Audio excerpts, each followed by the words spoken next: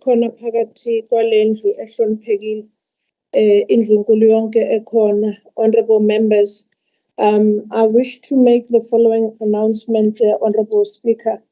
The announcement are that following the heavy rainfall in KZN and the torrential rains, especially around Ugu and eThekwini municipality, the rain left a trail of destruction in Inanda near Dube village, Efolweni, as well as the Cato Crest in the south, where many houses were also destroyed, leaving a lot of people homeless.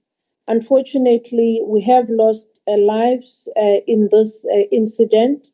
Our government was first on the ground to respond to the disasters. The Human Settlement MEC, Siponkosi, Honorable Nkosi, also oversaw the mop-up operations by the disaster management team's officials who were on standby to evacuate affected families to safety. Yesterday, on Wednesday, I joined the National Minister of Human Settlement, Minister Kubai, Deputy Minister Chwete, the Mayor of eThekwini municipality, as well as Honorable Nkosi and other members of the National Assembly to visit these areas. Honorable members, I also wish to make an announcement that during the State of the Province address, we announced that the province was really serious about the creation of jobs for our people through various means.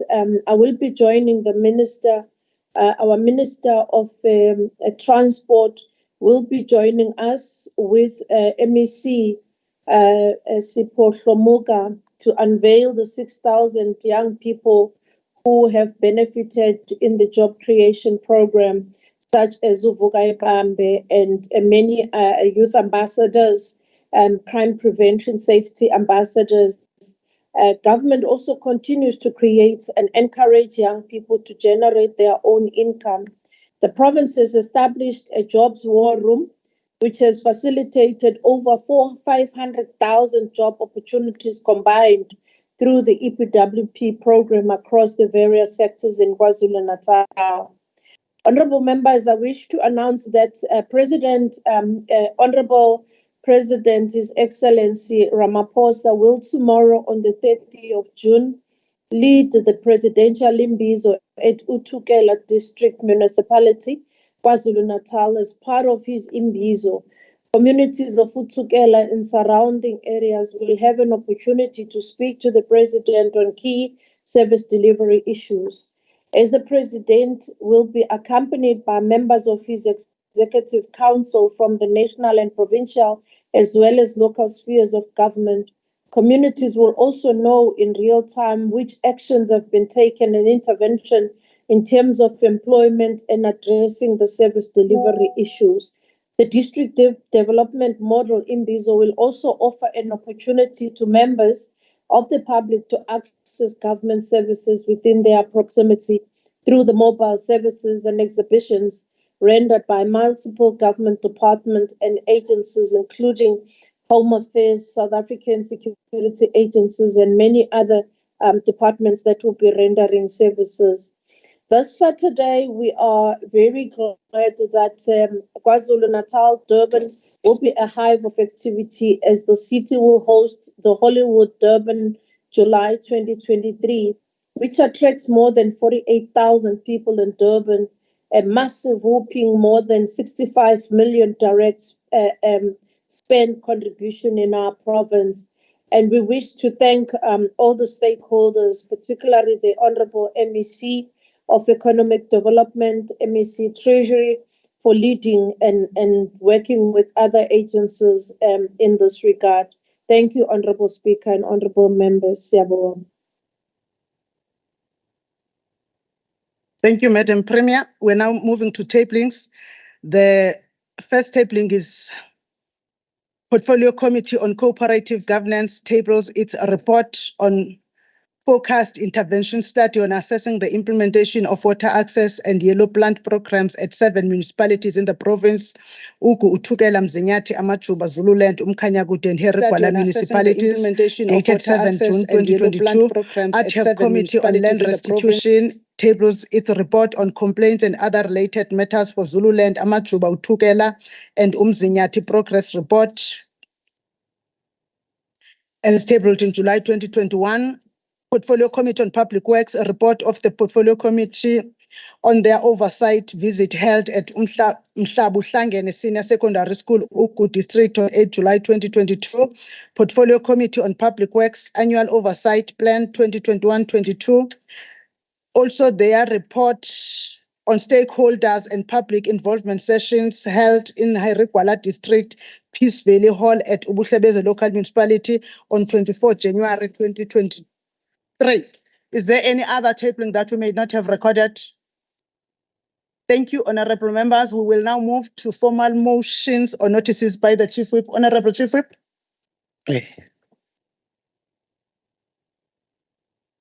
Bayat, Ngifuleke Silweni, Silo Samabandla. Greetings, Honorable Speaker and honorable members. I must indicate that there are no formal motions and notices from the office of the Chief Whip. Thank you very much. Thank you, Chief Whip. Honorable members, it has just come to our attention now that the Honorable N. Msimango of the IFP, who was on his way from the hotel to the legislature, was involved in a car accident and has been rushed to the hospital. We wish him well. I'm sure that the caucus office will dispense someone to assist, but I am also imploring through the acting secretary that the members affairs office must also send some support to the honorable member, Mr. Memela, to check the hospital he's being taken to and ensure that he's supported, because it's something that happened just now through the member's office, which is in your office, Chief Whip, that the honorable member must be supported. Honorable members, we're now going to notices of bills and motions. The first member is Honorable NPF Mavuso.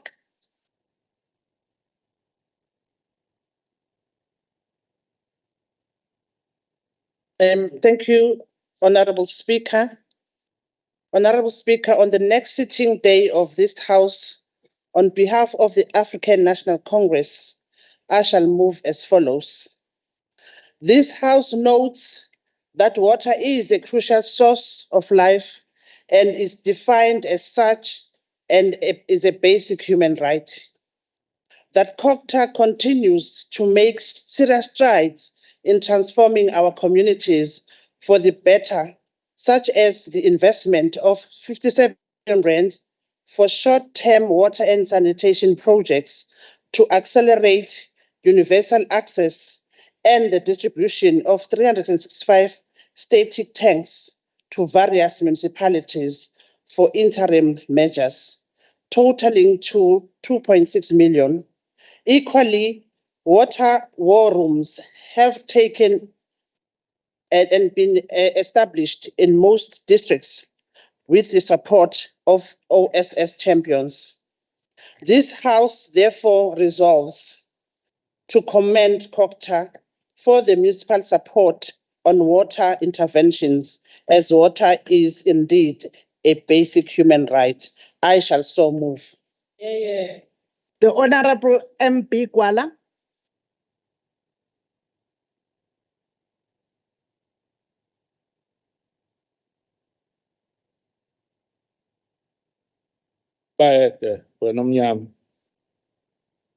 Honorable Speaker,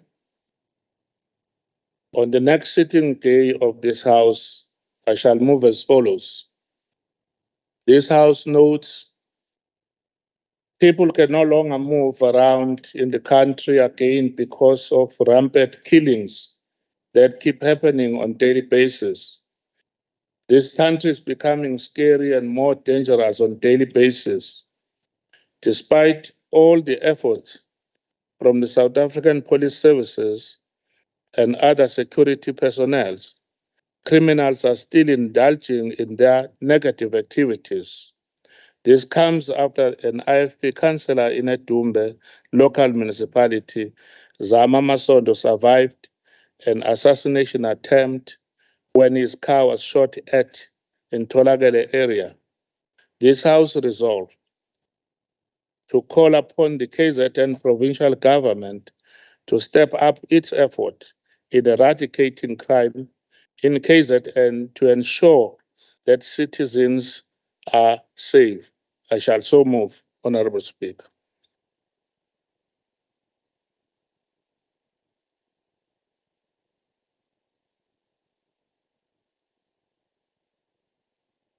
Thank you, Speaker. On behalf of the IFP in the next sitting of this House, I shall move as follows. This House notes with sympathy the pressure weighing heavily on the ruling party with regard to 2024 elections, which has led to the MECs and some members disregarding the ethos of being in governance.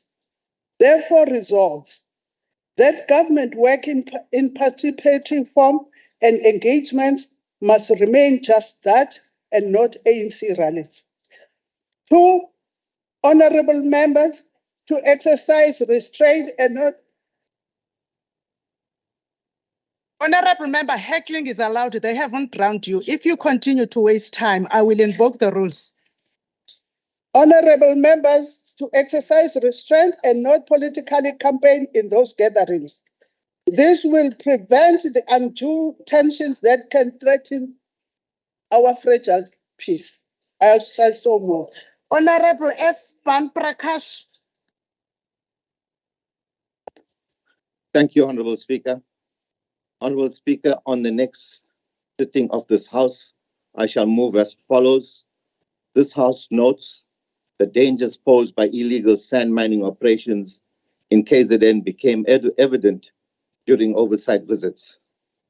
The possible environmental impacts could include soil erosion, sinkhole formation, the loss of biodiversity, damaging to existing infrastructure, as well as contamination of soil, ground, and surface water. Sand mining has become a lucrative illegal industry, providing various types of sand for the building industry, glass, jewelry, filtration manufacturers, to name a few. Such illegal operations also undermines the fragile economy of KZN and the security of communities where they exist. This House resolved to call upon KZN Department of Economic Development and Environmental Affairs and municipalities to deal decisively with illegal sand mining. I shall so move. Honorable F.A. Rogers.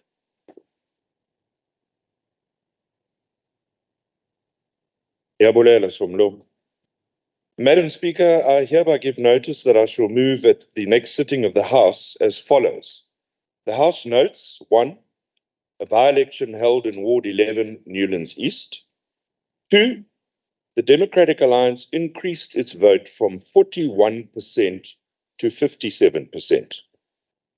3, this is yet another KZN by-election where the voters of this province have told the ANC Bakatela. This House therefore resolves to congratulate the Democratic Alliance on its by-election victory, and this House further resolves that we all agree 2024 cannot come soon enough. Honorable Tyler. Next member is Honorable L.M. Mayor.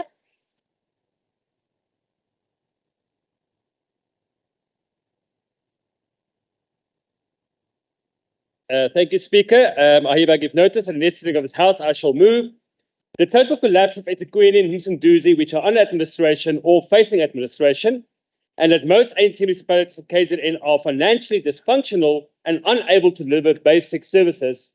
This House therefore resolves to look to Umgeni municipality and its many strides for what can be done in the province of KZN under a new DA government. Thank you.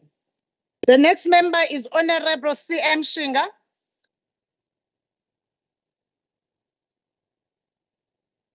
Madam Speaker, I hereby give notice that I shall move on the next sitting day of this House as follows. This House notes the 14 million unregistered young South Africans as per the IEC. The largest and most influential voting cohort in South Africa are youth not willing to vote. Maybe they are deprived or feel not represented. Young people need to be encouraged to register and vote. This House therefore resolves to call upon political parties, Department of Education, COGTA, Sport and Recreation to collaborate with the KZN Legislature and IEC on voter education programs targeting the youth. Madam Speaker, I shall so move. The next member is Honorable Esther Kurrachpanzi.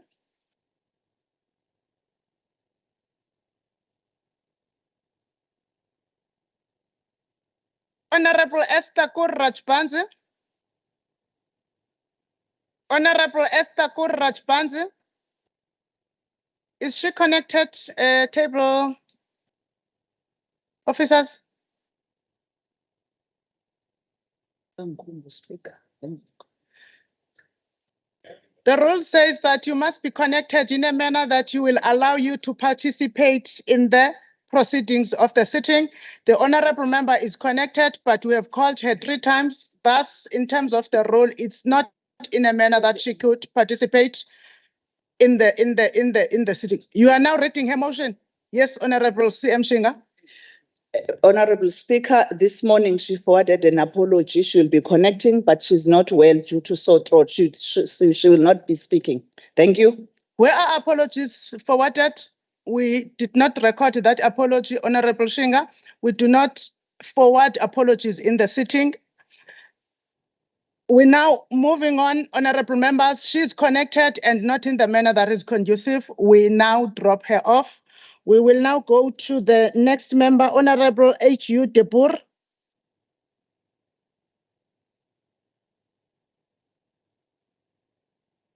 Thank you, Honourable Madam Speaker. I give notice that at the next sitting of this House, I shall move as follows. Noting that Umdlokombane councillor J.F. Myaka was heinously gunned down during a church service in Insuleni this week. That councillor Myaka was part of a multi-party political pact in the city of Umdlokombane, having ousted the former mayor and ANC leadership. This House resolves for the SAPS to not only speedily investigate the murder, but for arrests to be made in this particularly brutal murder. Order, Honorable. Well, what point are you raising on? What rule are you raising on? I'm raising on Rule 273. Mr. Memela.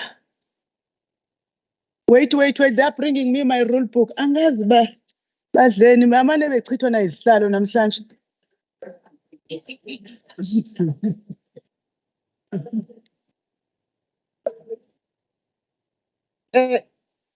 You are raising on rule? I'm rising on Rule 273, Honorable Speaker. Okay. My apologies. It's not. I'm not raising on his one. I'm rising on Honorable Gumede's one. I've been raising my hand. I've been raising my hand, Speaker.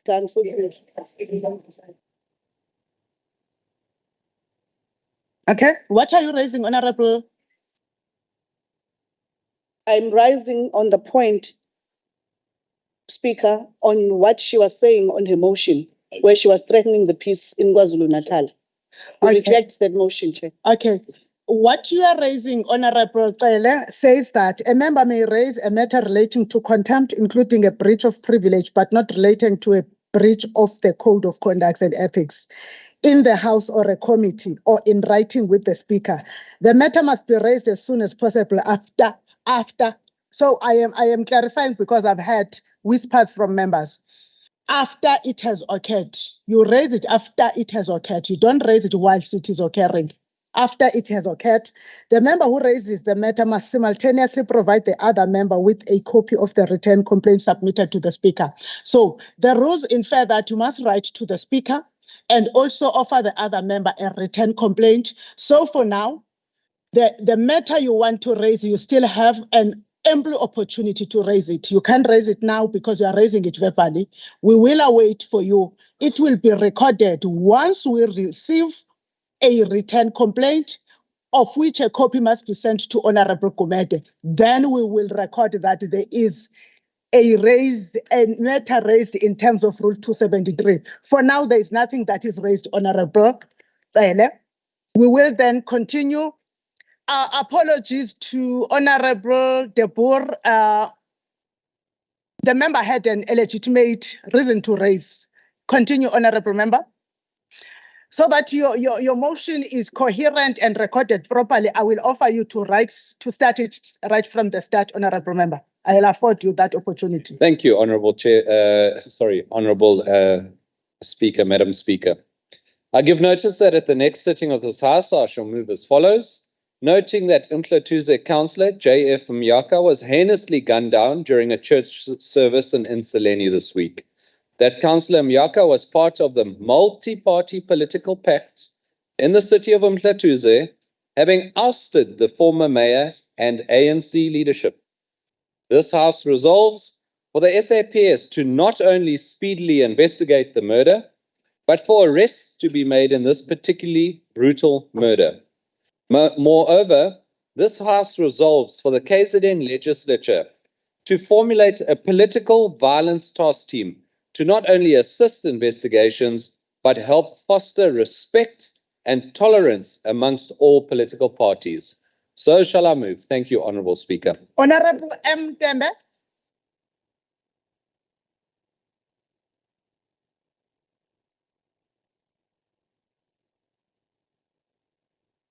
It's Honourable Tembe that is speaking, Honourable Tipura. You have no business disturbing here. Thank you, Speaker. Sorted. Good morning, Honourable Speaker. I give notice that at the next sitting of this House, I shall move as follows. Noting attempts by the principal of Ukuthi Primary School to sell a teacher post is neither the first nor the last in KZN. Collusion in this abominable practice is further marred by the heinous sexual abuse of many who continue to remain silent after having paid for their bodies for jobs as teachers. Not encouraging whistleblowing is spineless and politically expedient.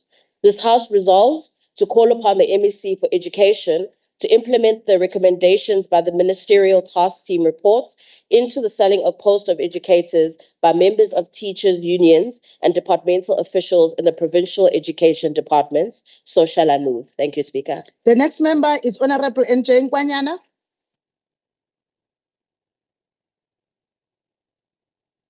Angithokoze somlomo. Ngokuhlala kwalendlu okulandelayo ngophakamisa kanje.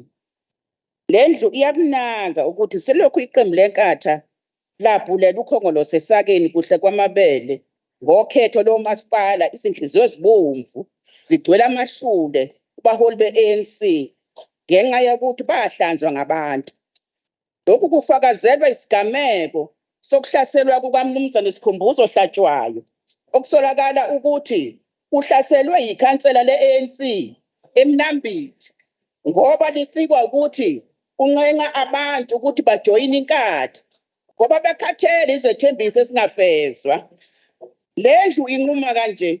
1, ukunxusa abaholi be-ANC ukuthi abaqhubeke basikhotha amanxeba ayozaphole ngoba abantu yibona abawuhlanza ukhongolose ngoba uhluleka ukubanika izidingo zentuthuko kodwa baqoma inkatha ukuthi abayeke uchuku lokuhlasela amalungu enkatha.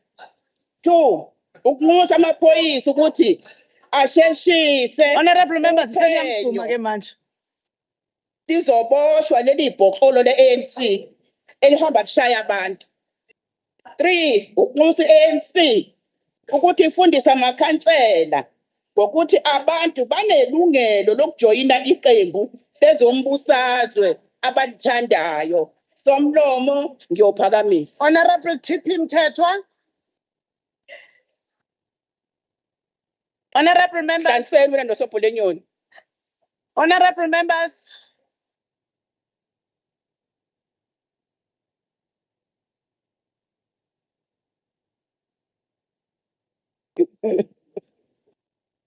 Thank you, Honorable Speaker. Greeting to His Majesty the King and the Queen. On the next sitting of this House, I shall move as follows. This House notes the lack of political will by the KZN Department of Education to prioritize safety in schools by allowing schools to become battlefields as it has failed to install metal detectors, cameras, and strict security measures in all schools to ensure that no person gaining access to a school carrying any dangerous weapon. This comes after a learner was stabbed to death by another learner at Sihlengeni High School in Vryheid. It is alleged that the cause of a fight is a romantic relationship.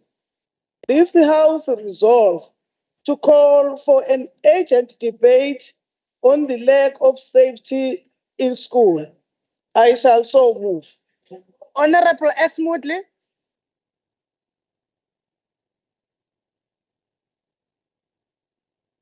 Thank you, Madam Speaker. On the next sitting day of this House, I shall move as follows. This House notes, road accidents are still occurring regularly on our province's roads. Despite implementing various measures, road accidents remain alarmingly high, with often irreparable consequences. Fatalities and serious injuries are devastating the families of those involved. 2 people were killed and 3 seriously injured after a head-on collision between 3 trucks on the N2 at Zinkwazi on Monday, resulting in looting and a huge traffic jam. This House resolves to call for greater political will from the government to stop road carnage by deploying traffic police 24/7 on our province's roads, to send heartfelt condolences to the families of the deceased and wish those injured a speedy recovery. I shall so move. Thank you, Madam Speaker. Oza, MEC for Social Development. Greetings to yourself, Honorable Speaker, to the House. iSilo is phakathi kwethu. In the next sitting of this House, I shall move as follows. That the House notes the Child Protection Month commemoration and its closure was successfully held at Wentworth Youth Development Center in eThekwini Metro. Children's plea with the government to save them from their parents. The House therefore resolves that KZN provincial government and legislature to continuously lead actions, including a debate that will conscientize society about the rights, equality, and dignity of everyone. Number 2, the protection of children from violence, exploitation, trafficking, and abuse is not only a basic value, but also an obligation clearly set out in Article 28 of the South African Constitution. Number 3, for 365 days, every individual should participate in a coherent program to ensure the protection of our children. I so move.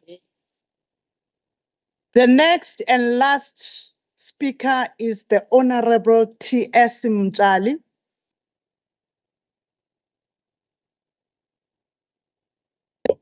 Honorable Speaker, in the next sitting of the House, I shall move as follows on behalf of the African National Congress.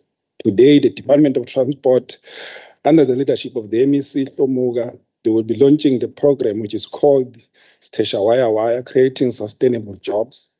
This program will create 6,000 job opportunities, within which they will also get national certificate NQF level 3 at the completion of this program.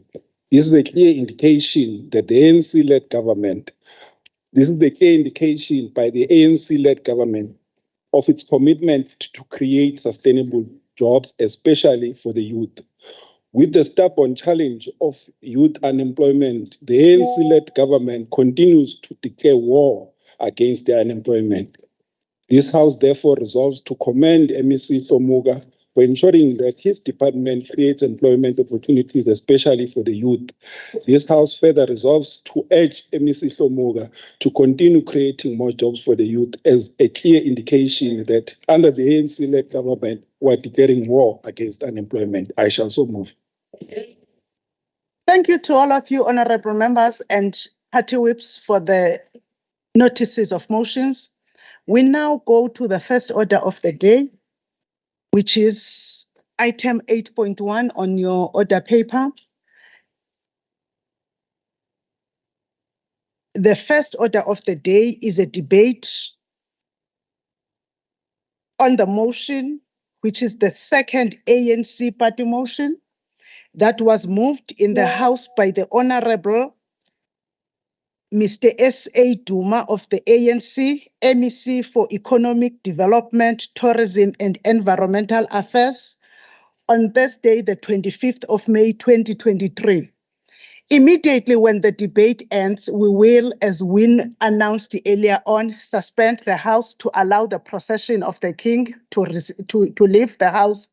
Kodwa iSilo sizoqala sibingelele during that period. Honorable MEC Duma, you have 10 minutes to introduce your motion to the House. Siyabonga kakhulu somlomo mama Mahubelo silesikhulu indlulamithi yamakhosi bayede mgonomnyama noNdlunkulu kaMayisela uNdunankulu ohloniphekile umama uNomusa aqhamukile edube Ncube nesigungu sakhe sonke amalunga wonke sishamthetho siyabingelela indlunkulu kaZulu nengumsamo wethu sonke nengabasekeli besihlalo esingumphongolo wesivumelwano sokhokho bethu. Ngiyakhuleka egameni lenhlangano obuyisayo kule ndlu ehloniphekile i-African National Congress okuyinhlangano kamamonga woSuthu uDlothovu kabheke kwabe njengomsebe elanga iSilo uDinuzulu. Somlomo wethu ohloniphekile Mahubela kuleso naleso sizo kanjalo nesizukulwane siyafika isikhathi sokubheka emuva ngenhloso yokubuyekeza ekwenzeni njalo kuyavela okubi nokuhle izingqinamba kanjalo nalokho kuhle nokube yiso isizwe siphambili nokuyisisa phambili.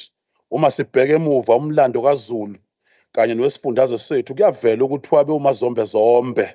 Kukhona lapho kukhona ukukhala, kukhona lapho khona ukudumala, ubandlululo nokucwasa, imililo, izimvula ezicekele phansi, impahla nempilo kanye nokuyilapho umkhonto ukugwaza ekhaya lapho izinhlangano namaqembu ezepolitiki abohlanga okuzingane zendoda eyodwa ayavukelana silo samakhosi ayivukelana khona kwasala phansi amakhulu ngamakhulu abantu.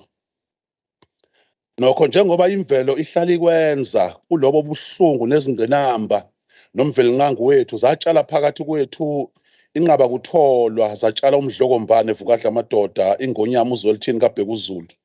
Namuhla sibuka ngokumangala ukuzalwa kwakhe njengoba azalwa ngonyaka 1948 okungonyaka lapho kwaqala khona umbuso wobandlululo ngaphansi kweNational Party namhlanje sekuyiDemocratic Party Democratic Alliance. Siyazibuza ukuthi engabe imvelo yabithini kithi ngalesikhathi. uBhejane uphile nathi iminyaka engaphezulu kwama-70 wahlala esihlalweni iminyaka ecela kwangama-50 50 years nokumenza emhlabeni jikelele abe ngowesithathu ukubusa isikhathi eside kakhulu ukulandela uQueen Elizabeth wamaNgisi uRama V uBumbijol Aldiolde waseThailand emlangweni kaZulu wephule irekhodi lengonyama umpande lokubusa isikhathi eside kakhulu esesihlalweni. Inhlangano kaKhongolose nalezi ngqabo emzabalazweni wamakhosi kaZulu njengoba umlando ngo-1912 walikhomba ukuba lithathe umkhonto womzabalazo wokuqala nowawuholwa ngamakhosi namafelankosi. Kuyintokozo kithi njengohulumeni sibe sekhaleni lokwenza ubulungiswa ngalokho okulifagugu lethu. Kuyaziwa ukuthi ngonyaka 1912 iSilo sasoSuthu saba ingxenye noma sasese St Helena saphekisa uKhongolose ukuthi inkomfa ihambe kahle kanye namakhosi amaningi ase-Afrika. Lo mlando uyaziphinda siyajabula kakhulu ukuthi omunye owagcina uSecretary General wagcine umongameli uPixley Saka Seme wahamba oyibikela imbube ngaleso sikhathi ukuthi baplana ukwenza umzabalazo baqale inhlangano yabakhulu. Sile esikhulu nomthebe wesizwe inkosana kaZulu namhlanje sizoqiniseka ukuthi umlando weSilo esidala ubhejane uqopheke ezibhebheni nasemabhukwini omlando weNingizimu Afrika yonkana iAfrika nomhlaba jikelele ngaloko siqhubeka kuloko esakwenzayo ngesikhathi siqamba isikhumulo sezindiza iKing Shaka ngombumbi ilembe wesizwe nanjengoba senza mhla siqamba isibhedlela iKing Dinuzulu Hospital ngoDlothovu nowabe ngumongameli wokuqala ngokuhlonishwa kaKhongolose njengoba sakha idlinza lendlovukazi kaZulu uThomozile Jezangane Ndwandwe okaThayiza nozala uBhejane phuma esiqeweni esikwenzela uBhejane kasiphoqwe umuntu ukwenza kepha ingoba siyalazi iqiniso lomlando naye siyacizela ukuthi ibumba umuntu stage usifuna ugame wodwa ungalekwa sithunzi ngaphandle kwesishamthetho uzimele nje Ungako siphakamisa isichuse sika Victoria sihambe siyotshalwa endaweni yokugcina kwamagugu ngoba kwabakhona singofakazi bemizamo yakhe yonke yokubumba uZulu nokwenze ngisho nangosuku lapha ayitshalwa khona uMdlokombane ngesikhathi uZulu wonke kuleli lasemhlabeni jikelele abamunye wabumbana siyakwazi ukuphokophela kwakhe kuletheni ukuthula kwamaqembu amakhulu ayibolana ngaleso sikhathi lokho wakwenza ngisho ejivazwa nokungena donsi kutinyela kuye ngaleso sikhathi uMdlokombane ubengesona nje iSilo sikaZulu kepha ubengubaba wonke umuntu okuleli nendlovukazi uMthaniya lokhu kufakazela ubudlelwano abakhele lesifundazwe noZulu usikhongele sonke kuwa amagungamano omhlaba njengoba namuhla sesinabahlobo abahlukene kuhulumeni ubukhosi ngisho nezinkampani zamazwe omhlaba indlulamithi yamakhosi iyaqhubeka nalobo budlelwano obuhle ubekholela kwesifundazwe esimbalabala yikho zonke izinhlanga namahlelo ezinkolo ubethola ukufudumala kuye uBhejane uyakwaziwa ezibhebheni zomlando njengomvikeli wamasiko nobekholwa ukuthi ayisibuko ngoZulu esizweni lena somlomo bekuyindlu yakhe abeyivula minyaka yonke uyivula kwakhe bekuletha isigqi kunikela nezeluleko zomdala wethu wonke amalunga amadala nalawo akhona njengamanje nenhlanhla yokuba ingxenye yokuvula kwale ndlu imbube endala azovumelana nokuthi ukunamathela kwakhe okufudumele kanjalo nokukhuluma kwakhe nathi bekusenza sonke sizizwe silingana futhi sibalekile kuye njengoba belingekho India noma iBhunu kepha kunoZulu noma abantu bakayise engekho umKristu umNazaretha iSayoni noma iSulumane kepha kukhona amahlelo ezenkolo nalapho kulendlu belingekho iqembu elincane noma elikhulu kepha besibiza ngohulumeni wakhe lendlu ethi yindlu yakhe ngokho nangokungananazisi somlomo nje bekuyizimpawu zomholi oyingaba kutholwa umholi watshalwa kithi ngenhloso yokusakha nokushiya singcono kunayizolo kungakho ke namuhla sithatha isinqumo sokuthi lenhlanhla yokuphila nokuhamba eduze kangangobhejane kanjalo nezimfundo esazithola kuye sakhela futhi sigcinele isizukulwane esizayo umphako wendlela lona ngomphako kuyothi kungafika ukuthandabuza ekutheni bangangobani nokuthi bazalwa ngobani baphenye ikhasi lempilo yesigomagoma sobukhosi nobuholi bafunde okuhle kakhulu okwenza ngaphansi koMdlokombane siyaziqhenya kakhulu ke namhlanje ukuthi sizophakamisa ukuthi indlu ivumelane namhlanje ukuthi kube la ngaphambili mofika eshamthetho nanjengekhanda iKwaZulu Natal uMgungundlovu waziyo ukuthi ukhunjulwe ngaye uthi mofika kube khona isiteji esikhulu esiyokwenza ukuthi wonke izinhlaka nomhlaba wonke ukhumbule wazi ukuthi sekuyiyona ke ngoba mlando eyoba khona nokugcina kwamagugu siyabonga ke somlomo ngosodidasi inkonyane encane kaNdaba edidi imbala umphikeleli wensizwa ngoba ephikela amadoda kaZulu esephelwe ngamandla umphokomela lengayo lensizwa eyisinika engabubende bezingwe nobezingonyama ungolonde kagabela kuyingangezi zawuyise izinqunywansa ngisho bethi bayokweluleka kuphela ezinqulwini ngiyabonga kakhulu wena wendlovu bayede siyabonga somlomo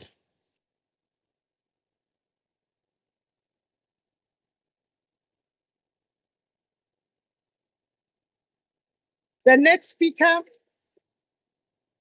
next speaker for 9 minutes on behalf of the ANC, which will be the first speaker in the debate, is the Deputy Chief Whip, Honorable VP Taluza.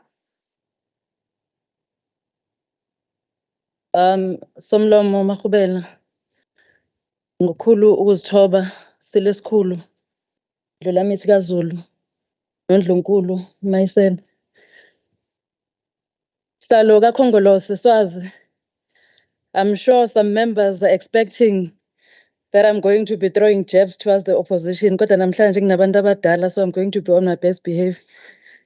That is why today I want to start by sharing the sentiments of our former president, Thabo Mbeki, who on behalf of the African National Congress in Cape Town on 8th May 1996, on the occasion of the passing of the new Constitution of South Africa, wherein he says, "My mind and the knowledge of myself are formed by the victories that are the jewels of our African crown, the victories we earned from Isandlwana," close quote. Indeed, our province and country have been blessed with great leaders, such as King Etshwayo, who have inspired us to go beyond our perceived limitations. In the battle against the British, there is no doubt that many believed that because the British had the latest technology on their side, Amazulu warriors would not be of match. However, Amazulu warriors had a plan and fortitude, resulting in the defeat of the British Third Column. On a Saturday as this, how can we forget King Shaka kasenza ngakhona ilembe leqamanye amalembe kuKhalipha, a nation builder, a uniter of black people, a warrior leader, bringer of law and order, visionary and a conqueror. How can we forget King Cyprian Solomon, who refused to collaborate with the apartheid authorities when the Bantustan policy was launched? This is the tradition that was gallantly maintained by the Zulu Royal House in its opposition to apartheid. Hence, the deep historic relations of the monarch in the liberation movement that shall forever remain ingrained in our minds for generations. Honorable members, today we remember these great kings because their direct descent, the longest reigning monarch of the Zulu kingdom, King Zwelithini Zulu, took the baton and heroically continued their tradition, also leaving us with indelible footprints on the sand of time that shall never be forgotten in the annals of history. Former President Nelson Mandela had this to say about His Majesty King Zwelithini Zulu on the occasion of his 50th birthday. Open quote, "Our king has been the most consistent voice and campaigner for peace and unity amongst his people. It is largely due to his zealous commitment to peace that relative stability and peace have come to the province of KwaZulu-Natal," close quote.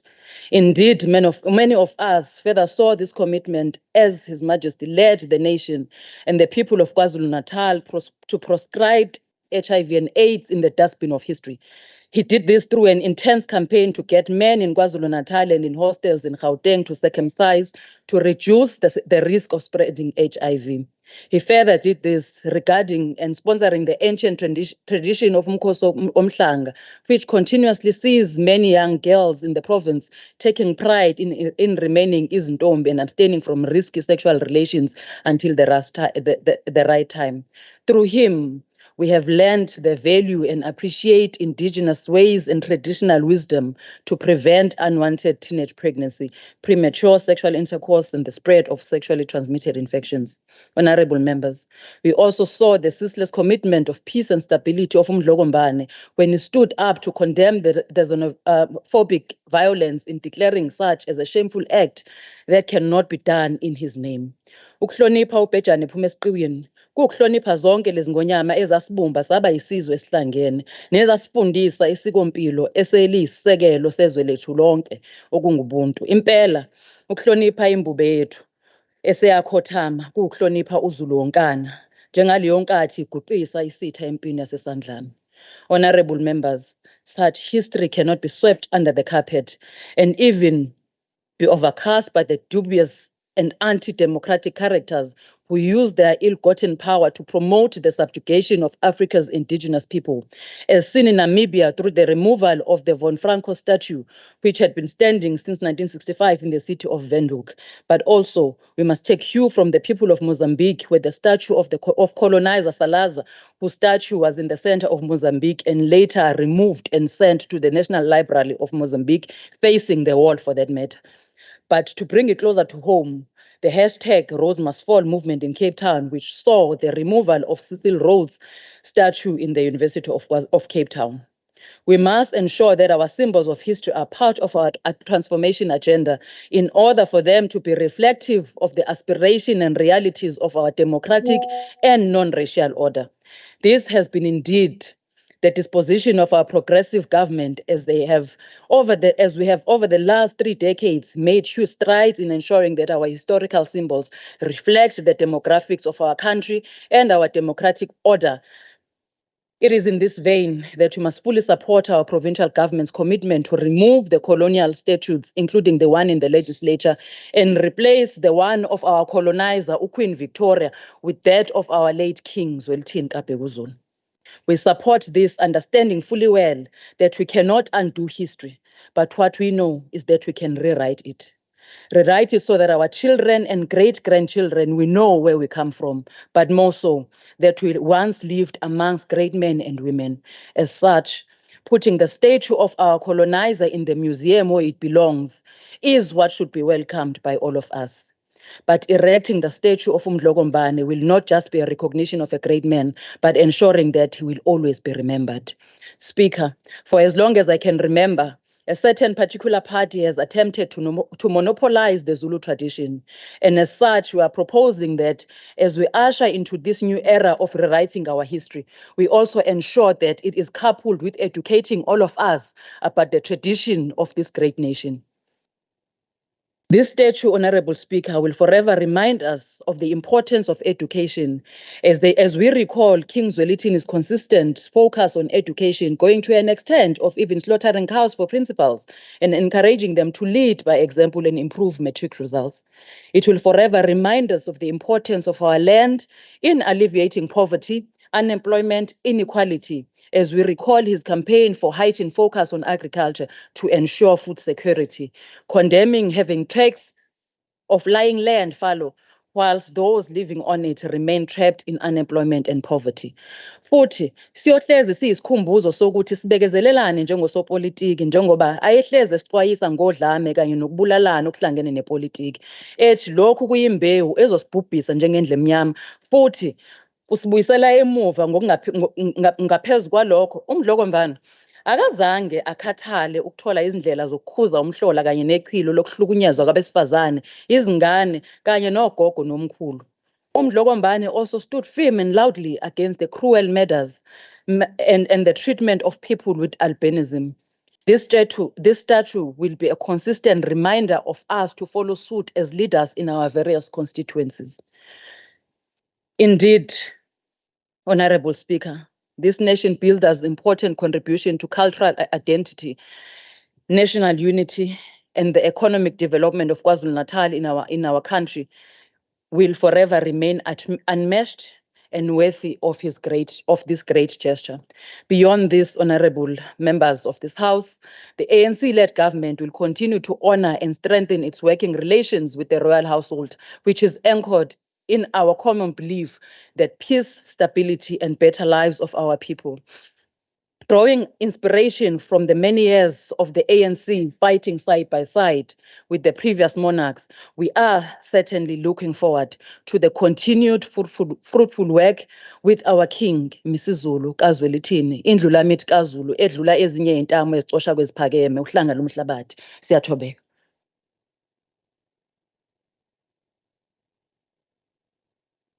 Then the next speaker for 10 minutes on of the IFP is Honorable MP Kwala, the Chief Whip of the opposition.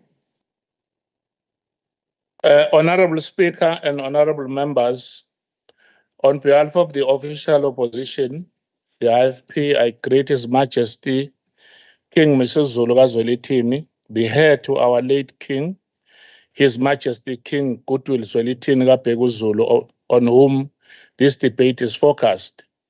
We also recognize the presence of the Queen as well as royal family members.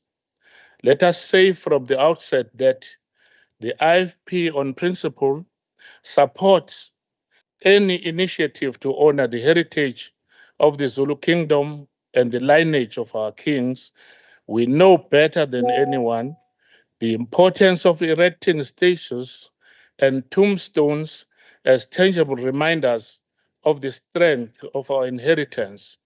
The IFP learned this from our founder and President Emeritus, Prince Mangosuthu Buthelezi, for he has done more to honor our kings and our heritage than anyone. Almost 70 years, His Majesty King Cyprian Kapeguzulu, the father of our late king, tasked Prince Buthelezi with arranging the unveiling of the tombstone of the founder of the Zulu nation, King Shaka Kasenzangakhona. It was at that unveiling that King Cyprian appointed Prince Buthelezi as traditional prime minister to the Zulu monarch and nation. Thus, Prince Buthelezi has acquired a profound understanding of the value of statues, tombstones, and memorials. Inkatha witnessed time and again Prince Buthelezi's powerful leadership by example. We applauded him when he erected a tombstone in honor of his uncle, Dr. Pixley Isa Aseme.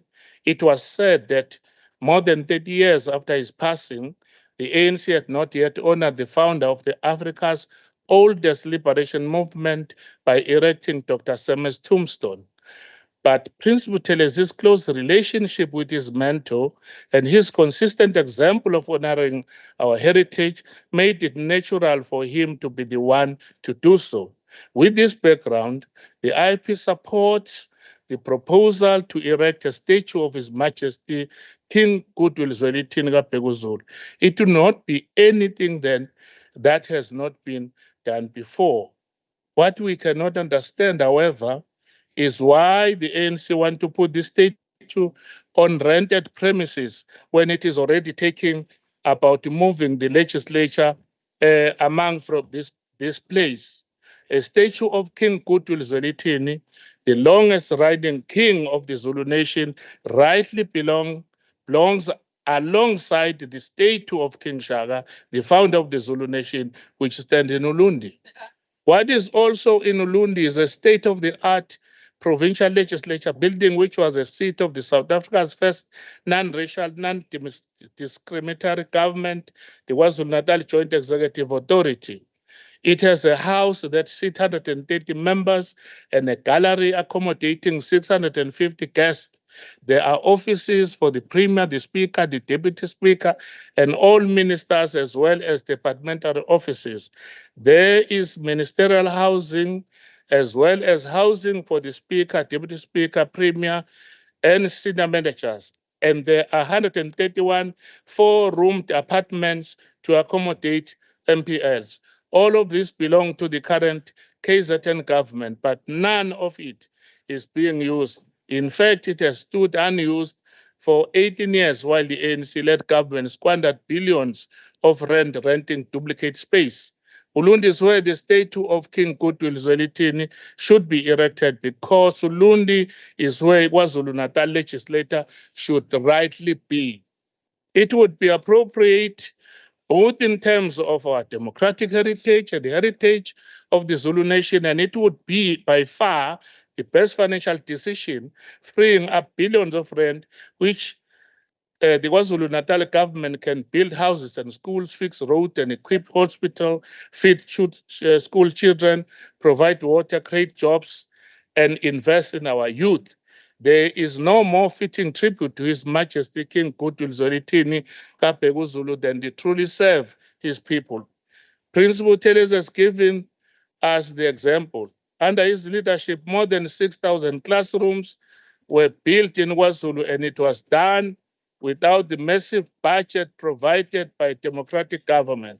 In fact, before 1994, with extremely limited resources and without recourse to taxpayers' money, Prince Buthelezi did more to honor the Zulu royal family, the Zulu nation, and our Zulu heritage than this government has done in the past 30 years.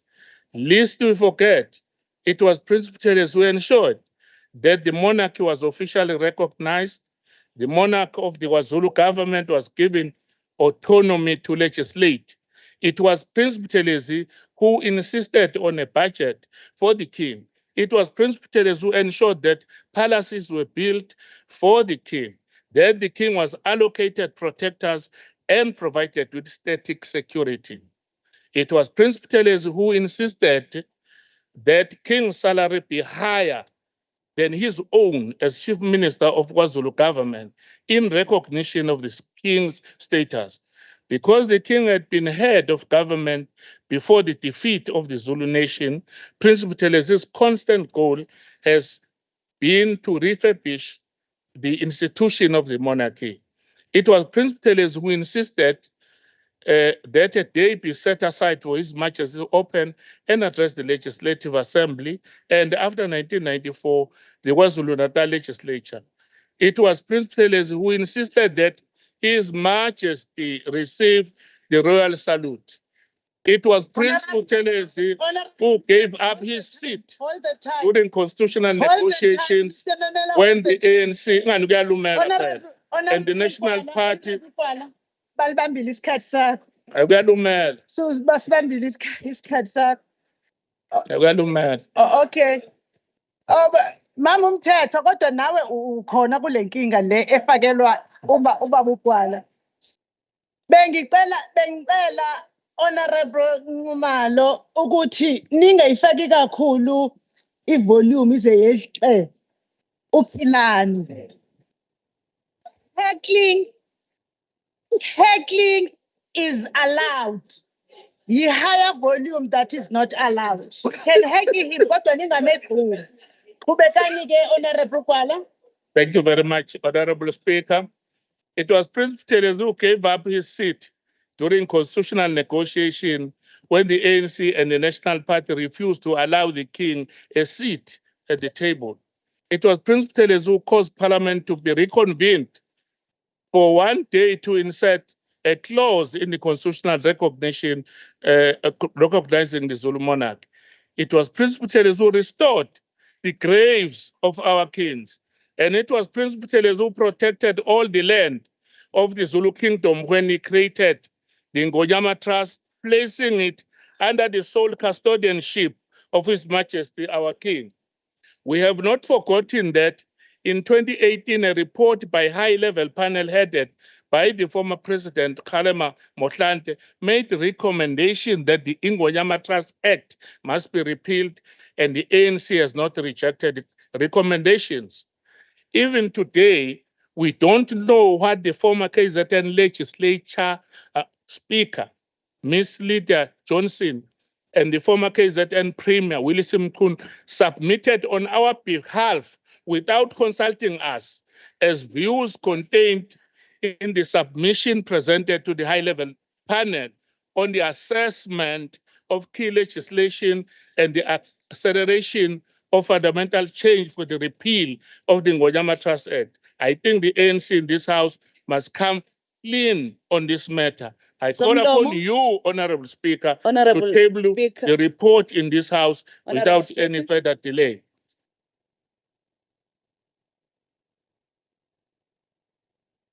Honorable Makeba. Siyabonga somlomo. Ngisukuma ku rule 57D. Oh, okay. Ngoba Mageba akukusiza ukuthi kukhona indlu enkulu kuzofuneka nje usho umthetho uthini Mageba? Member, not to be interrupted, but please check ukuthi to ask whether the member who has the floor will accept a question relevant to the debate.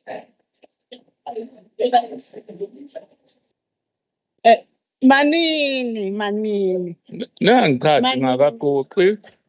Ngilindele nje ngiguqe kahle ngoba ngizosuke nginithele ngoyami. Honorable Gwala. Yebo. Nangu Honorable Zulu ebuza ukuthi uyawufisa yini umbuzo? Because of the minutes, Honorable Speaker, I will answer the question when we are in the dining hall.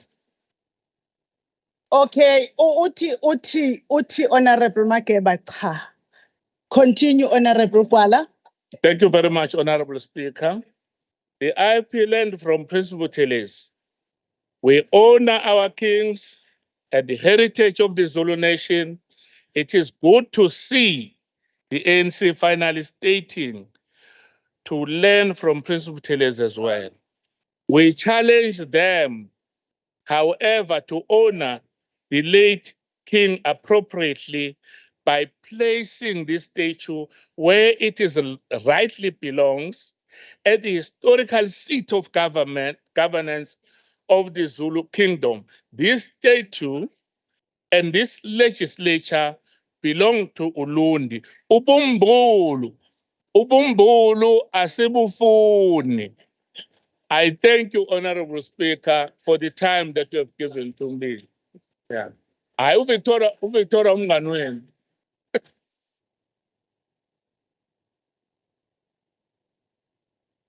The next,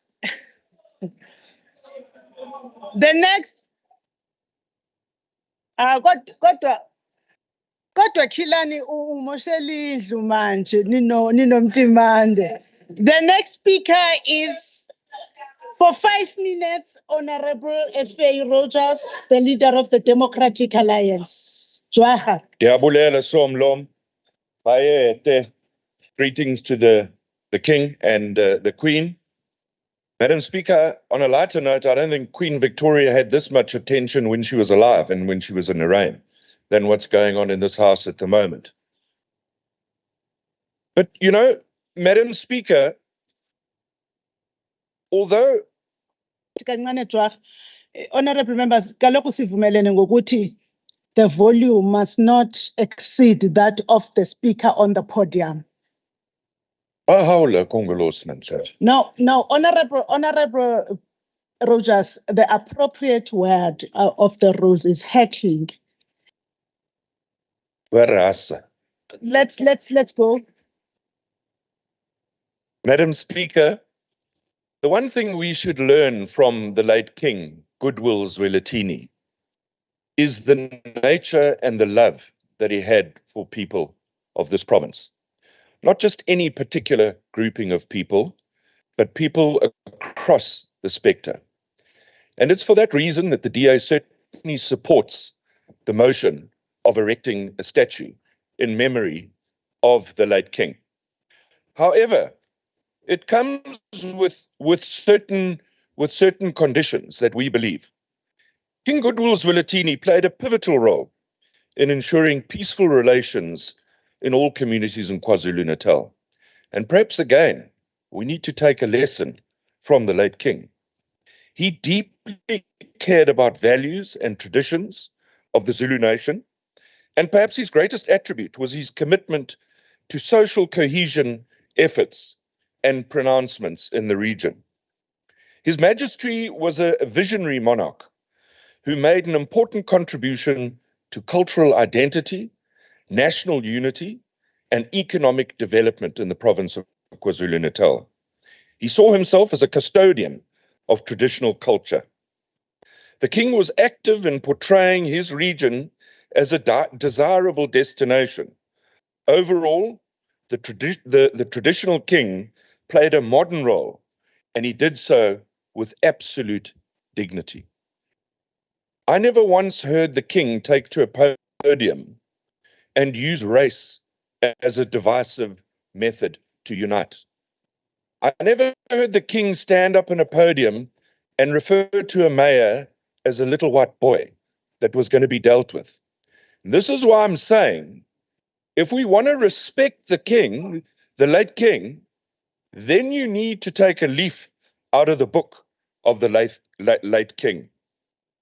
Looking beyond South Africa, the King believed that traditional leaders should have a more prominent role to play in addressing many of the continent's problems. And in 2019, he made a fundamental statement, and I quote him, "Not all solutions will come from the politicians or the experts. Traditional leadership is the pillar of the African continent and must not be sidelined." Close quote. Madam Speaker, I get the distinct feeling that a lot of what we are debating now is a bit of political grandstanding with 2024 around the election. And I'm wondering if this is in fact showing the respect that we need to show. I must remind this House that the relationship between the late king and the ANC-led government was not a happy one. If you served on the Committee of Finance, if you served on the Department of Agriculture, if you served in the royal household, as I did, there were continual problems between the king and the ANC-led government. In fact, I must remind this House that the king on various platforms raised the issue about the refurbishment of his palaces. And the executive of this ANC-led government in the previous regime did not have the common courtesy to go and do oversight of the palaces. So for all political parties to come and grandstand here, I don't believe is what the late king's moral principle would have wanted us to do. And I think we must be very, very careful that the king is not treated as a subject of this legislature, but that we are subjects to his majesty. I think that's an important point that needs to be taken in this debate. Madam Speaker, I shall return shortly. Yabuler. The next speaker for 6 minutes on behalf of the EFF is Honorable N. Ngubane, the whip of the EFF. Ayizovela pha TV. Ayizovela TV. Thank you very much, Siyabonga, Somlomo, siyakhuleka. Honorable members, I have a connectivity issue. Ngicela ningabanjwa khulumsini. Sibingelele kusomlomo wendlu, siphinde sikhuleke kwisilo samabandla wonke. Namhlanje ke because as the EFF Honorable Speaker. Honorable Ngubane, please. Honorable Ngubane, please hold. Honorable Kwala, what rule are you raising on? No, it's only to check whether it is proper for a member to wear a helmet. What rule are you raising on? The rule of Babaza. Yeah? The rule of Babaza. The rule of Babaza. I think Honorable Ngubane. Honorable Ngubane. Honorable Ngubane, you may continue, sir. You may continue, sir. Yes, thank you very much, Speaker. Members of the House, allow us to start this debate by first congratulating the EFF, the only movement that represents the dejected and rejected members of our community, for its unwavering stance towards decolonizing and liberating the African mind. As young as it is in age, it is indeed an old soul which is a force to be reckoned with, and it has become a norm that we lead and others follow. It should be remembered that as early as 2015, EFF was at the forefront when the movement to remove colonial and apartheid statues that are symbols of white supremacy started. Hence, we welcome with both hands the provincial government call to honor the late yisilo with the erection of the biggest stand-alone statue in the legislature, which will be followed by the removal of the Victoria statue in the legislature. Ungangezwelakhe was not only a custodian of our culture and heritage who presided over cultural affairs, but was also a change agent who advocated for development and peacemaking. The erection of this statue symbolizes victory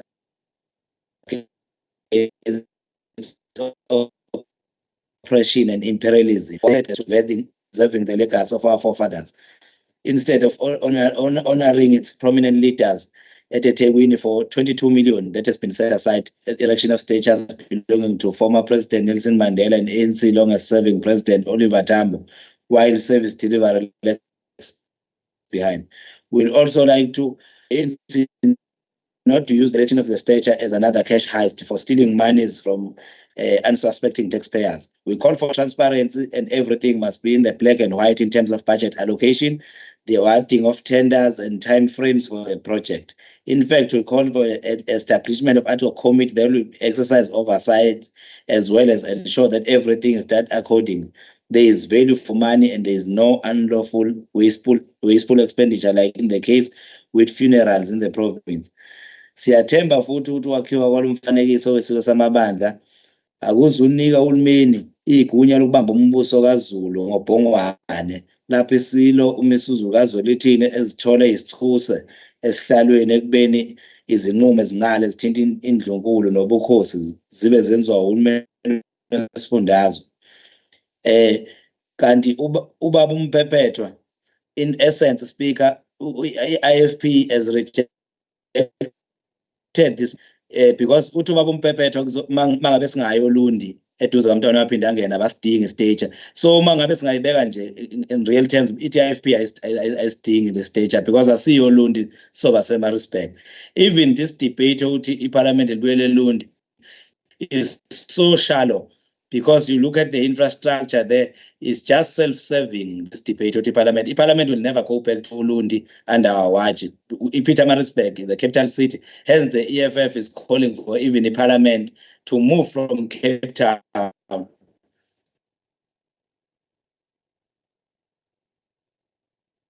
a municipality, a small municipality, which doesn't even have an international airport. It will not even make sense. It didn't make sense before. It still doesn't make sense today. The EFF supports this fully. Thank you, Sabong.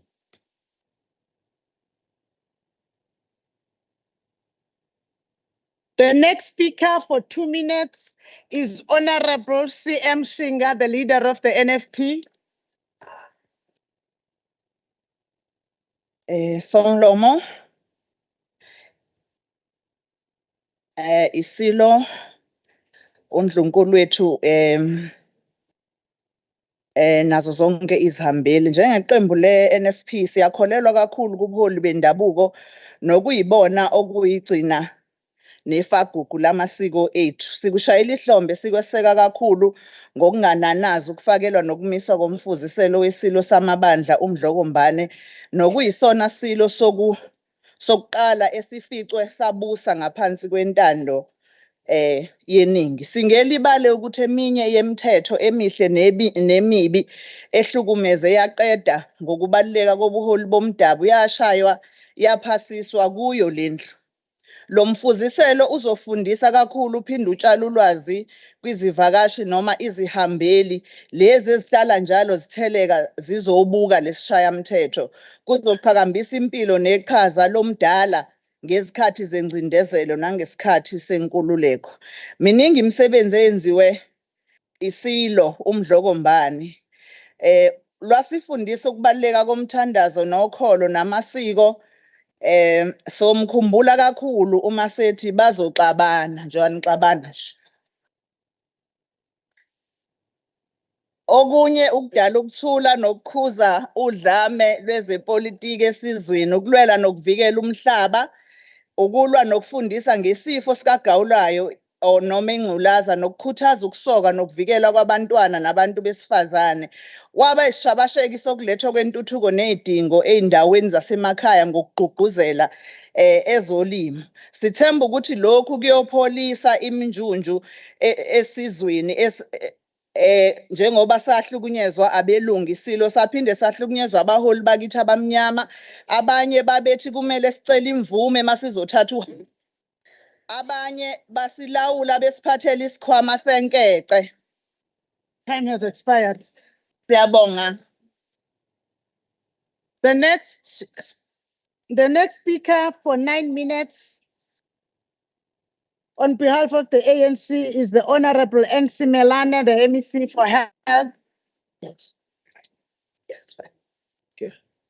Ngiyabingelela Somlomo, ngibingelele kubayede, siyabingelela hlanga lomhlabathi, sibingelele kuNdlunkulu kaMayisela neNdlunkulu yonke and all the honorable members akhona namhlanje.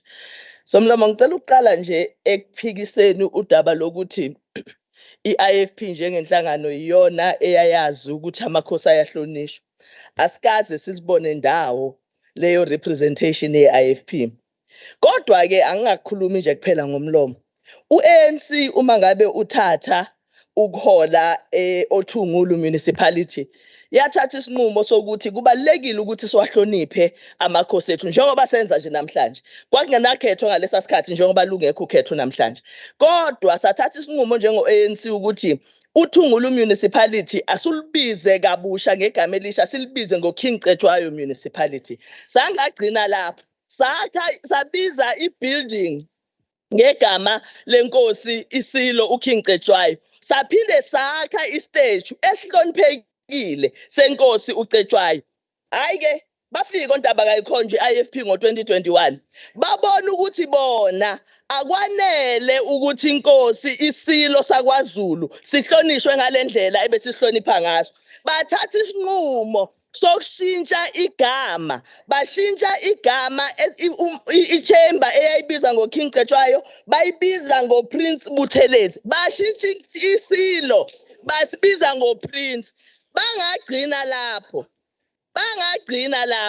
bakha istatue esimile esikhulu esingaphezulu kwestatue seSilo, iSilo sihleli phansi bese besitshela ukuthi bahlonipha amakhosi. Akufanele-ke sihambe sikhohliswa.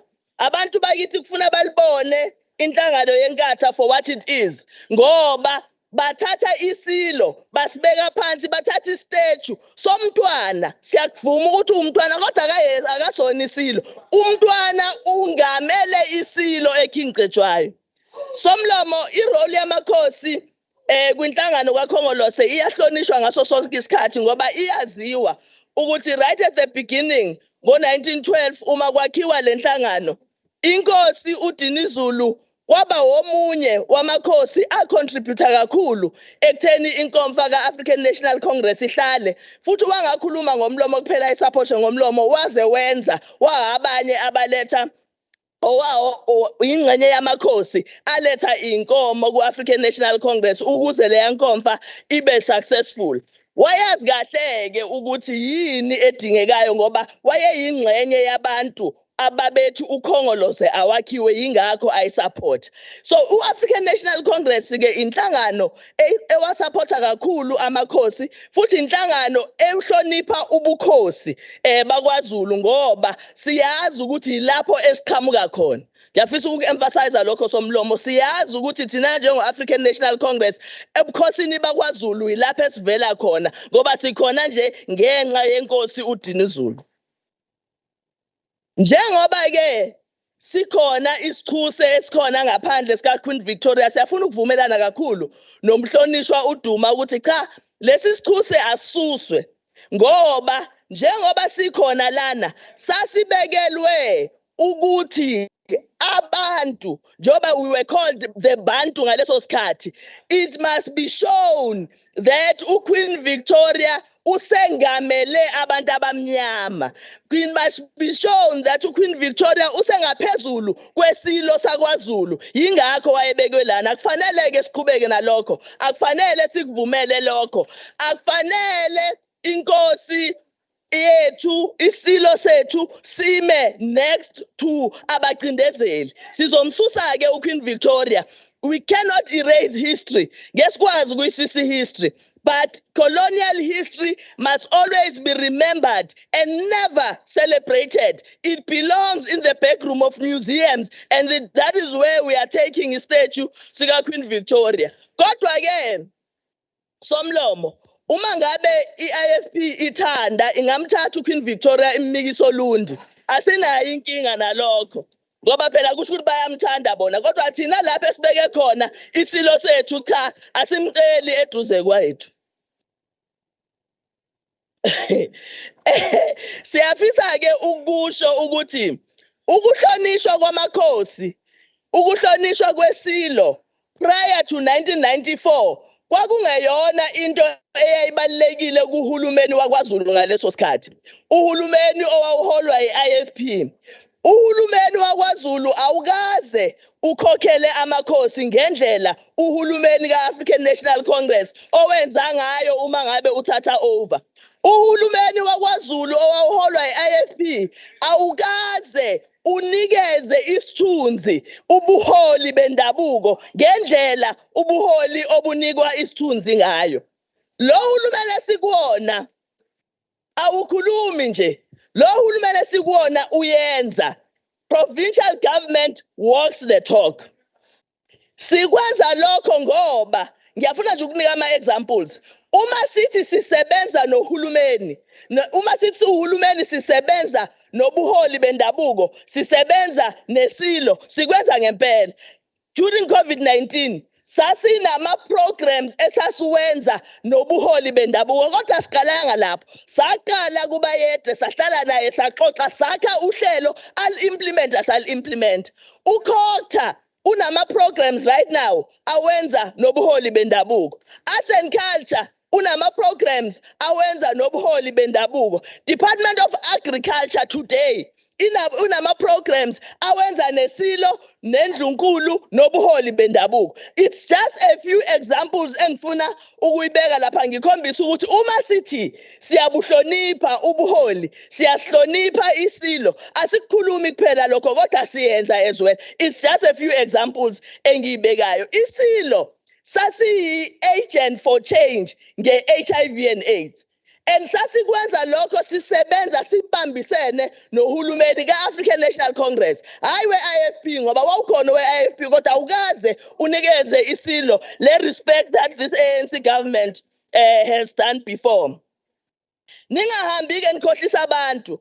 Nibatshela ukuthi ubukhosi namakhosi niyawahlonipha ngoba enikwenzile ngesikhathi niphethe akusho lokho. Yithina sodwa esikwazi ukwenza lokho. Yingakho sihlalo kaKhongolose namhlanje i-ANC ipronounce kule ndlu ukuthi i-Vryheid Hospital bayede izoba i-King Goodwill Zwelithini Hospital.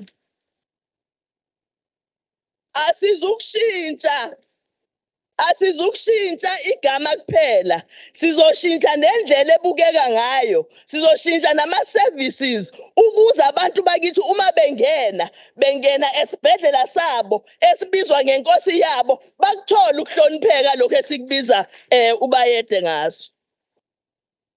Siyafisa-ke somlomo ukusho ukuthi le move nane proposal eyenziwe usihlalo ka-African National Congress la endlini kuyi-move yokuhlonipha iSilo. iSilo ngempela was an agent for change. iSilo ngempela represented all of us.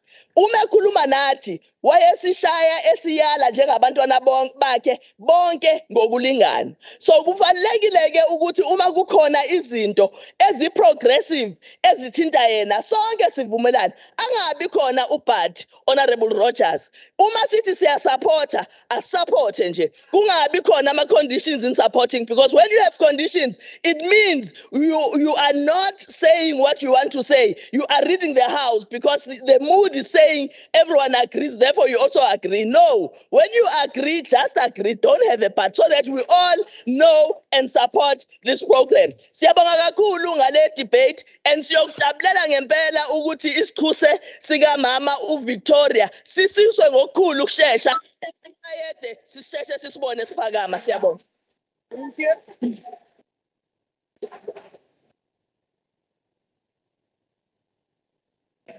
Honorable members.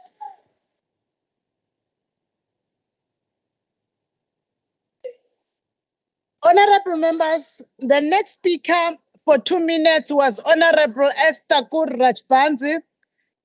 Following what was raised by Honorable Shinga, she has since consulted the officers and said she's unable to participate. She's not feeling well. Now we will call Honorable M.E. Phakathi on behalf of the ATM for 2 minutes.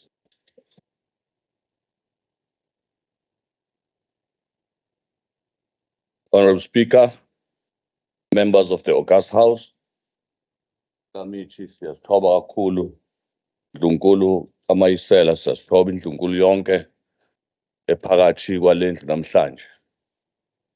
Le nkulumo mpikiswano yanamhlanje ingumdlokombane, umdlokombane kuphela futhi akekho omunye ofunele ngabe oba yiphathi yale nkulumo mpikiswano. Umdlokombane umsebenzi awenzile mkhulu kakhulu ezweni lakithi, hayi kodwa la KwaZulu Natal kuphela, South Africa yonke uyaziwa ngomsebenzi wakhe omkhulu, uhlonishwa umhlaba wonke. Sekuyisikhathi ke ukuthi nathi sikhombise lokho ngokukhulu ukusheshsha. Ngiyezwa abanye bakhuluma lapha kuna ngabe bayakhala obaba Honorable Rogers una bayakhala ngoba impela uVictoria akahambe. Ahlala uMdlokombane because it is time ukuthi amagugu ethu avuselelwe nezingane zethu zazi ubukhosi bethu ukuthi kume kanjani. Si-ATM ke ngoba siyakholelwa ebuholini bobukhosi, siyaseka lo mbono Honorable Duma, kodwa kwenzeke ngokukhulu ukusheshsha ngendlela enhle. Siyathokoza.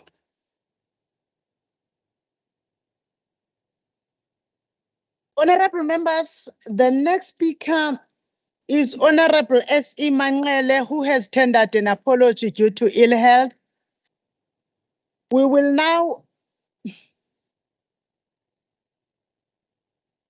now call upon Honorable F.A. Rogers for 3 minutes.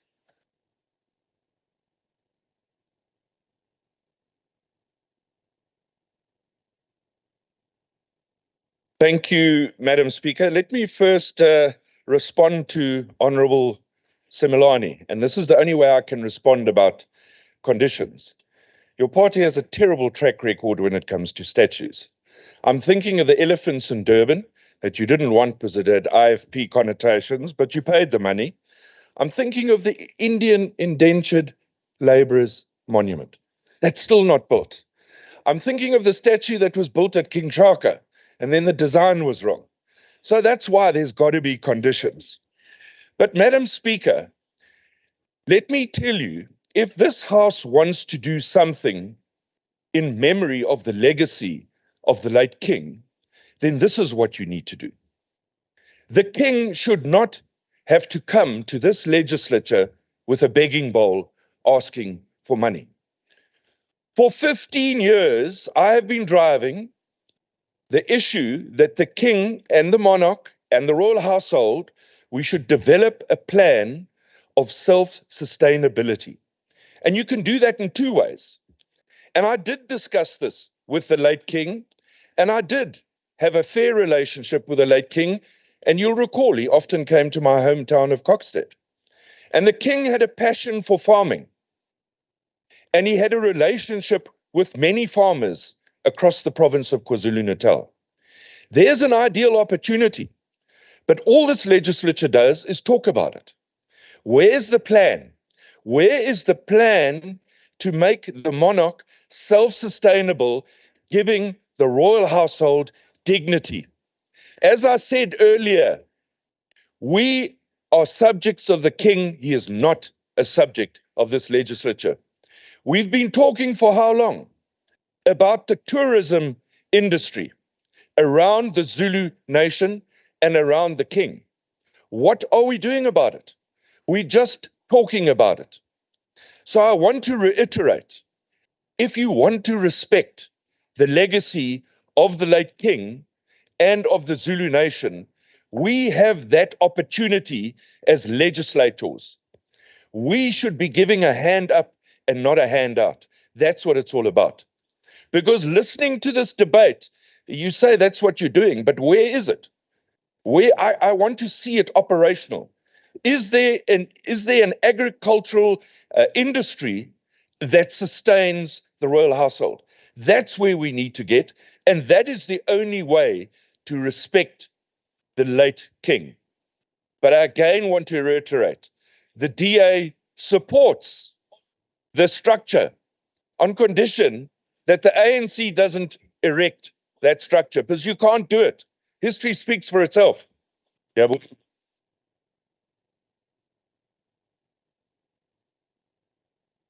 The next speaker for 10 minutes is Honorable NP Nkonyeni Umabhedla, MEC for Finance. Ngiyabonga kakhulu Somlomo. Ngiyabonga kakhulu Somlomo nendlu yonke ngokukhulu ukuyithoba ngiyakhuleka kakhulu kwisilo.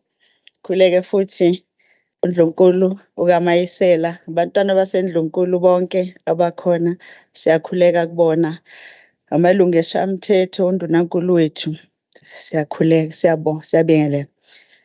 Somlomo, let me start off by paying tribute to our late king by quoting a poem that was authored by Anonymous, which reads thus: Africa smiled a little when you left. We know you, Africa said. We have seen and watched you. We can learn to live without you, but we know we needn't yet. And Africa smiled a little when you left. You cannot leave Africa, Africa said. We are always with you, there inside your head. Our rivers run in currents in the swell of your thumbprints. Our drum beats counting out your pulse. Our coastline, the salute of your soul. So Africa smiled a little when you left. We are in you, Africa said. We have not left us yet. UMdlokombane, Silo Esikhulu, we smiled a little when you left and said, to us, you are immortal. Somlomo, ngifisa ukudlulisa ukuphatheka kabi on behalf of the African National Congress. Kuya sengathi iNkatha Freedom Party emeleleke lapha endlini. Angazi noma ngokwayo umntwana okwaphinda angene sekufanele ukuthi aye kokhokho bakhe yini. Ngikusho lokho ngoba babhizi sebebhizi manje basitshela umlando omntwana wakaphinda angene. La endlini sikhuluma ngomlando kaMdlokombane. Kodwa nina nisitshela ngomlando omntwana wakaphinda angene. Sikhuluma ngokwakha isichuse sesilo. Kodwa nina nikhuluma ngesichuse somntwana wakaphinda angene. Siphatheke kabi kakhulu thina siwukhongolose ngoba siyathanda ukumbona ephila umntwana wakaphinda angene. Ngakho-ke lindani uNkulunkulu nesikhathi sakhe. uNkulunkulu nesikhathi sakhe. Ngiyafisa-ke Silo Esikhulu, ngiyafisa ukusho ukuthi iAfrika yonke ibukela kithi lapha kwaZulu. Amasontweni amabili adlulile bengisendaweni yase-Ivory Coast. Bonke kade besho bethi siyafisa ukuyokhuleka esilweni sakwaZulu. Unama-delegations ngama-delegations azofika ezokhuleka esilweni ngoba akukhona nje kuphela ukuthi isilo sakwaZulu siyahlonishwa umhlaba wonke neAfrika yonke, kodwa iAfrika, icontinent yase-Afrika ibhekele kuwena Silo ukuthi iphupho esilibiza ngokuthi i-Agenda 2063 iyofezeka ngokuthi isilo sibambe iqhaza. Ngiyafisa-ke ukusho ukuthi leli phupho esithi Agenda 2063 elaqanjwa ngesikhathi Dokotela uNkosazana uDlamini Zuma ephathiswe ukuba usihlalo lapha, lalithini leli phupho? Lithi ngelinye ilanga eAfrika kuyodingeka ukuthi kubonakala abantu bakhona bephila impilo ebagculisayo. Ngelinye ilanga abantu base-Afrika bawufanele ukuthi bathole imfundo esezingeni eliphezulu kanye namakhono azokwazi ukuthi abaphilise. Lamakhono fanele ahambisane nobuchwepheshe, ahambisane nezesayensi, ahambisane ne-innovation. Ngelinye ilanga i-Afrika iyotholakala inabantu bayo abaphilayo, bedla ukudla okunempilo futhi bephila impilo esezingeni eliphezulu. Silesikhulu abantu bakwaZulu Natal nabantu base-Afrika balinde ukubona iSilo esizokwazi ukubamba iqhaza kwi-BRICS. Kulonyaka sizobe sihoste i-BRICS, kuyodingeka ukuthi iSilo sibe nalo uthando lokwazi ukuthi kuzokwenzakalani nabantu bakwaZulu Natal babambe iqhaza kwi-BRICS, ngoba kunama-economic spin-offs azokwazi ukuthi azuzise abantu bakwaZulu Natal. Ngelinye ilanga abantu base-Afrika nabantu bomhlaba jikelele bayathanda ukubona ama-Sustainable Development Goals awu-17 ebenefita abantu bakwaZulu Natal nabantu base-Afrika. Ngelinye ilanga njengoba uMdlokombane wayekhuluma lapha endlini ngaso sonke isikhathi ekhuluma ngokuthi kuyomele sizikhiqizele ukudla. Silwesikhulu abantu base-Afrika balindele ukuthi nathi sibambe iqhaza ekukhiqizeni ukudla okunempilo, sikhiqizele i-African continent. Njengamanje sitholakala sesingakwazi kahle ukukhiqiza ukudla ngenxa yempi ekhona between i-Ukraine kanye ne-Russia. Silwesikhulu siyazama siwuhulumeni ukwenza isiqiniseko sokuthi kukhona ukuthula emhlabeni wonke jikelele. Siyothanda ngelinye ilanga ukuzwa nezwi leSilo sikhuluma ukuthi akuphele impi kodwa kuxoxiswane, kungabi khona ukubulawa kwabantu njengoba kwenzeka. Siyothanda ukuzwa izwi leSilo njalo uma kukhona imithetho ebalulekile esiyishayayo.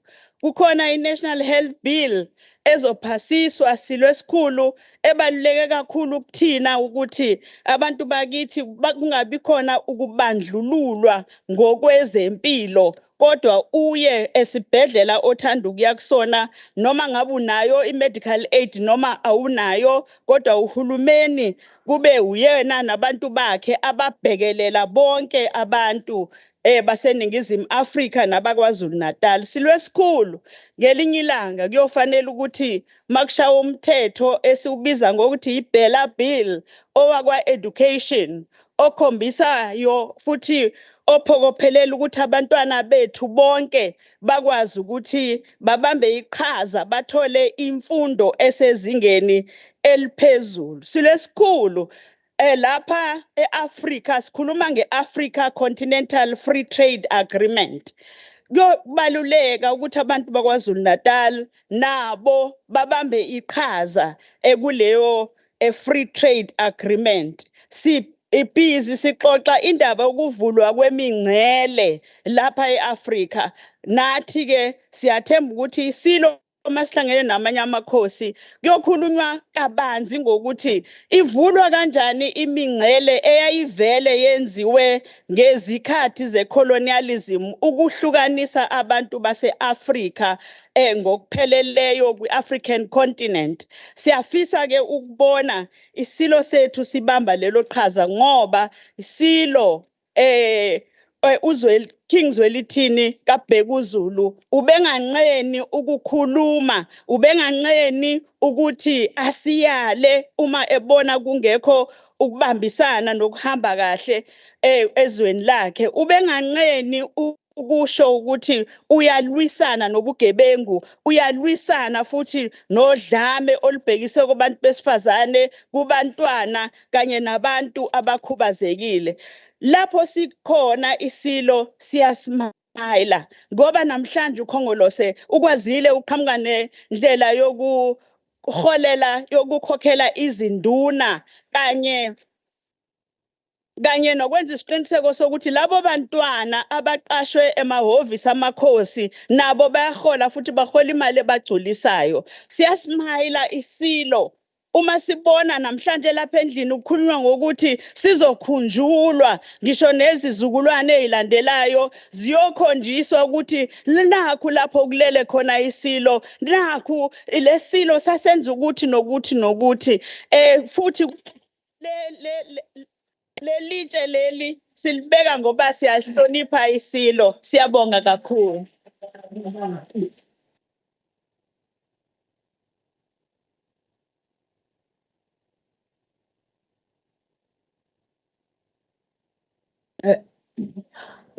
Ngiyabonga MEC ngoba uma ubuqhubeka ucishe wangiqhatha nempepho sekufanele ngikunqamule kanti usisi omdala lapha ekhaya.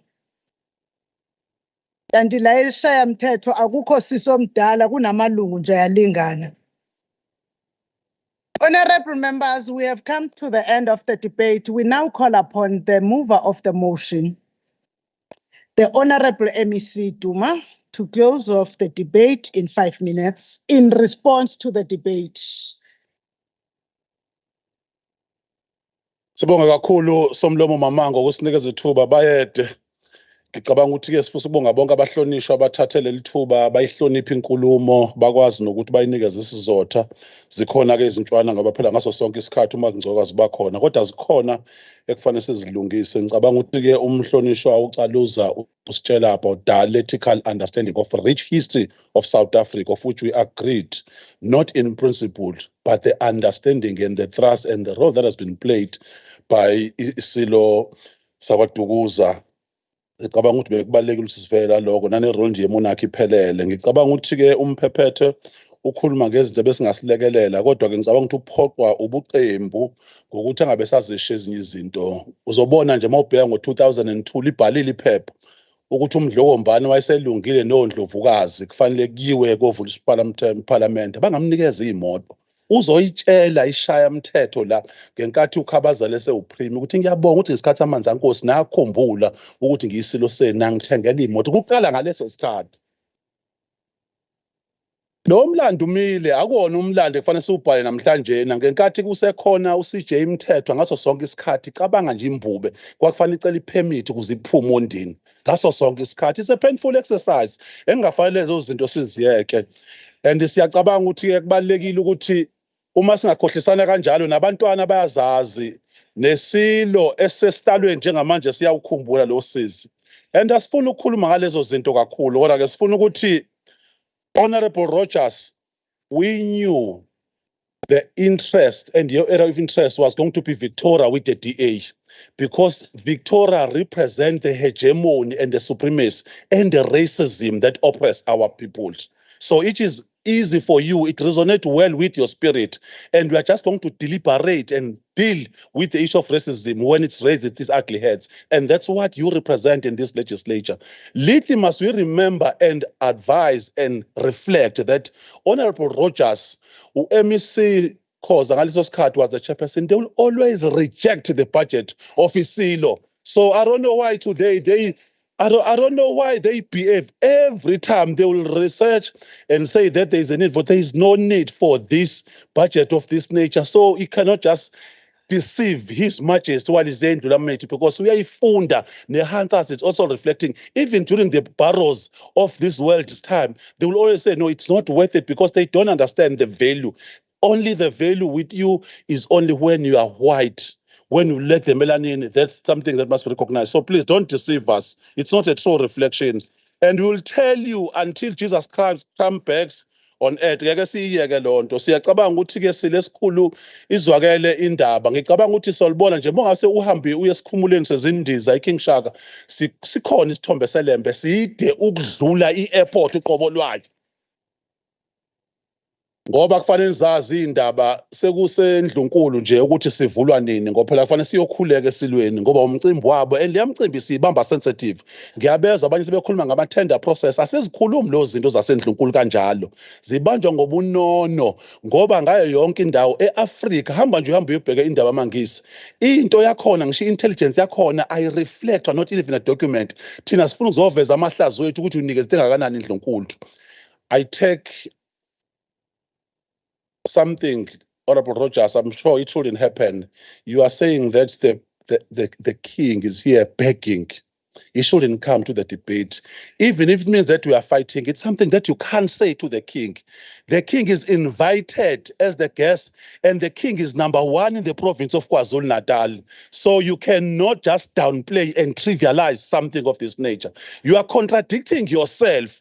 You are saying that we are obligated. Ukuyokhonza esilweni is bigger than art, but in a nutshell, you are saying, no, we are not bigger than us. Dlula mithi yamakhosi okunye sesikwenzile ukulalela amakhosi nokulalela izwi laKwaZulu-Natal. Sinenkosi yesizwe sakaNdwalane ekhola ngaphakathi eseyisijonile eyilunga lomshayamthetho ukuze indaba zamakhosi zaziwe eduzane, sizikhulumela ngobunono ngaso sonke isikhathi. So siyafisa ukuthi sikubeke somlomo ukuthi siyabonga kakhulu kubona bonke abahlonishwa. Umabhedla bese sivezela nje ukuthi modern kwenzeka kanjani. Sijabula kakhulu ke nakhona ukuthi umhlonishwa uSimelane uMagujwa uthi akugcini nje ngaloku nesibhedlela already sesiqanjiwe. Ziningi into ezizoqanjwa ngobukhosi bakwaZulu ngoba ziyingxenye ye-tourism, ziyingxenye yokuncenga abatshali bezimali ukuze izwe lethu lithuthuke liye phambili. Siyabonga kakhulu somlomo.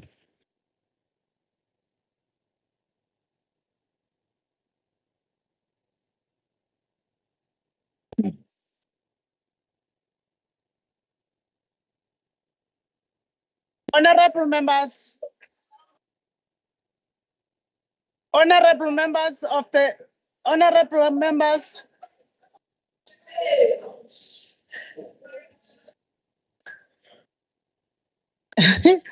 honorable members of the Legislature of KwaZulu-Natal, thank you for your participation on the first order of the day. We have now come to the end of the first order. I will request that we now suspend the proceedings of the House to allow His Majesty and the King and the Queen, together with the entourage, to leave the House. The House is therefore going to be suspended for a few minutes. But before the House is suspended, I want to take this opportunity officially to thank all of you on your best behavior. Your Majesty, this is not a rehearsed behavior.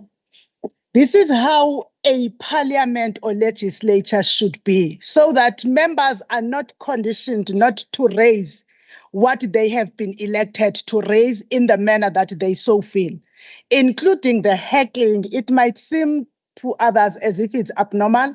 It is normal. They have to be themselves. I appreciate the patience that they had today. With that said, Your Majesty, we know that you had another engagement, but true to your commitment to work with us, you had to come together with the Queen and the entire family to be with us when we asked. We really want to appreciate you. Siyabantwana bakho, silwesikhulu. Ngesinye isikhathi siyokwenza ngendlela obungalindele ukuthi senze ngayo. Kodwa siyazi ukuthi uzoba nenhliziyo yokusibekezelela, ukwazi ukusilungisa mawuthola isikhathi. Futhi uzokwazi ukusifunda, ukwazi ukusiqonda ukuthi senza kanjani makukanjani. Siyabonga kakhulu silwesikhulu. Sicela ukuthi uhlale useduze njalo nathi. Sibonge nakumama wethu uNdlunkulu ngokuthi Ndlunkulu kaMayisela nathi masihlangene ube khona phakathi kwethu. Nawo wonke umndeni waseNdlunkulu siyabonga kakhulu bondaba ngokuba nathi esishayamthetho saKwaZulu-Natal. Okwamanje the House proceedings are therefore suspended. The House is suspended, honorable members.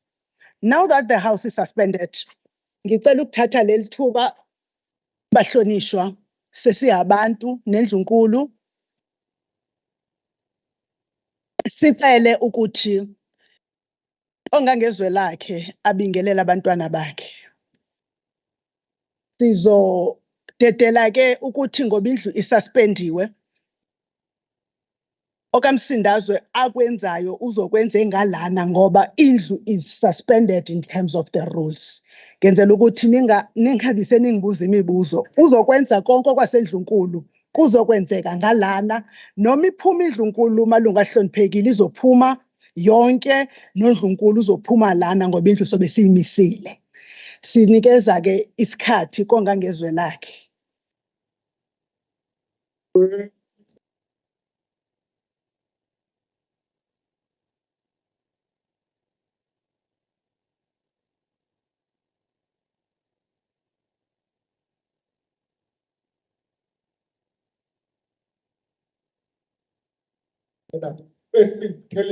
Kuthi nomntakandaba bemthuka umcofula bethu uzolithi ayibusa ayibonkosi kathi bamgcoba ngamafuthi ephepho yangempumalanga wena wenkanyeza yikwakhala amantwana khanyisela amazwe asempumalanga ezakhansela wasentshonalanga ihlangatshe zo-Dr. Carter kulasemelika weqesha umqhele ikwezane phakathi ephalamende sakukhalona kulasemelika naye mhlawumbe umbhukhazo usendaka wena kabishop Kha osabekhe khakho wasebahlala. When I was when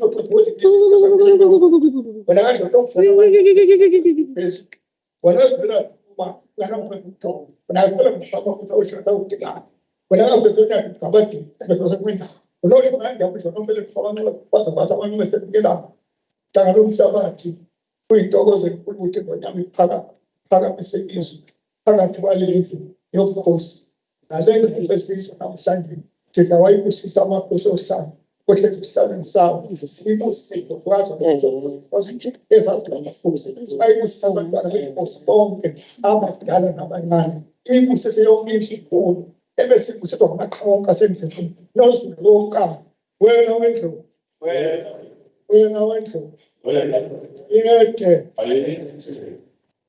Thank you.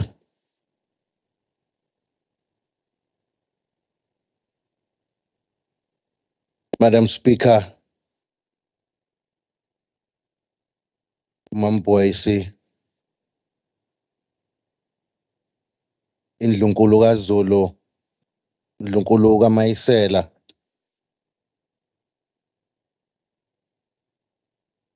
umama noMusadube Mncube, ubaba umhlonishwa Deputy Speaker, Richard Themba Velase.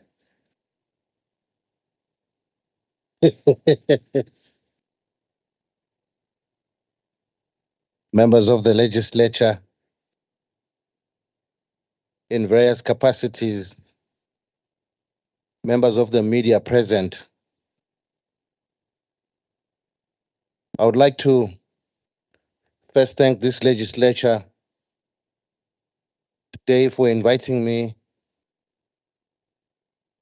to a session such as this for the first time. I know that earlier this year, I had the privilege of being also invited to open formally my first legislature immediately after my coronation. And I would like to thank this legislature specifically for that. I must indicate to the House that I would like to stay and listen and address when arguments happen. It becomes a very interesting factor to see the debates that happen in House, because we all do believe that competition creates perfection. Somlomo, allow me to say that today is not for me to just address this House, but it's a day meant to deliberate on the items that you had agreed amongst yourselves, as I have been seeing this morning. Mine is to simply greet and isizwe sethu and reassure you of the underlying love that myself and the royal family have for you. As a king, we are hard at work to ensure the development and the prosperity of the people of KwaZulu-Natal and beyond. In due time, I undertake that in the next address that I will present this House, I will be able to give more details in this regard today. In conclusion, I wish you all well and all that you do in this matter. As you all know, I take no sides. Out of respect, today, respecting this House, I know out of respect, respecting the province of KwaZulu-Natal and South Africa as a whole, that is why I asked that I greet the House today after Tuesday's crisis. We are all in a crisis. It's not just those who were affected by this disaster. It has affected all of us. In this manner, I would like to pledge my support. I was wishing that I know I had a conversation with some senior princes yesterday, Prince Africa and a few other princes and some of my advisory program directors, that kumele ukuthi kuyiwe kuyobonwa umonakalo owenzeke kuleya ndawo. Savumelana. Kodwa ngithe mangivuka namhlanje ekuseni ngezwe kuthiwa sekuze waphuma nemphefumulo, which means I personally cannot go now, but I will send the family to go and represent me. Ngalokho indlu ngesimo esikhona ezweni laKwaZulu-Natal, ngikhona ngizonibambisa njengesilo senu, njengoba sibambisene nje nendlunkulu ikhona. Ngithokoza kakhulu. Ngiyazi ukuthi lokhu ngeke kuze kusehlule ngeshwa asiqala ukwedlula kukho. Kade kusishayile nje ngonyaka odlule, kodwa naku sekubuye kuyasiphinda futhi. Kodwa kufanele siyibuze nathi siyisizwe ukuthi edlozini nakuNkulunkulu, ukuthi uNkulunkulu waseshaya kangaka sonini. Kodwa-ke ezinye zezinto ngizozisho mina. Ukuduma kwezulu, ukuphazamiseka kwasemkhathini, izimvula ey'nkulu ey'netha nangesikhathi sasebusika. Uyakuyibuze ukuthi konakelephi. SingamaZulu-ke, mina akukuningi engizokukhuluma. Kuwukuthi sikhuleke kakhulu kunayizolo. Sisondele kumveli nqange. Ngizokubika lokhu. Iy'nkinga ey'khona eNdlunkulu, mhlampe ney'nkinga ey'khona kwaShembe, ney'nkinga zokungahloniphi nokungahloniphani. kuzosehlela izinto ezifana nalezi. Yilokho nina beSilo ebengifisa ukuba ngikudlulise. Ngithokoze kakhulu nenhlonipho enkulu. Ngicela ukuthi kini nonke ngiyabonga.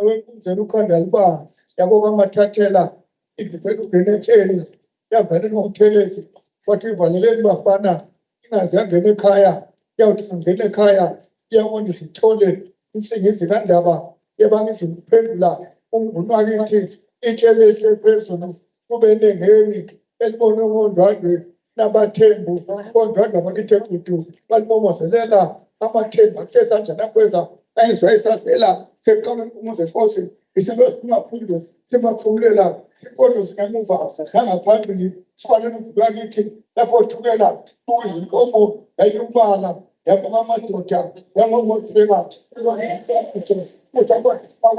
incwadi zawufaqala ubheka kuDlovu udaba ufutani neyibomvu njengegama lokufoko lapho kuDlovu sifeka amadoda namsele kusabhabi wena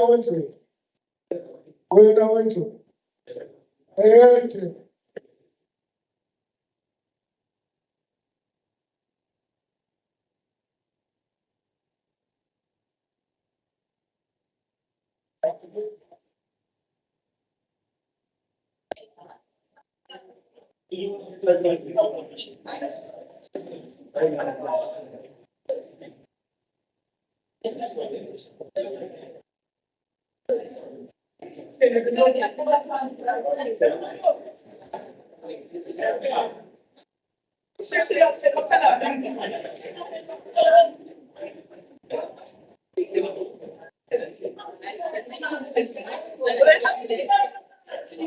Chairman.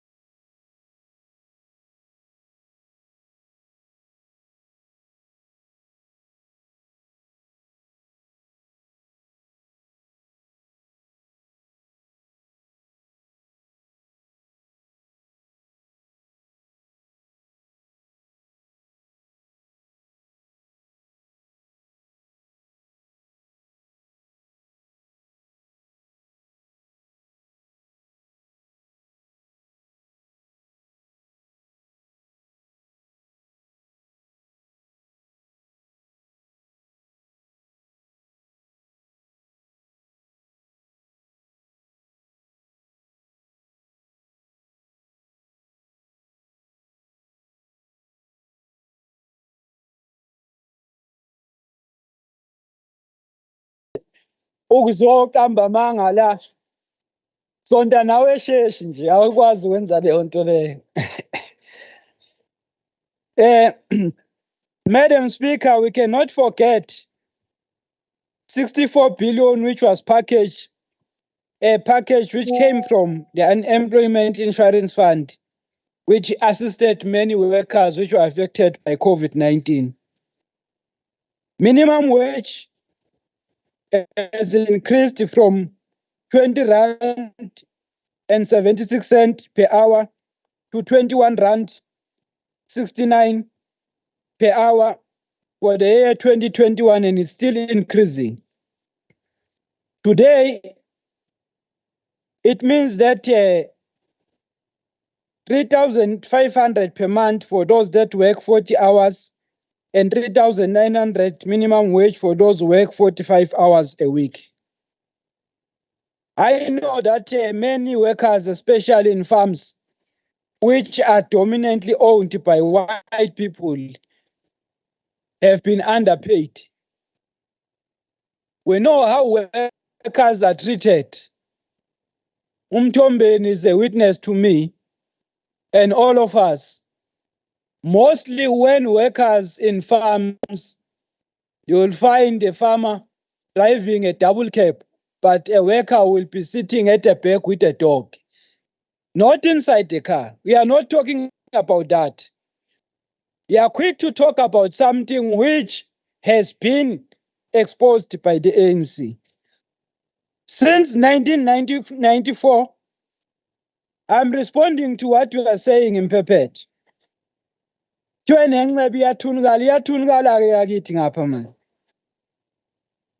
1994, the average wage has been increased by 50%. And that is something that we should celebrate. It would have been acceptable for the IFP to come up with a substantive evidence in support of these allegations that they've raised.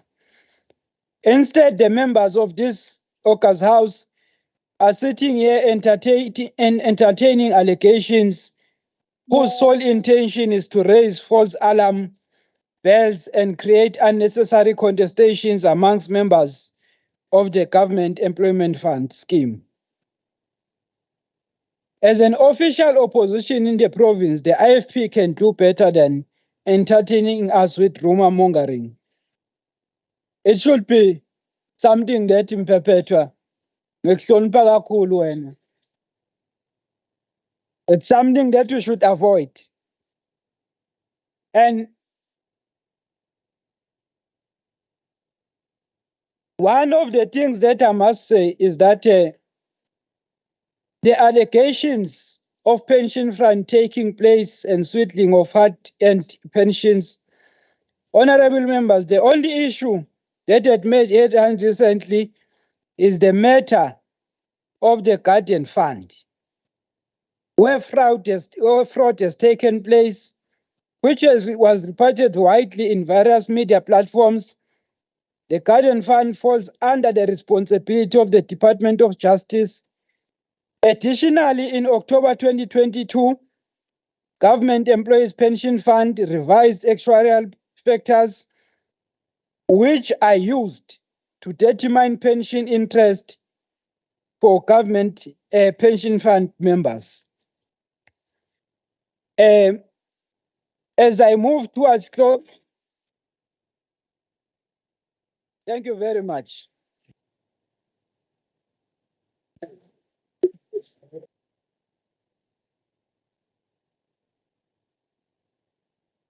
Cabanga kuba uyingenile manje amasheshi seyaqhawulana lapha yana. Uyingeneke wena ungelona isheshi. The next speaker, honorable members, we have now finished the debate. Thank you, honorable members. The next speaker will be the mover of the motion, Honorable MP Kwala, who will be responding to the debate in 5 minutes. Kilan. Honorable Speaker, I take this opportunity to commend on all honorable members who participated in the debate. Their contribution is much appreciated, but without fear or favor, The IFP believes that all those who are involved in a crusade to embezzle people's pensions must be arrested. Corruption must be exposed and punished because one can relate to it as an abuse of entrusted power for private gain. Corruption corrodes the social fabric of society. A distrustful or apathetic public can then become yet another hurdle to challenging corruption. There must be a political will to fight corruption. Political will is critical because combating corruption effectively requires the government to provide the anti-corruption agencies with the necessary powers, budget, personnel, and independence to enforce the anti-corruption laws impartially. I call upon the Honorable Speaker to institute and the Honorable Premier to institute an investigation on the matter. I raised about the shenanigans that are also taking place in the KZN legislature. The IFP urges all citizens to expose those who are preying on their pension. The Zondo Commission was instituted because there was corruption on the loose called state capture. I'm surprised to hear that the government of the day is protecting the criminals by passing the buck. This means that any complainant, once allowed to give evidence, will have his or her head chopped off. You can't talk about youth here, youth who are not actually members of the GAF. And I was surprised when members of the executive are talking about the youth month and all of those, while we are talking about the issues of corruption in their department. I was not apportioning any blame to the executive, but raising a concern which requires an executive to investigate. Failure by government to institute investigation means that looters and criminals have taken over control of this province. If political heads of departments are resisting to investigate corruption in their department, what else can you expect? I'm talking here about a very sensitive issue where people abangakaze bashade, they have documents ukuthi bashadisiwe kwathathwa imali. So those need investigation because they've gone to law agencies and they've rejected them. So it means they're part of the corruption. But for the executive to resist, anganoma ubuthongo buzofika kimina ubuthongo ngoba kuyangethusa ukuthi abantu engibahlonipha kangaka bazo-defend ama-criminals here on a public platform. Betha kwebiwa. Bethi mali bazonivotela, yazi ngeke banivotela, ngeke banivotele. Even this even laba cha phela ngizokhuluma wemntaka mama. Ngizokhuluma ngithi msana ukuthi uma sikhuluma ngenyamazana bese nina nisuka lapho seniyokhuluma nje ngolu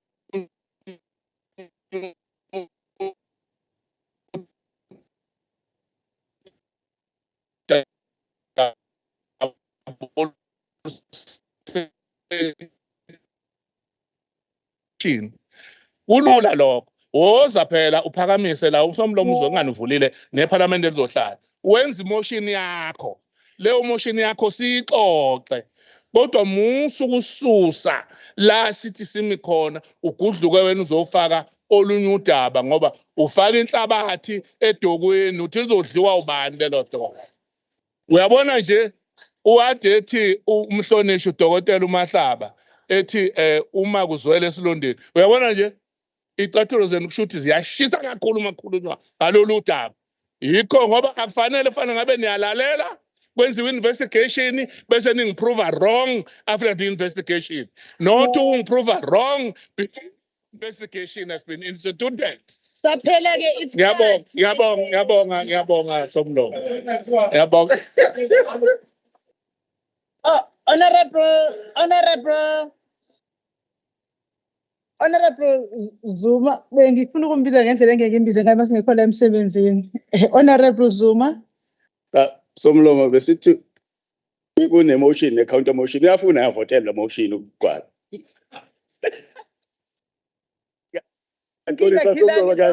Kuyadlulela nje. Okuka Honorable Madlopha noku Honorable Ncamalala kususwe huwe. Honorable members, we will now go for lunch and we will back at 13:05. We will break for lunch to be back at 13:05. The house is adjourned until 13:05.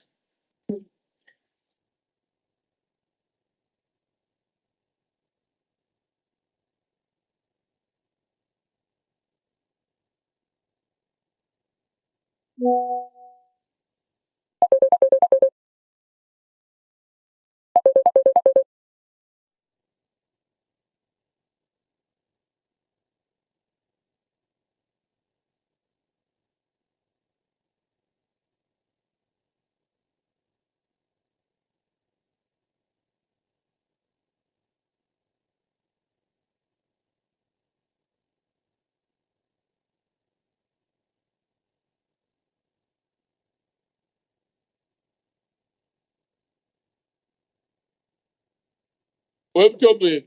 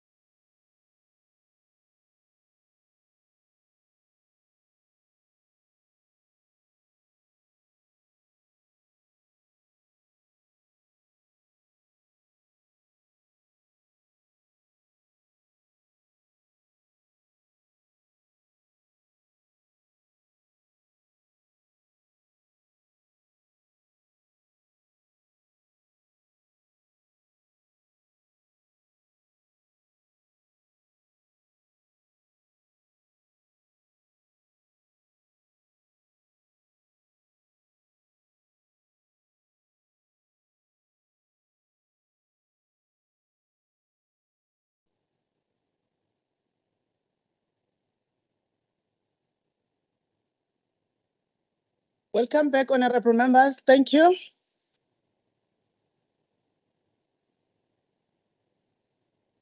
We now go to the third order of the day.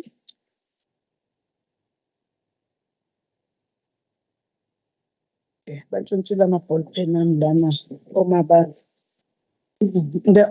third order of the day is a debate on the COGTA Portfolio Committee report that was tabled by the Portfolio Committee following the 2023 State of the Province Address on improving access to water and sanitation in relation to the focus intervention study conducted by the Portfolio Committee assessing the implementation of water access and yellow plant programs at 7 municipalities of the province. Allow me, honorable members, to call upon the Portfolio Committee Chairperson, the Honorable ZLI Cele, for 10 minutes to table the report. Honorable Cele.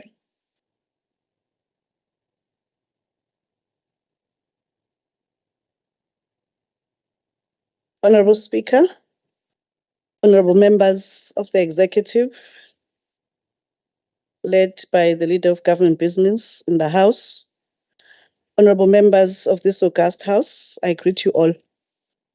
During the final year of the 2021-22, the Portfolio Committee on COGTA visited 7 district municipalities in the province as part of the focus intervention study, with the purpose to assess the implementation of water access program and yellow plant machinery program.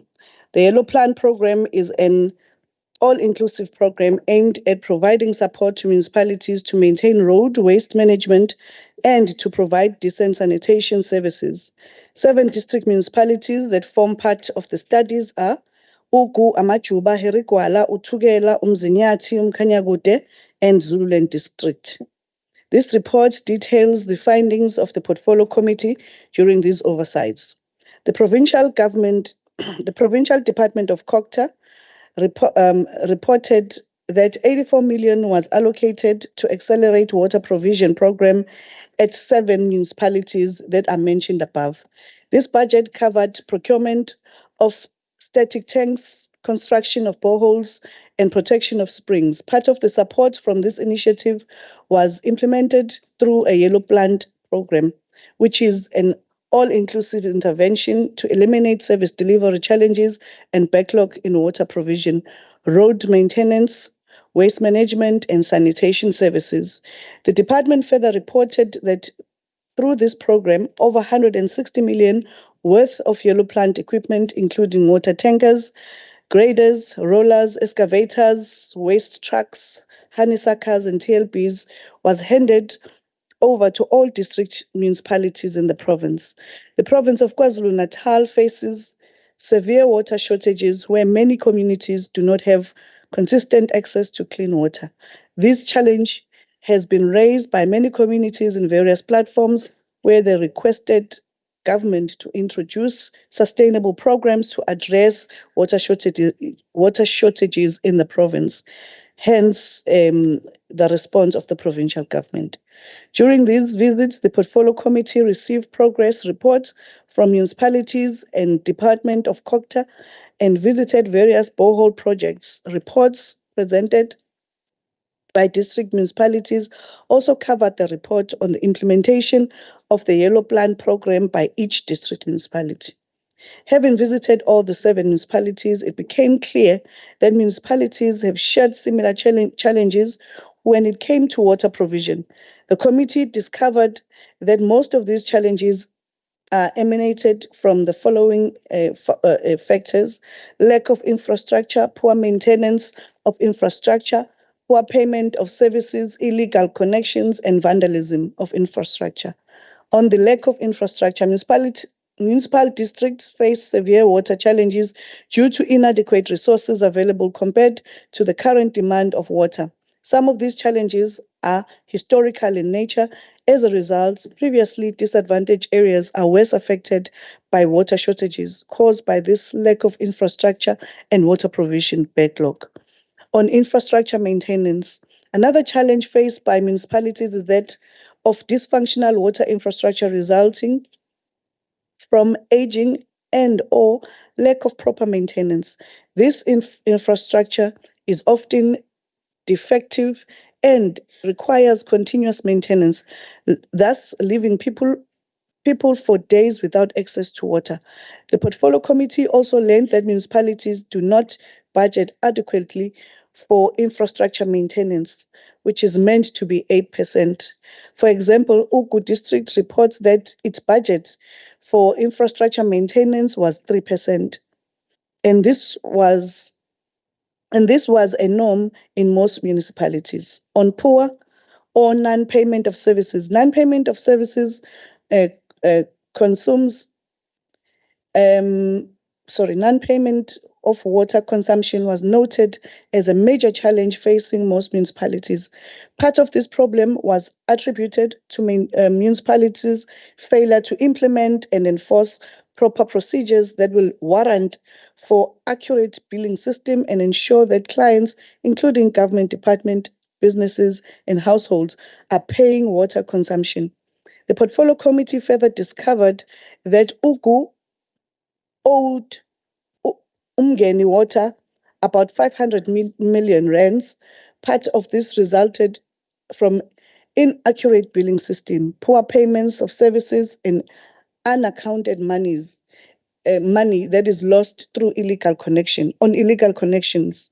Municipalities reported that illegal connections led to several complications and compromises the lifespan of infrastructure. These incidents interrupt water supply and have a detrimental impact on the state of water infrastructure. As a result, municipalities have a constant repair and maintenance infrastructure. This is always a costly exercise. Every year, municipalities lose thousands of rands through illegal connection. On vandalism of infrastructure, mainly resulting from illegal connections and theft, distracts water supply initiatives and cripples many water projects. The Portfolio Committee discovered that while other projects have security features to limit unauthorized access, some were not fenced or properly fenced, resulting in theft and vandalism of infrastructure.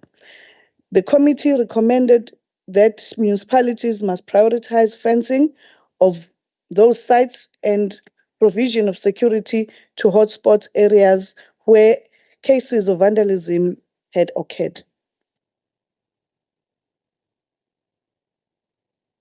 In conclusion, the Portfolio Committee successfully visited various accelerated water projects, provision project at Ukuba, Amajuba, Herigwala, Uthukela, Umzinyathi, Umkhanyakude, and Zululand district. As part of this focused intervention study to access the implementation of water programs, this program involves in the main construction of boreholes and spring protection in areas where people do not have access to clean water. The focus of this committee was to assess the implementation of these projects and yellow plan programs. During these visits, this committee engaged with political leadership and senior management of various municipalities and relevant community members.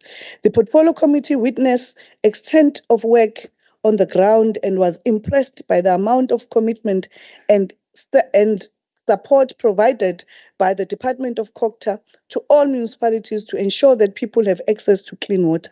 This department also plays a crucial role and provides support to municipalities to effectively implement these and many other service delivery projects. There are quite a lot of issues that were identified as challenges, some of which impact on the overall functionalities of water projects. The Portfolio Committee took a number of resolutions to ensure that these issues are resolved. On vandalism, the Portfolio Committee resolved that municipalities must ensure that service delivery infrastructure is well secured and provided with proper security systems to prevent theft and vandalism. On poor quality of water, the Portfolio resolved that the Department of Cocta must assist municipalities to install water filtration system in projects and had poor that had poor water quality. On electricity connection delay by Eskom, with support from COGTA, the portfolio will arrange a meeting with Eskom to discuss this and many other issues affecting completion of various service delivery projects. On allocation of generators, the portfolio committee resolved that the municipalities, especially uMkhanyakude district, must devise a plan that will guide the allocation of generators in all their boreholes. Appointment of caretakers, the portfolio resolved that the district municipalities, in consultation with local councillors and municipalities, must appoint caretakers who are going to attend to daily operations of the boreholes and agreed on their stipend. Non-payment of workers, the portfolio noted that this was a common occurrence. The portfolio resolved that the areas where this was reported as a challenge, those municipalities must urgently engage with contractors on this matter. On revenue collection, COGTA must support municipalities to develop and implement plans for revenue collection. I thank you. Thank you, Honorable Cele. The next speaker, which will be starting off the debate on behalf of parties, will be Honorable TV Kulu, the Chairperson of Finance, for 9 minutes.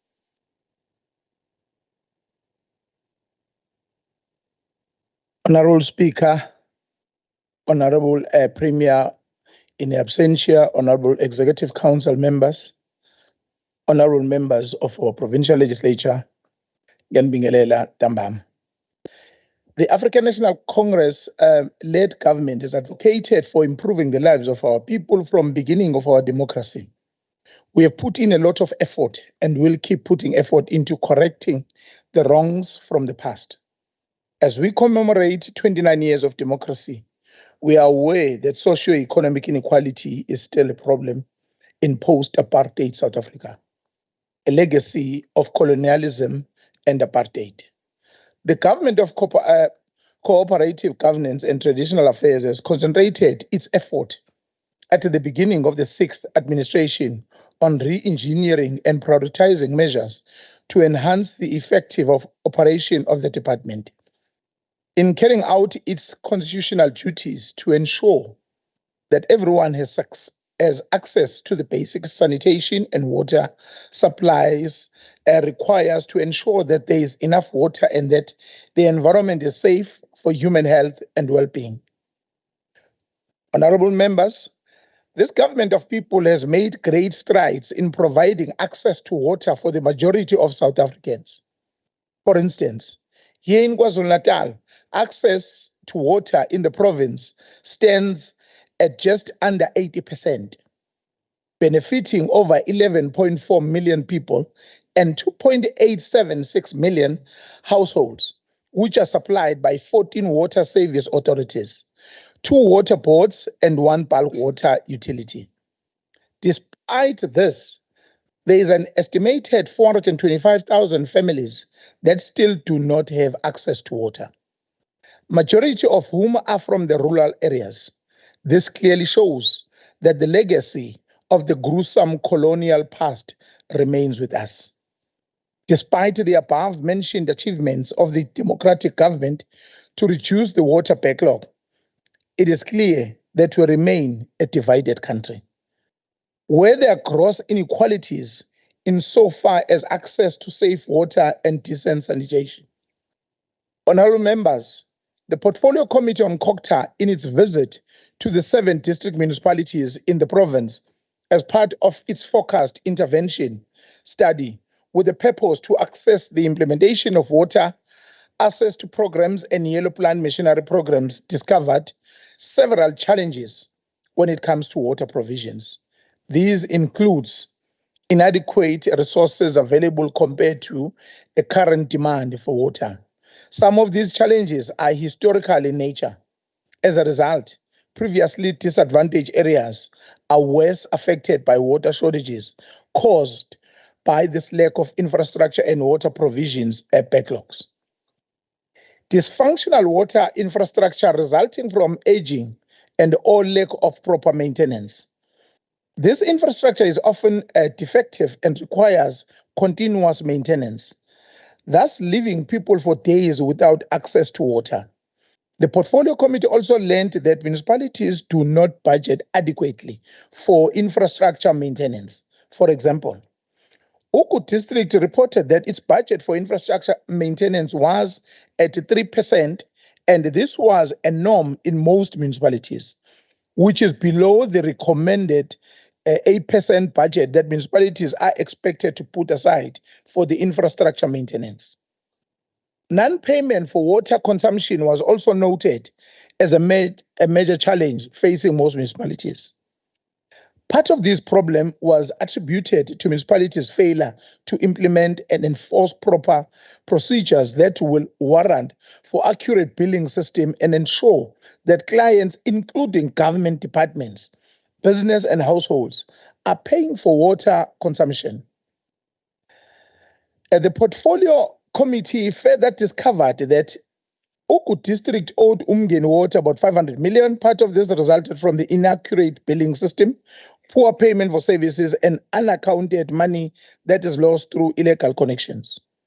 Municipalities further reported that illegal connections lead to several complications and compromise the lifespan of infrastructure. These incidents interrupt water supply and have a detrimental impact on the state of water infrastructure. As a result, municipalities have to constantly repair and maintain this infrastructure, which is always a costly exercise. Every year, municipalities lose thousands of rands through illegal connections. Also in vandalism of infrastructure, mainly resulting from illegal connections, and theft distract water supply initiatives and cripples many water projects. The Portfolio Committee discovered that while other projects have security features to limit an unauthorized access, some were not fenced and properly fenced, resulting in theft and vandalism of infrastructure. Honorable members, we cannot be oblivious to the glaring fact that water is also an increasingly scarce resource, not just here, but across the globe. That is simply because this planet's water, while seemingly abundant, is finite. The water that we get from dams come from rainfall that has changed its pattern due to a phenomenon that warms the Pacific Ocean and leads to drought in the southern hemisphere. As a result, the country gets drier, the supply are reduced, while at the same time, population increases. The economic and other activities create a huge water demand. All these challenges demand that we act now and decisively invest in water infrastructure for a growing population and also fight climate change. As a research predicts that South Africa water demand will surpass supply by 2030. This also demands us to do everything in our power to curb the pollution of our precious water resources. This means that we must become climate resilient and adopt green recovery strategies to mitigate the effect of climate and drought.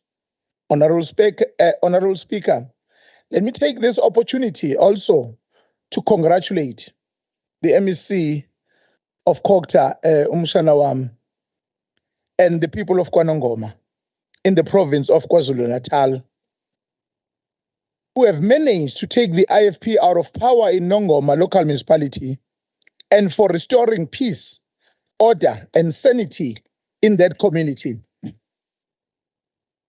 ANC leaves, ANC leads. Aluta continue, Amandla. Thank you, Honorable Speaker. The next speaker for 6 minutes on behalf of the IFP is the Honorable O.B. Kunene. Umtimande.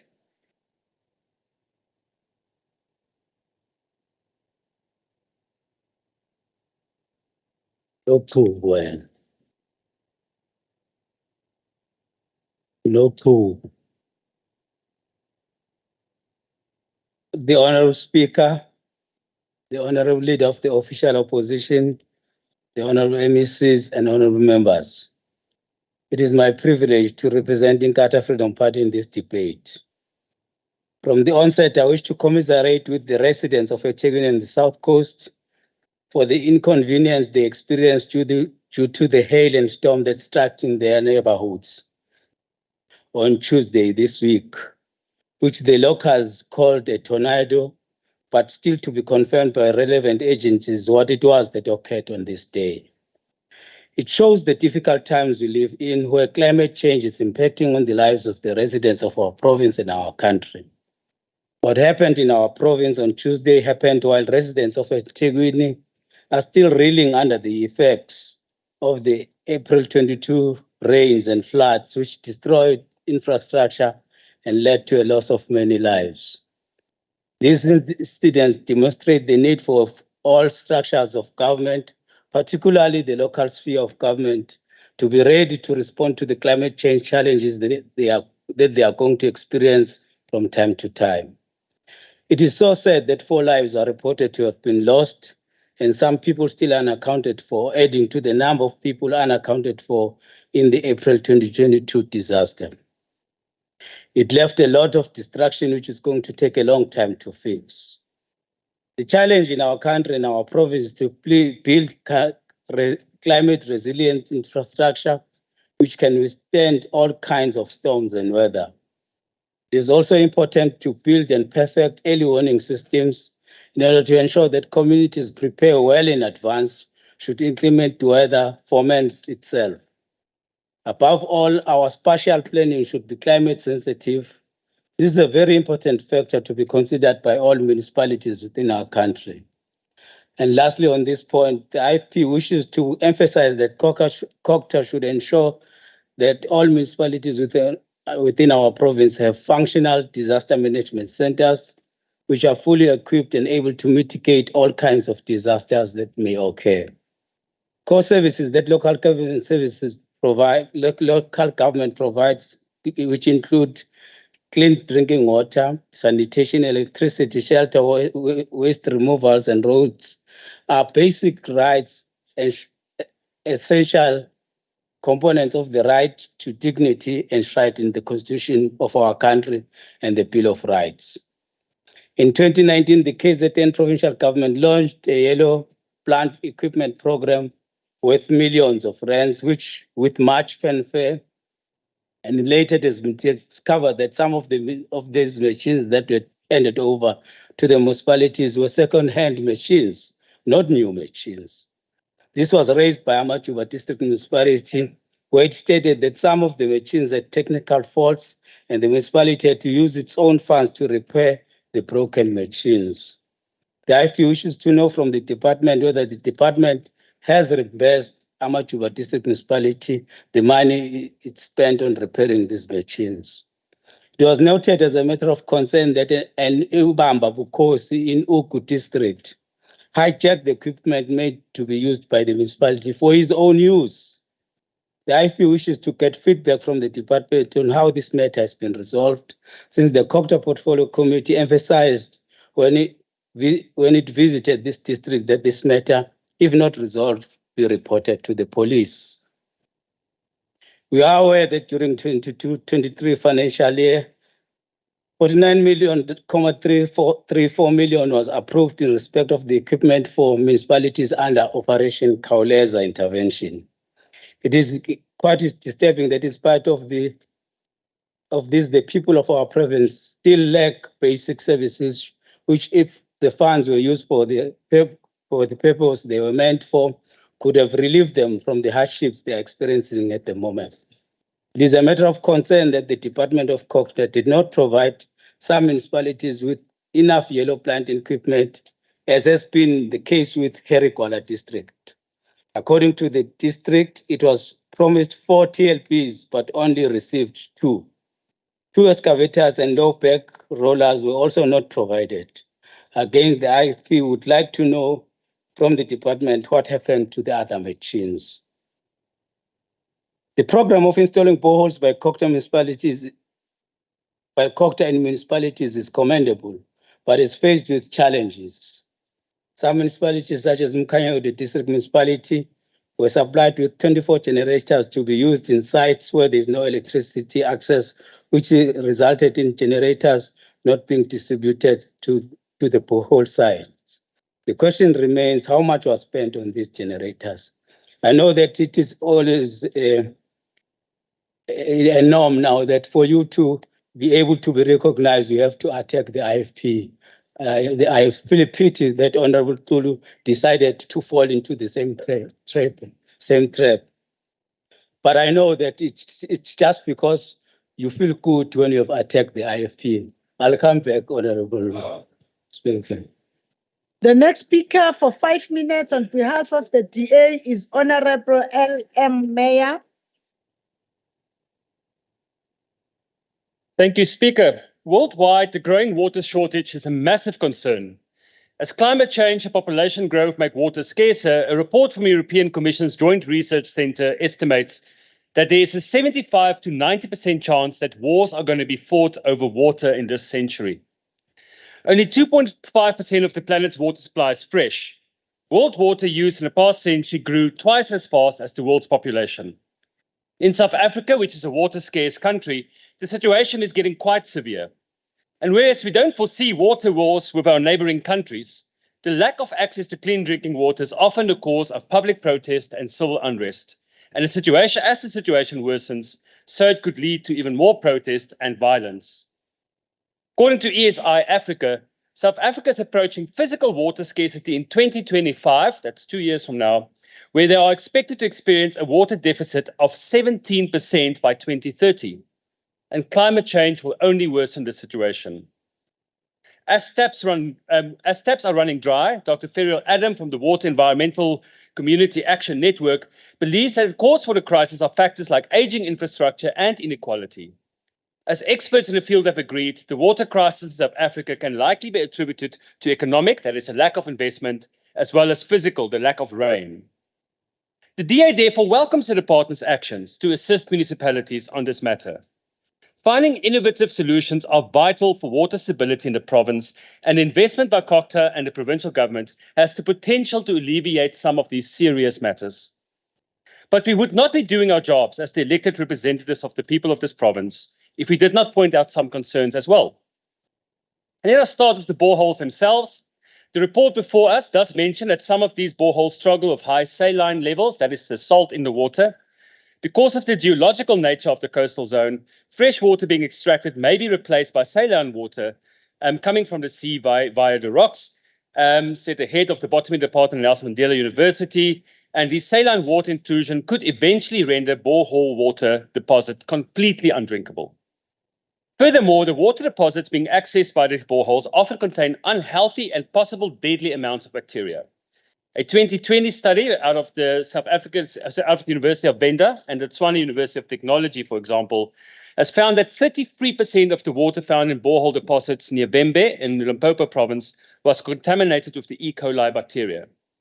Another study completed came to similar conclusions, discovering that boreholes near 10 public schools in the Giyani region of Limpopo contained multiple bacterial strains, including Salmonella, Shigella, Campylobacteria, and E. coli. With the outbreak of cholera in South Africa, we have once again become very aware of the importance of clean and safe drinking water. Whilst the borehole program is good, we cannot just assume that borehole water is safe because it comes from the ground. It is vital that COGTA works closely with districts to ensure regular testing of the water coming from these sources, and to ensure public trust, these results must be made publicly available. The report also speaks of some other challenges, like ongoing vandalism at the borehole sites, the lack of maintenance, and even the lack of diesel for running the boreholes. I can speak forever on the district level challenges, but if we recognize that part of our water challenges are due to global climate change, we cannot have the solutions contribute to this climate change. It is vital that the department explores solar power and wind power for water extraction. The good old wind pump has for decades been part of the South African landscape as a way that farmers extract water. And we should consider using clean and free wind power more to bring drinking water up to be used by our people. We are happy to see that renewable power supplies are being used in some of these boreholes and hope it will be expanded. And when it comes to water provision, we must all use the whole of society approach. To prevent vandalism, we need to ensure that communities adopt these water sources as their own, take ownership of it, protect it, and assist in the maintenance and repairs of the infrastructure. With the visits, we often saw how these water points have not only become places to collect water, but it is a place where the community see each other, engage with each other, that it's a gathering point, and build those bonds of neighborliness that is so important to build healthy communities. When installing these water points, Kokta and the district should engage with the community on how to also improve this aspect of the water point. Working with the community to beautify it through planting of indigenous trees, through provision of benches and other amenities that will encourage the community to not only see this as merely a tap, but to recognize that particular spot as central to the community. And for this, we must engage with traditional leadership and with the councillors. This program has also come with educational aspect on how to preserve water, how to purify it if needed, and how the community can work together at water sources. I thank you. Next speaker for 6 minutes. Do I have the wrong?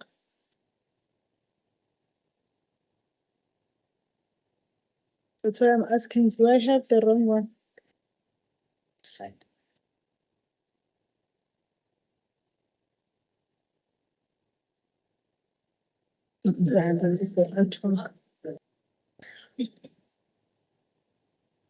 But I asked you to this.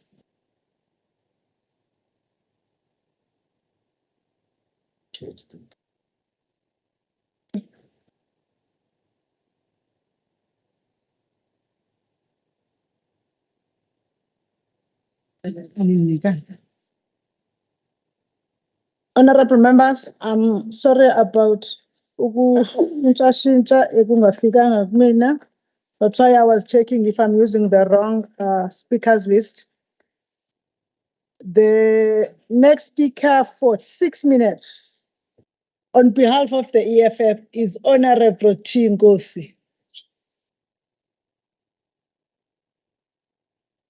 Thank you very much, Honorable Speaker. Greetings to yourself, the members of this House. I greet you. It is an honor to me to present this as debate in this House. Sixolise-ke somlomo ukuthi sishintshashintshile. Uphathi leader wethu ungusihlalo we-province. So kuyenzeka ukuthi acele ukuthi aye ngase komkhulu uqelwe khona ngokuphuthuma njengoba i-EFF izocelebrate iminyaka eyishumi. Honorable Tinkosi, you do not table an apology like that. There is no apology. Continue with your debate, my darling. Thank you very much, Speaker. Njengoba bengisasho nje ukuthi njengoba i-EFF isungula iminyaka celebrate iminyaka eyishumi ikhona. Honorable Speaker, it is a shame to note that the water security crisis was predicted more than 2 decades ago. But to date, we are still trying to put the pieces of the puzzle together. The National Water Resource Strategy, through a peer-reviewed publication at the CSIR, predicted in 2002 that by 2025, South Africa will need more water to service the growing demand for water in this country. And 21 years later, we still not found alternative sustainable solution to preserving water. It is worth noting that most service delivery challenges, including load shedding, were not born today, but were foreseen a long time ago.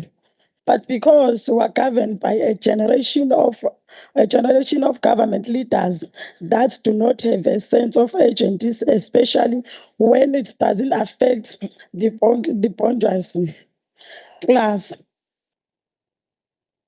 Generation of leaders who do not know their way around Muslim needs.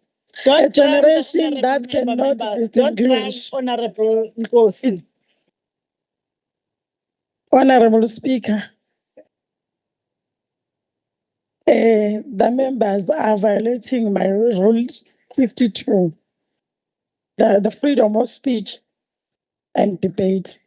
No, please hold the time, Honorable table staff. Please hold the time. No, Honorable Ngosi, don't raise something that is not there. There's no one who has infringed on your freedom of speech here. But they are abolishing me. Please. No, Speaker, that is telling me. Honorable Nkosi, you are not going to interject. You are not going to interject. Honorable Nkosi, Honorable Nkosi, Honorable Nkosi, Honorable Nkosi, Honorable Nkosi, Honorable Nkosi, Honorable Nkosi, let me finish. You are saying we are infringing on your right of freedom of speech. I am saying to you, there is no one who's done that. Heckling is allowed. You may not know it, but what is not allowed is drowning of the speaker. I have been stopping it with members before you right from 8.1. Now, Honorable Nkosi, withdraw what you said that we are infringing on your freedom of speech. What is wrong with saying that? No, I'm not that. Honorable Nkosi, Honorable Nkosi, withdraw what you said that the House is infringing on your freedom of speech. Hello? Wrong. That say I'm wrong. That say that I'm wrong. What are you saying, ma'am? Which rule? Which rule? No Yes. rule. Rule. What you are saying is incorrect. Go and study the rules. Withdraw. It's unparliamentary to say the House is doing something. Withdraw that. But they are continuing. Honorable Nkosi, withdraw that. Honorable Speaker, I withdraw. Thank you. Thanks. You can continue with your debate. According to this report, 160 million was injected by Cocta towards the Yellow Plant program, which is aimed at eliminating service delivery challenges and backlog in water provision. However, in some municipalities, this program has been impeded due to lack of infrastructure, load shedding, poor payment for service, illegal connection, and vandalism. We have the economic hub in KZN, which is in a eThekwini municipality, complaining about the financial inability to solve the water and sewage crisis, as it claims to be losing close to 5 million a day in water leaks due to aging infrastructure. Yet they have budgeted 22 million toward erecting monument, which shows skewed priorities, lack of planning, and poor financial management at the expense of people being afforded their constitutional rights of accessing basic service such as water provision. Phakathi kwezinkinga zamanzi ezikhungethela esifundazwe,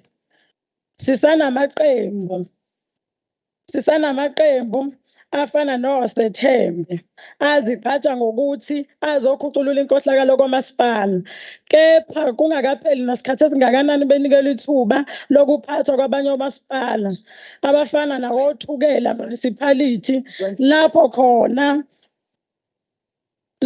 khona kunesamba esingango-40 million kwi-municipal infrastructure owabuyiselwa emuva ku-National Treasury, okhungethwe izinkinga zezimali okubala kuzo nokukweleta kwescom, izindodla zezimali.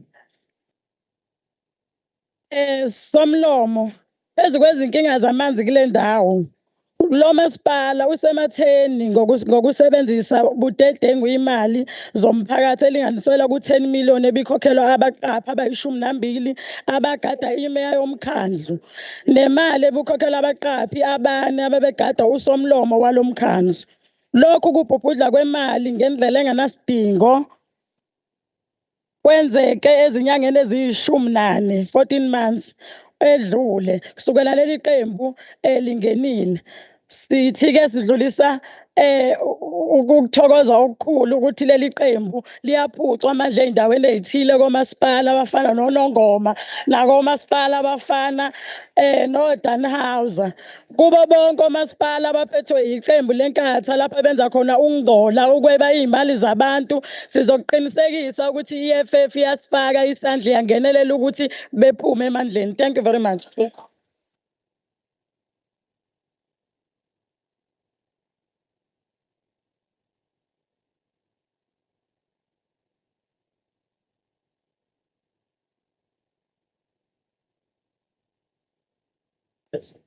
Onjo.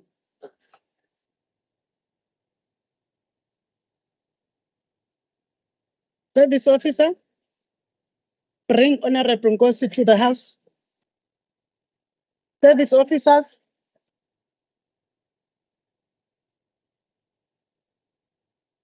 Service officers, bring Honorable Nkosi back to the House.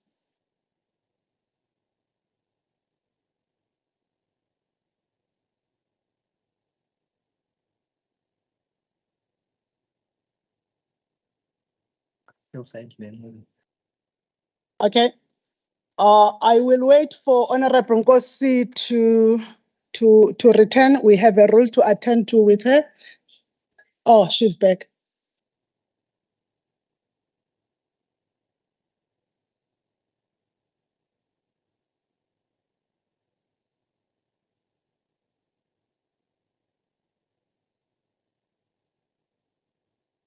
Honorable Nkosi, please stand up.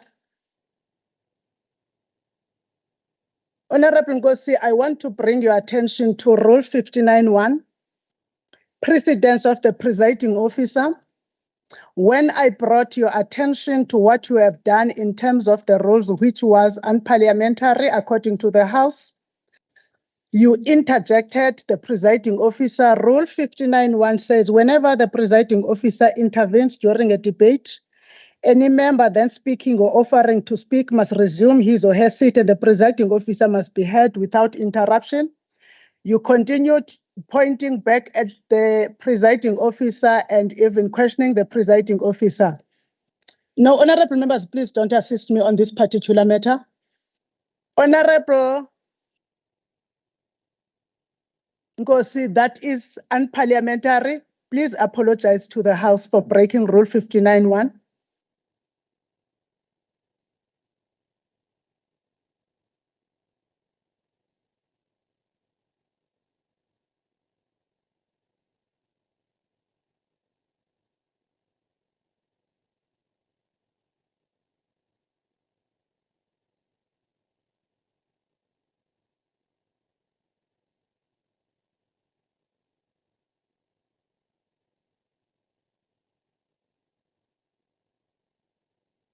Honorable Speaker, I apologize to the House.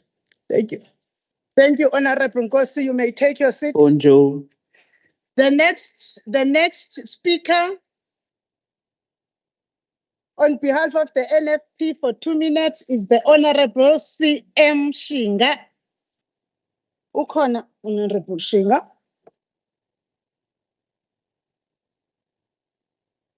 Honorable Speaker, honorable members, on behalf of the NFP, I acknowledge and welcome the given report by the chairperson of the COCTA Portfolio Committee. However, in the report, we find there are some challenges regarding the provision of water, particularly in the Ukuba district municipality. The NFP is actually concerned that in this district, only 52% of the population has access to water, with 18% having yard connections, and the rest, 34%, rely on other water provisions, while 15% has no water infrastructure at all. Umuzwabantu municipality having the highest number of households without access to water provision at 37%. The Ukuba district has 37 water tankers, and yet they are failing to meet the demand of rendering the service to the people.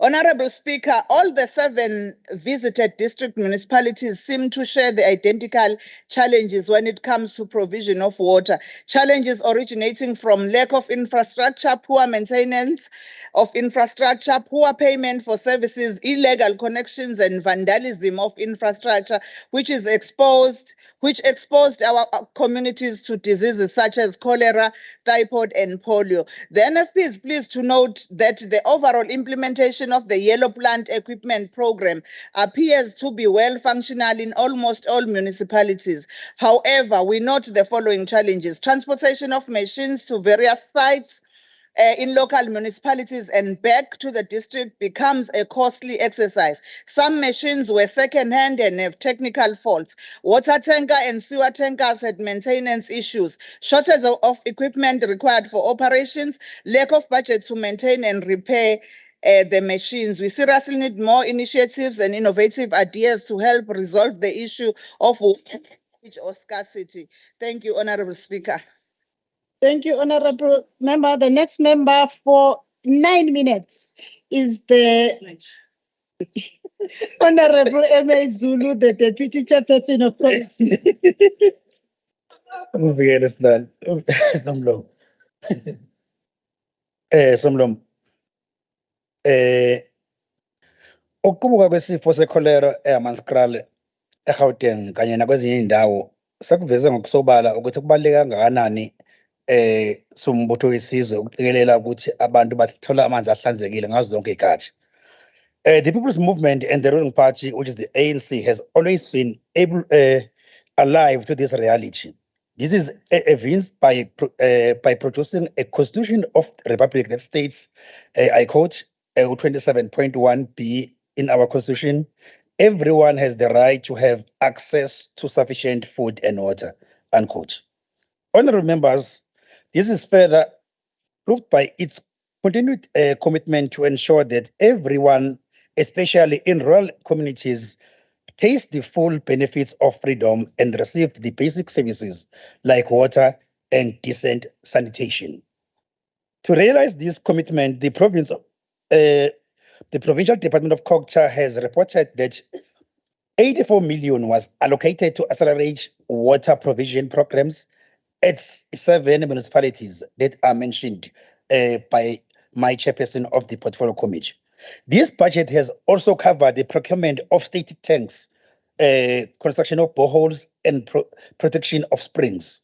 Part of this support from this initiative was implemented through a Yellow Plan program, which is an inclusive intervention to eliminate service delivery challenges and the backlogs in water provision, road maintenance, waste management, and also sanitation services.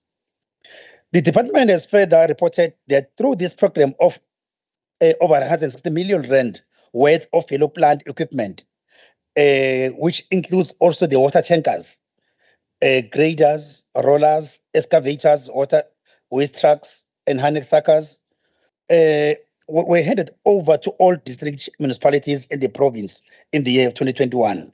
This yellow plant machinery program has indeed contributed significantly at improving the municipal service delivery initiatives, especially at municipalities that do not have an adequate tools and equipment. The proper management of this yellow plant program by district municipalities was the priority, and also culture has taken an initiative of ensuring that these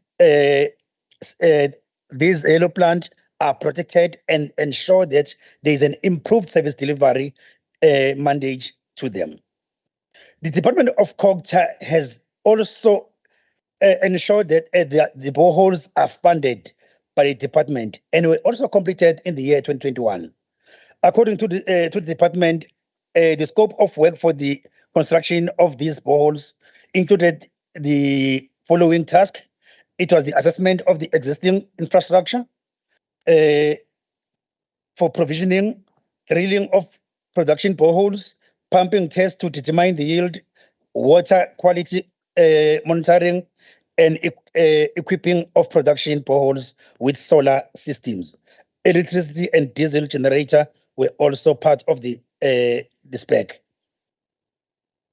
The Portfolio Committee, also on culture, then resolved to visit 7 district municipalities in the province as part of its focused intervention study, and with the purpose of assessing the implementation of this water access program and yellow plant machinery program. All 7 district municipalities that were identified for this focused intervention study confirmed to have received the funding from the Department of Culture to implement the accelerated water program. The portfolio therefore visited several water projects, including the spring water projects, protection projects, especially at Hlokozi lapha eHerigwala. Sahamba nabo meya bakhona sayibona umsebenzi omuhle owenziwe Department of Culture. 3 pump stations also and salt water containment BM at Ukuba district, and several boreholes in various districts. Umsebenzi omuhle ke lona esawubona wenziwa umnyango wezokuhlaliswa kwabantu nezokuphathwa kwamakhosi esibonayo ukuthi lo mnyango uyadinga more budget ngendlela osebenza kahle kakhulu ngayo. We certainly applaud the department for its practical pursuit in eradicating water provision backlogs faced by the municipalities and to create employment opportunities for these local people. All projects that were visited by these committees are complete projects, most functional, while some had just few issues that were needed to be resolved. Kwasijabulisa-ke somlomo kakhulu siyi-portfolio committee ukuthi sibone ukuthi abantu bakithi akade bengenawo amanzi ahlanzekile futhi naphephile lapho abaphuza khona sebenawo manje. Neziphethu lezi ekade zingavikelekile nazo seyivikelekile abantu sebephuza endaweni ezikahle. Siyikomiti ke sathola ke ithutshana nokuxoxa nawo umphakathi owahlomula sezwe abantu bejabule kakhulu ngesimo sentuthuko abayitholayo emphakathini. While there were some, of course, discrepancies, however, a major impact on functionality of water schemes. Many of these were reported at Mkhanyakude, where the portfolio committee discovers that there were boreholes that do not have electricity due to delays of ESCOM installations. But ukhokta wakwazi ukuthi athenga ama-generator awu-20. Okungahambanga kahle-ke ukuthi some of the officials within the municipality decided to hide these generators instead of delivering them to the boreholes where they were installed. Sabe noma-ke umnyango uthathele izinyathelo le-official yasemkhanyakude kwamasipala nebala ayisekho emkhanyakude ngoba yabaleka ngenxa yesenzo sibi neminye imisebenzi yayo emibi bingayenzi kahle. Honorable Speaker, this is undeniable evidence that this provincial government has a keen interest in ensuring that everyone receives basic service like water and decent sanitation. Hayi kusasa kodwa namhlanje. Water is indeed life and it is a precious resource that we cannot survive without it. As the Premier of KwaZulu-Natal alluded earlier this year, that we indeed cannot grow the economy and create employment without water. The Premier also has said that when she announced the delivery of basic quality services and maintenance of infrastructure, that it's one of the decisive interventions and the high priority of its office to ensure that all people receives water. The provincial water master plan for KwaZulu-Natal also take cognizance of this priority of water and identify short, medium, and long-term interventions to ensure that water security is in our province is restored. This progressive government has also taken a number of decisions about reprioritizing municipal budgets towards maintenance and announced many strategic infrastructural projects such as dams. We indeed see progressive in this regard. Uyabona-ke umnyango wakho uphinde walekelelwa umnyango wezolimo lapha kuba uZuma osizayo njengamanje ngoba uthenge imishini yokumba amadamu. So ukumba kwamadamu ku-agriculture ulekelela ukhokta ukuthi amanzi ey'lwane namanzi abantu abawasebenzisayo nje ukulekelela ukwakha izindlu nokwenza izinto lapha emakhaya bawathole kalula. These water interventions are among the clearest indications by our government of our commitment to build better communities by ensuring delivery that is tangible, demonstrable, and measurable. We call upon communities to work closely with law enforcement agencies by reporting the vandalism to water infrastructure, and residents must also protect the critical infrastructure that the government has built to ensure water in our communities. The reserves one of the crowning achievements. Ngiyabonga Somlomo. Thank you so much.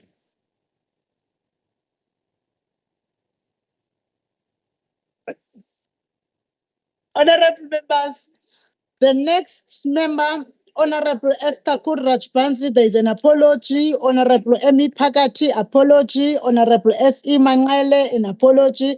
Therefore, I will call Honorable L.M. Mayor of the DA for 3 minutes. Thank you, Chair, for protecting my freedom of speech. We cannot deny that there is an additional element that is affecting people's access to water, and that is on a local government level and municipal level. You have infrastructure deterioration that is also leading to people not having sufficient water. There is also the element of an unequal distribution of water in South Africa. Less than 40 to 45% of people have taps in their home, and this is for historical reasons. It is estimated that 70 million liters of treated, clean, drinkable water is lost daily as a result of the thousands upon thousands of leaks that characterize South Africa's water piping system. We know that many municipalities in KZN, like eThekwini, has exceptionally high water losses, much higher than the national accepted prescribed levels. We can thus not deny that some of the water woes in KZN is caused by ineffectual and badly run water boards and municipalities. And poor, long-suffering Ugu is an excellent, or let me rather say a very sad example of this. A lack of maintenance, lack of planning, and a lack of clear and decisive action are the main reasons why so many people in Ugu struggle with reliable access to water. So while this report states that in Ugu, 52% of the population has access to water, with 18% having yard connections, that should actually read that 52% of the population have access to water pipes. Whether there's actually water in those pipes is anyone's guess. And this is not a problem caused by nature. It's not even totally a man-made problem. It, like so many other disasters in our province, is an ANC-made problem. The need of COCTA to have this program has also highlighted how almost all districts in this province are failing, and how most of them are not viable, and how most of them are unable to provide service delivery to the people. Soon we will have to have an honest conversation about the collapse of district municipalities in this province. So the DA welcomes this report and welcomes action taken to improve water challenges in the province. But the reality is, the Water Master Plan has yielded little results.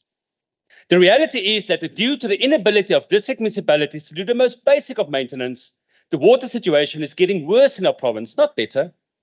The reality is that this borehole program, whilst important and welcomed, is like putting plasters on an amputation. It's just never going to be extensive enough to deal with the severity of this challenge. The reality is, Madam Speaker, this shows just once again that for the people of KZN, 2024 and a new provincial government can just not come fast enough. Thank you. The next speaker for 4 minutes is the Honorable O.P. Kunene of the IFP.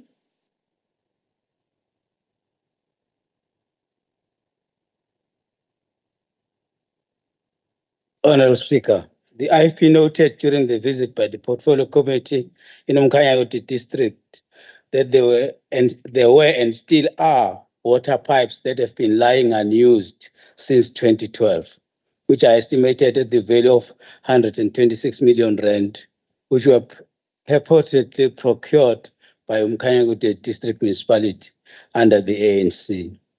This is a classical case of fruitless, wasteful, and irregular expenditure by the district municipality, and up to now, nobody has been held accountable for this.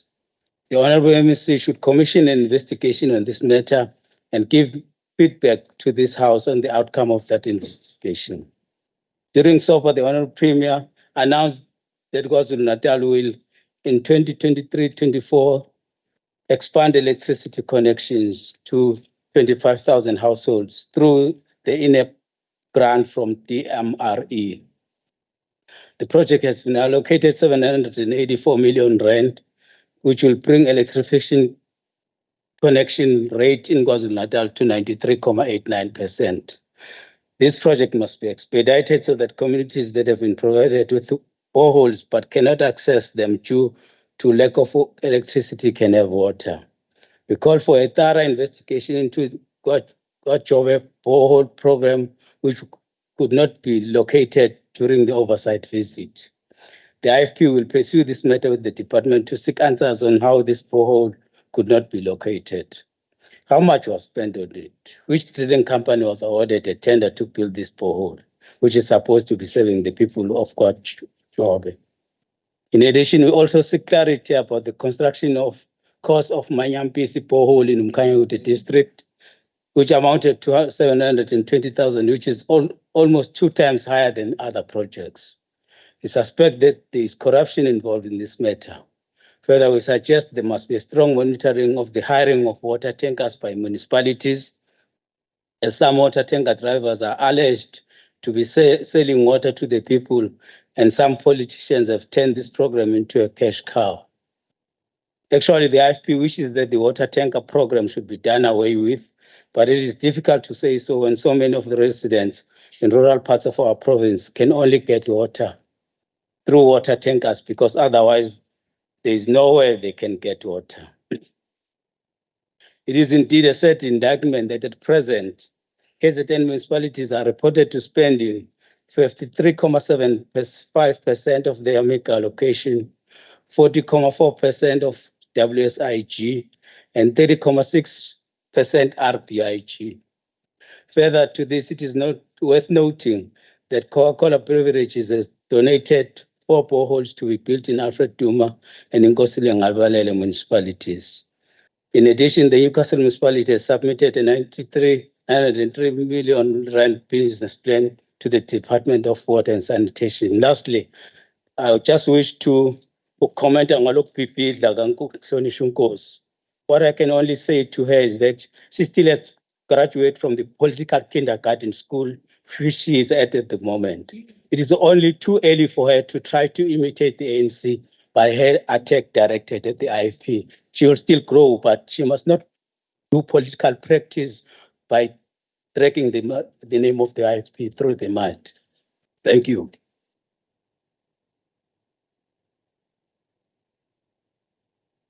The next speaker for 10 minutes on behalf of the ANC is Honorable M. Govender. Thank you, Honorable Speaker. Let me commence by saying Eid Mubarak to our Muslim compatriots. Honorable Speaker, yesterday would have marked the 81st birth anniversary of Martin Tembisile Hani. Chris Hani was someone who espoused socialism, something that many of your honorable members across the table seem quite afraid of. Let me reassure you, honorable members, that even you may be socialists at heart. Just listen to the words of Chris Hani. I quote, "Socialism is about decent shelter for those who are homeless. It is about water for those who have no safe drinking water. It is about overcoming the huge divide between urban and rural areas." Unquote.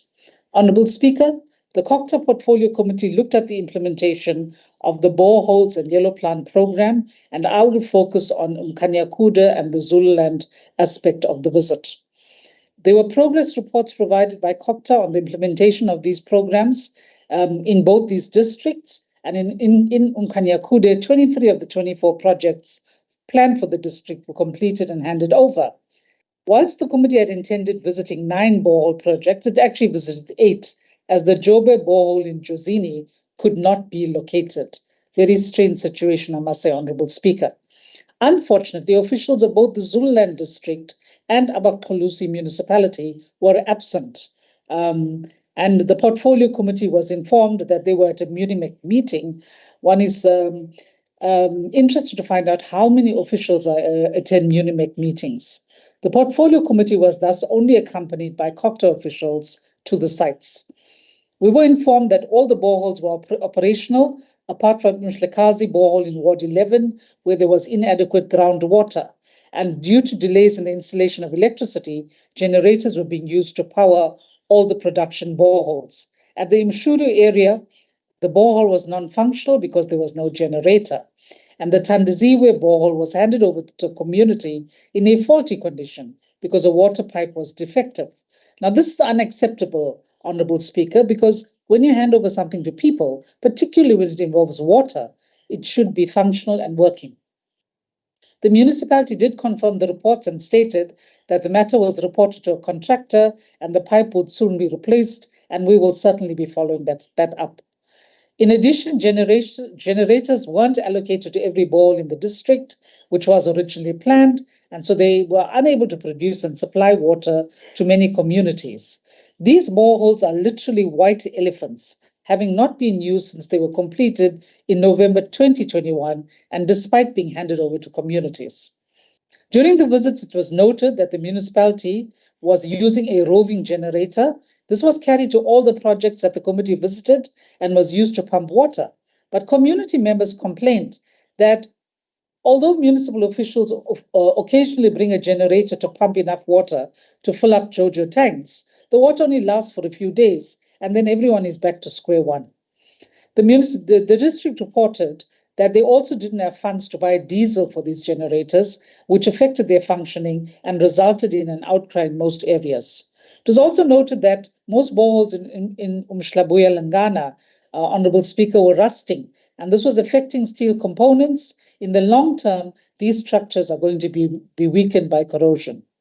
Now, following the concerning reports about the distribution of generators, the committee visited the Ngakho-ke district offices to ascertain whether the municipality had in fact had in its possession the 24 generators provided by COCTA, and we were able to confirm that the district possessed 21 of the generators, 1 generator had technical faults, 2 had already been handed over to Lengana, and so this was the situation, but the rest of the generators were sitting in the municipality.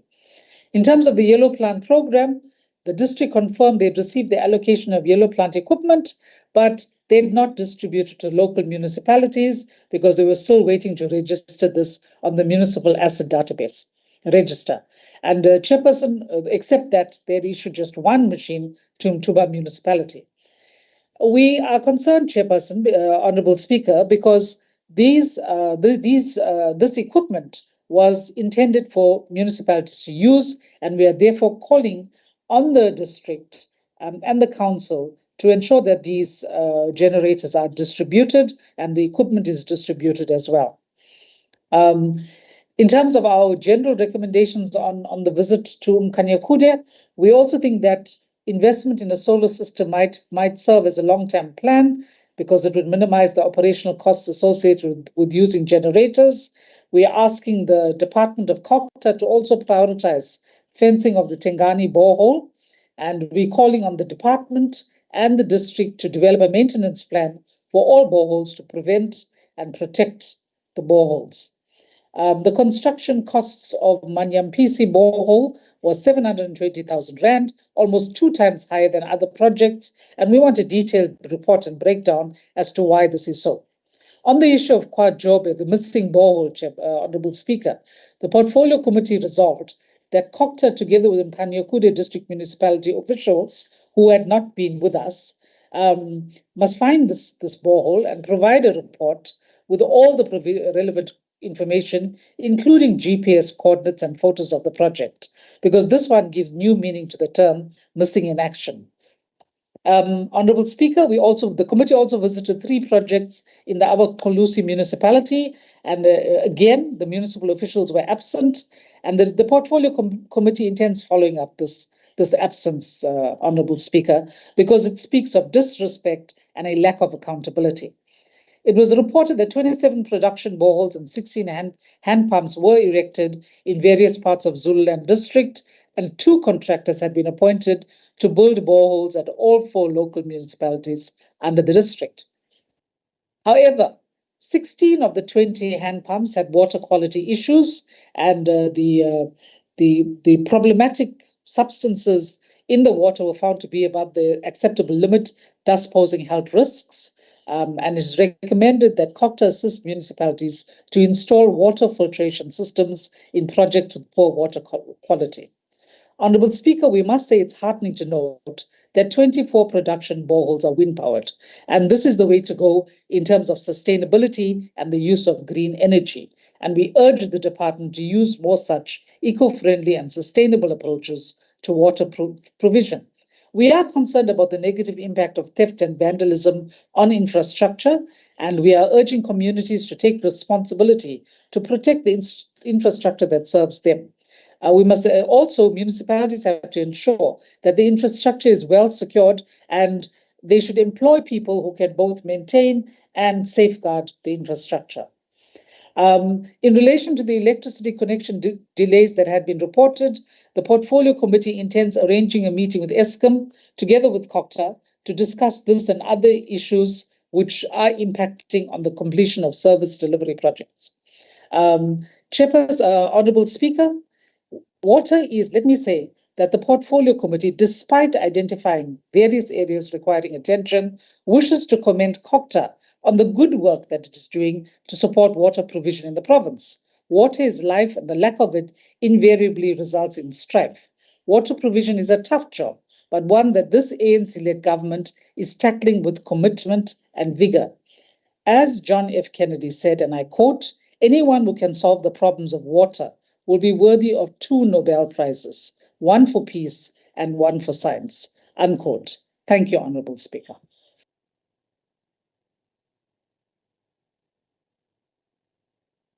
Honourable members, we finished with the debate. Now we are calling upon the chairperson of the Portfolio Committee on Cooperative Governance and Traditional Affairs, the Honourable ZL Iyalitusa, for 5 minutes to respond to the debate.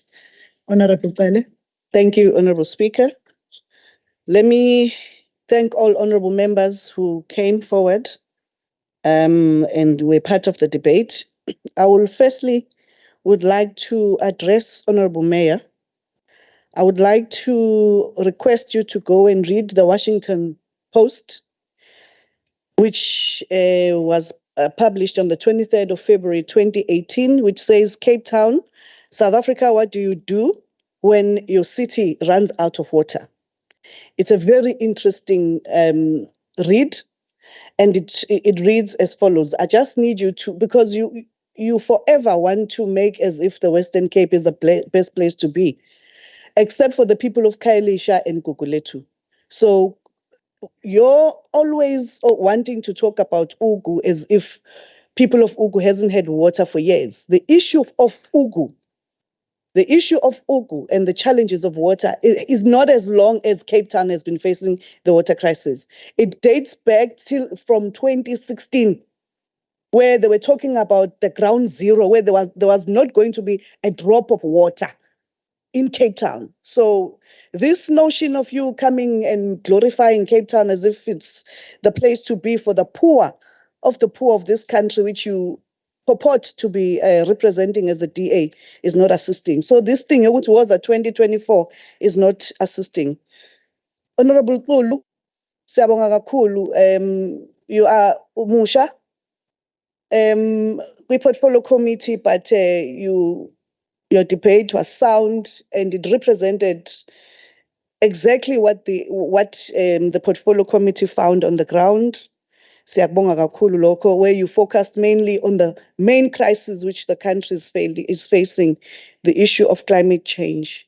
Honourable Kunene, siyabonga kakhulu Mtimande, you are always there with Portfolio Committee and you support us when we go. And I'm glad the questions that you're asking, you know that Honourable HOD wethu Dubani will be up to the task of ukuphendula. Most of the questions were answered by Portfolio Committee, but I guess we are politicking today, so it's proper for you to answer to question them again.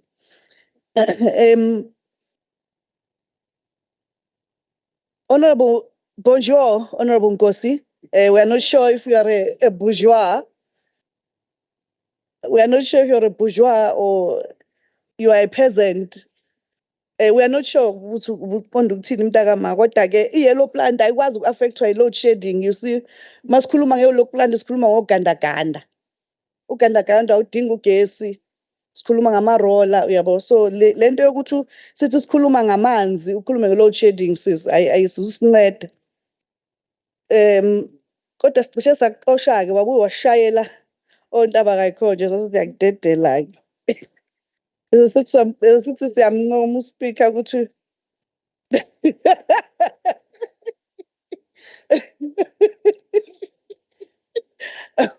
Honourable Shinga, there are few points which I want us to look at, in particular there in Ukuba, where our government is doing their best. Then bane project abati, it's a refurbishment of Umtamvuma, a raw water pump station.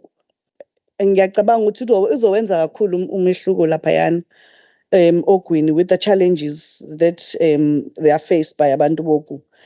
Nawe siyabonga kakhulu dadewethu ukuthi uhlezi unathi kwi-portfolio committee. The issues that you raised, they make a lot of sense and we hear you. And you know ukuthi uhulumeni wethu unalento ebizwa nge-water master plan. It needs close to 20 billion, but bayazama kancane kancane ukwenza sure ukuthi amanzi ayatholakala.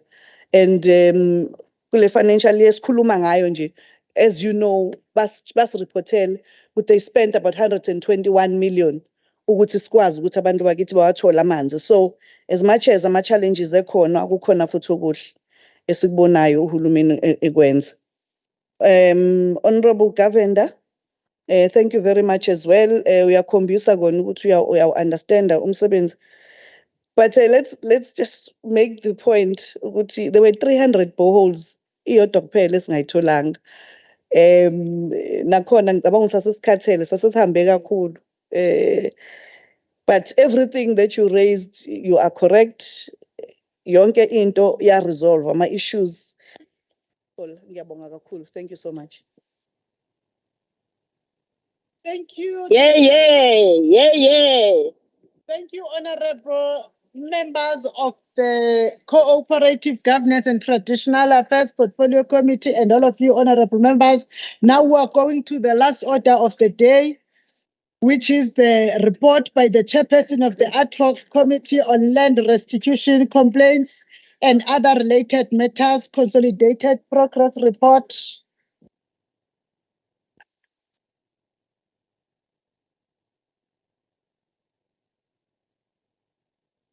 Okay, we are going to the report by the chairperson of ad hoc committee on land restitution complaints and other related matters, consolidated progress report for 10 minutes. The report will be tabled on behalf of the chairperson, Honorable NNC Bidla, by the Honorable Vuyiswa Precious Taluza, the Deputy Chief Whip. 10 minutes. My prayer.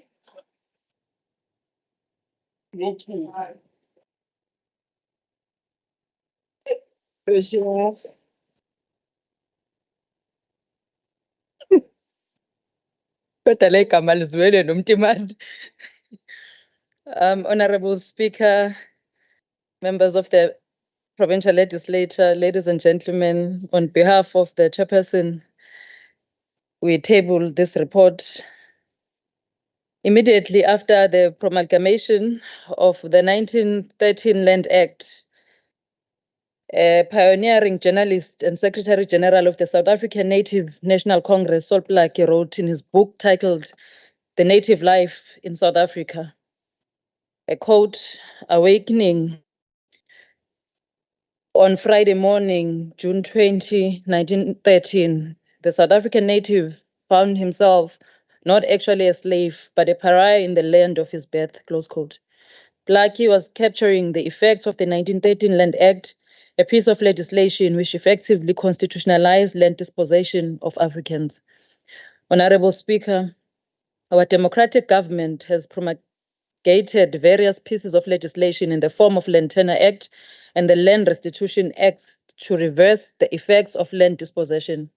However, these efforts have been met with a series of challenges, including unresolved land claims, disputes with some landowners on the validity of these claims, family or community disputes, conflict among traditional leaders, community trust, and beneficiaries. Honorable Speaker, it is largely because of this that in 2020, the KZN Legislature Agriculture and Rural Development Portfolio Committee resolved that due to the increase of land claims complaints, the dedicated Land Claims Committee was required. Such a dedicated committee would consider all land claims complaints that were being referred to various committees of the legislature.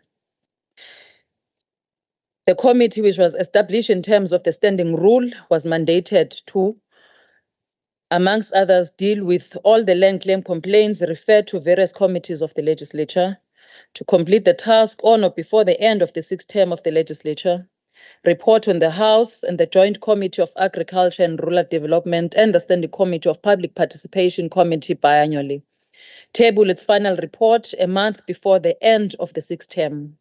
In achieving the above mandate, the ad hoc committee, which has been consulting with various communities and reporting to the House, the committee works very closely with the Regional Land Claims Commission, the Department of Land Reform and Rural Development, the Master's Office, the Office of the Premier and municipalities. The committee also undertook engagements with the traditional leadership across various districts. This multifaceted approach had enabled the committee to hold joint meetings to resolve some long-standing land claims complaints. The committee has also divided its work into districts, chaired by a dedicated district champion in order to attend the many complaints throughout the province. Honorable Speaker, we are tabling this report of the work done since the establishment of this committee. The ad hoc committee on land restitution complaints and other related matters held public hearings meeting between May 2021 and October 2022. Finding from these cases received through portfolio committees and public hearing meetings are presented in this report. Responses from custodian departments are captured in tables attached to the report that has been submitted to the Speaker. Responses on selected cases have also been sampled to demonstrate the quality of responses provided by various custodian departments or institutions. In addition, reports and recommendations based on committee visit are also included in the report. As per the terms of reference, one of the ad hoc committee's tasks was to process all complaints received through various portfolio committees in the legislature, and in this regard, the committee received 28 complaints from 6 districts. Most of these cases came from Zululand district, followed by Umgungundlovu and Amajuba districts. Complaints were also received from Umzinyathi district, Ilembe and Uthukela districts. The majority of these cases received through the process were land tenure complaints, which comprised of 71%, while 29% were land restitution complaints. In its work, the ad hoc committee on land claim and related matters adopted a multi-pronged approach, which included committee workshops, regular progress reporting meetings, public hearings, with all relevant stakeholders, including but not limited to government departments, non-governmental organizations, affected communities, etc. In following up on site visits to selected cases, the ad hoc committee has held public hearings across all district municipalities and the eThekwini Metro. At the public hearings, complainants were given the opportunity to provide details on the case or cases that affected them. Honorable Speaker, in this report, we attempt to characterize issues raised in these public hearings with a view of identifying whether they were land tenure or land restitution. I'm not going to go through this as they may be time-consuming, but the full report, which is 35 pages, is also available on the institutional website. In conclusion, Honorable Speaker, this report is a reflection of activities that have been undertaken by the ad hoc committee on land claims and related matters. It includes public hearings, which provided a useful mechanism for the committee to solicit information and land claim complaints and related matters from relevant people and stakeholders. Follow-up visits by the committee were conducted to gain a more informed and insight into the issues raised during these public hearings. Meetings with the various districts' traditional leadership representative was used to gain clarity on various issues that affect traditional leaders as a result of land claims and associated processes. Lo msebenzi oxhumana namakhosi usaqhubeka. Kusele ama-districts nje ambalwa esingakayi kuwo somlomo. Sizocela usiphe isikhathi sokuthi siqedele. Somlomo esikutholayo ukuthi ukuhlukumezeka kwabantu ey'ndaweni zasemaplazini kusaqhubeka. Iningi lemndeni ehlala emaplazini abavumelekile ukuthi bangcwabe izihlobo endaweni lapho behlala khona. Abavumelekile ukuthi bafuye. Sizokhumbula-ke ukuthi umndeni wakajele owathathelwa imfuyo engaphezu kwa-300 ngumnikazi weplazi. Laphaya efilidi umnini plazi uMr Helberg waxosha umndeni wakaMthembu wawubeka eceleni komgwaqo. Enye yezinkinga esizitholile ukungabambisani kahle phakathi kwamakhosi nabaholi bama-community trust nokungaqeqesheki kwama-trustees. Lolu daba livele kakhulu ngesikhathi sihlangene namakhosi kuma-districts la esesiwahambela. Okunye kokuvelile kulezi thangami ukungacaci kahle kwemingcele yezizwe zamakhosi. Okunye okwavela ngasohlangothini lwamakhosi udaba lokushintshwa komhlaba onothile kwakhiwe amalokishi ngaphandle kokubonisana nabanikazi bomhlaba. Ubugebengu obudlalubi lapha ama-trustees edayisa umhlaba ngezindlela ezingekho emthethweni okugcina sekuhamba nemiphefumulo kubangwa yona le mali. Somlomo kwireport elandelayo sizobe sibeka ngokusobala our recommendations for amendments to the existing pieces of legislation and actions against malfeasance in some areas. On behalf of the portfolio committee, on behalf of the chair of the ad hoc committee, Somlomo ohloniphekile siyabulela. Honorable members, allow me now to call upon the Honorable MPP Zungu, the Chairperson of Public Works, to debate for 9 minutes on behalf of the ANC.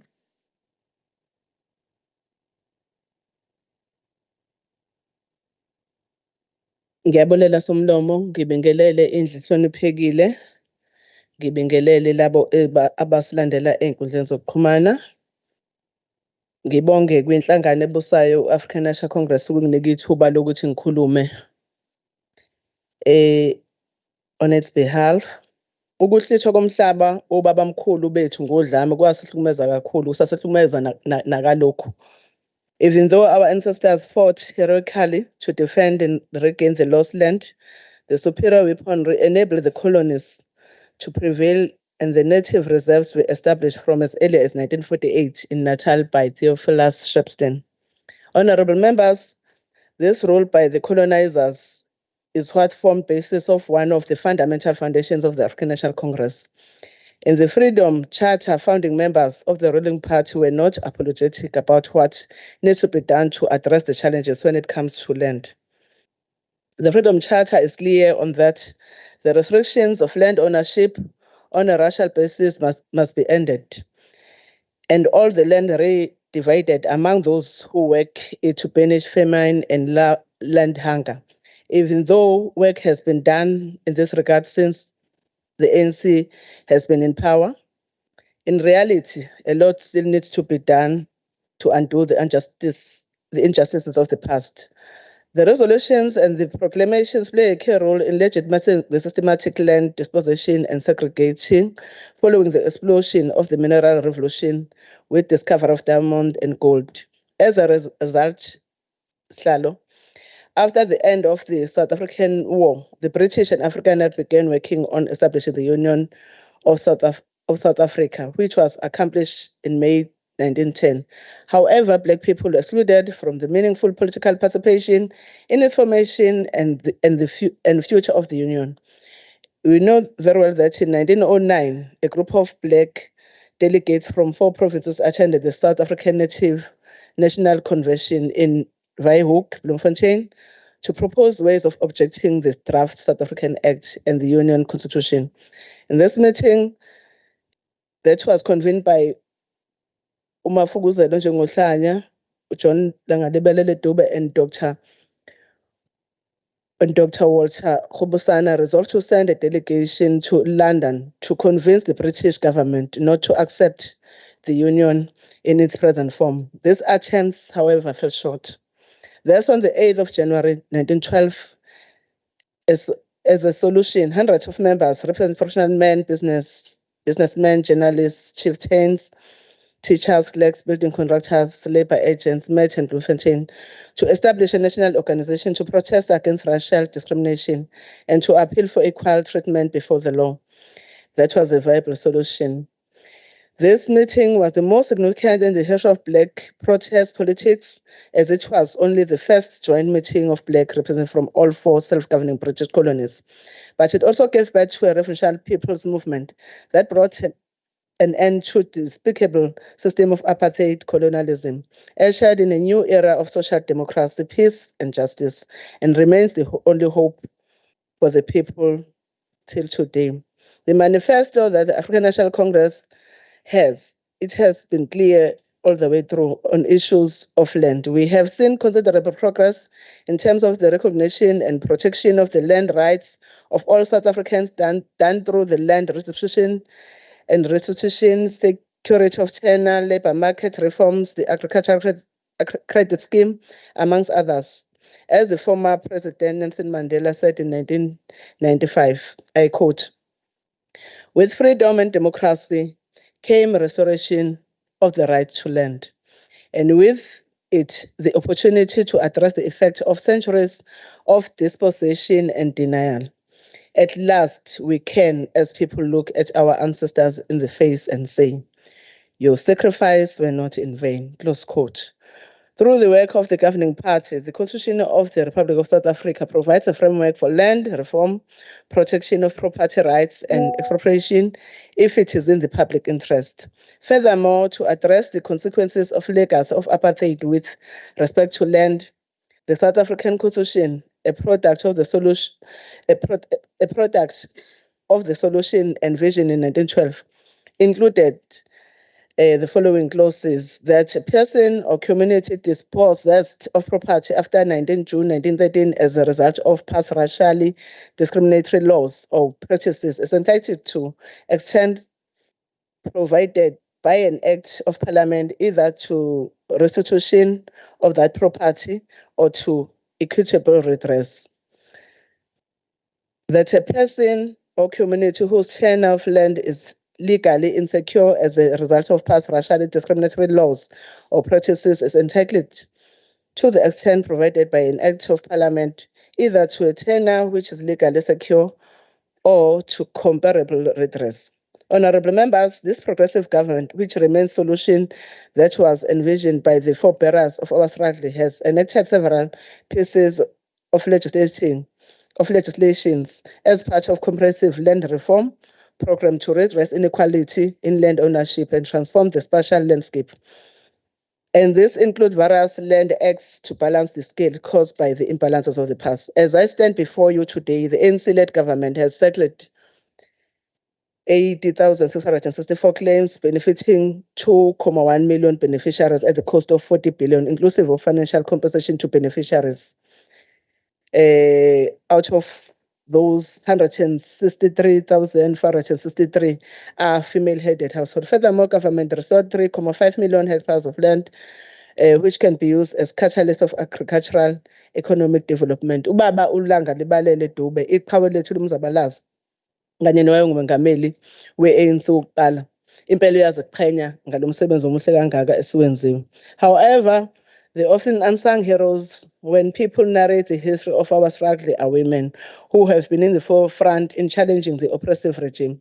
Throughout the times of Inkosi uJama, King Senzangakhona, uShaka, uDingane, Inkosi uMpande, uPrincess Mkabayi kaSenzangakhona has always been there as a pillar of the royal household. She was a kingmaker for 3 succeeding reigns. Princess Mkabayi is credited for bringing stability in the Zulu nation and ensuring the continuation of the Zulu line and monarchy. Likewise, the founding of the mighty African National Congress and Bantu Women's League in 1913, women have been active in fighting gallantly as well. For instance, in government attempt to get women to carry passes as early as 1913, but kwahluleka konke lokho. Ngiyafisa-ke ukusho ukuthi umsebenzi wabantu besifazane noma wembokodo omkhulu. This heroism finds expression in the words of Mama Winnie Madikizela Mandela when she said, I quote, we know what we want.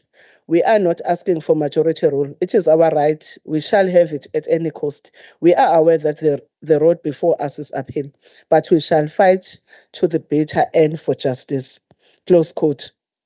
With much more that still remains to be done, the process of equitable distribution siyazi ukuthi uhulumeni kaKhongolose usayilona ithemba nekhambi kanye nesixazululo kukho konke lokhu akwenzayo ukuqinisekisa ukuthi impi yomhlaba sayinqoba. Lokho kubala nalesi sizukulwane esiyithi esikhona njengamanje somlomo mama. Ngiyabonga.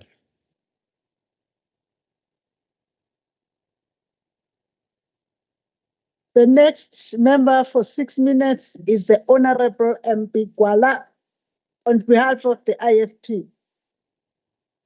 Honorable Speaker, Honorable Premier and Honorable Leader of the Official Opposition in absentia, and Honorable Members, the IFP would like to commend the Honorable Speaker for establishing the ad hoc committee on land restitution, complaints, and other related matters, which, among other things, is responsible for working with other stakeholders in investigating bottlenecks in issues relating to land claims in the province.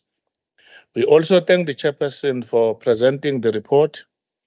While we accept the report as presented, we don't support some of the things that Land Claims Commission and DARAT is doing to the people. Without any fear or favor, the Land Claims Commission and DARAT has let us down as a country and as a province of KwaZulu-Natal, as they have not submitted, half-baked reports. The issue of land is a sensitive matter, and we need to be careful as the land belongs to Ingonyama Trust, and it has become clear that the land has been taken away from Amakosi and is being redistributed to the so-called trusts. On land issues, the IFP has always felt that we need a solution that will benefit the best interest of our people. Certain political parties, including the ruling party, have used the term land expropriation without compensation as a campaigning strategy simply because it serves as an essential tool for manipulating people's feelings about past injustices. The term is also used as a justification of government failures to provide employment opportunities. The IFP has always advocated for a needs-based approach when talking about land reform. We have also advocated for an approach that does not isolate traditional leaders in the conversation. It is common knowledge that the customary practice amongst our people when it comes to land-related issues was to give traditional leaders a trusteeship role. In turn, traditional leaders would administer the land to the benefit of those who reside or do business within that community. We therefore do not see anything wrong about applying the same approach in modern-day societies. Such an approach will eliminate the threat posed by government officials who seek to expropriate land to themselves under the guise of land reform. Perhaps there is no other incident that could provide a better answer to this than the Matulini land reform case, in which in 2016-2017, the matter was referred to the minister's office, but still no resolution has been established on the matter. In a nutshell, this case involves a settlement agreement that was signed by Nkosi Tuli representing the Matulini community on the 17th December 2010. For many people, it remains strange that the Regional Commission of Land Reform, formerly known as the Land Affairs and the Department of Rural Development, were instrumental in the establishment of the Communal Property Association, CPA. Thus, the process of the CPA registration began in February 2012 after the Department of Rural Development, specifically the Director General, advised the Chief Land Claims Commissioner that an idle land holding entity that is preferred in the matter is the CPA. People were told that this was to ensure that in an event of conflicts amongst the communities, the department will be able to intervene.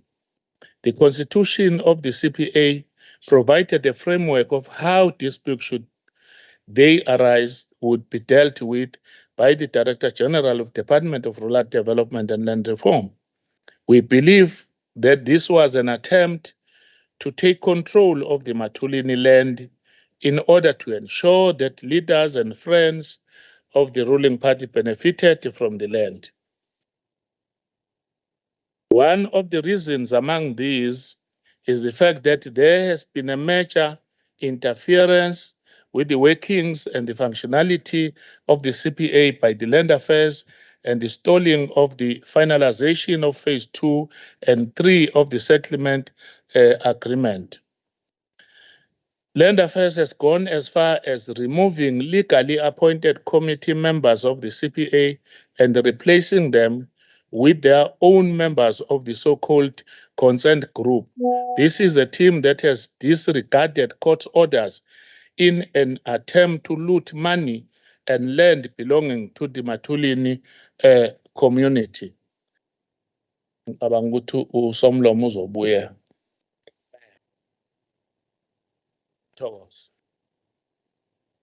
The next speaker for 6 minutes, for 8 minutes on behalf of the DA is Honorable H.S. Gumbi.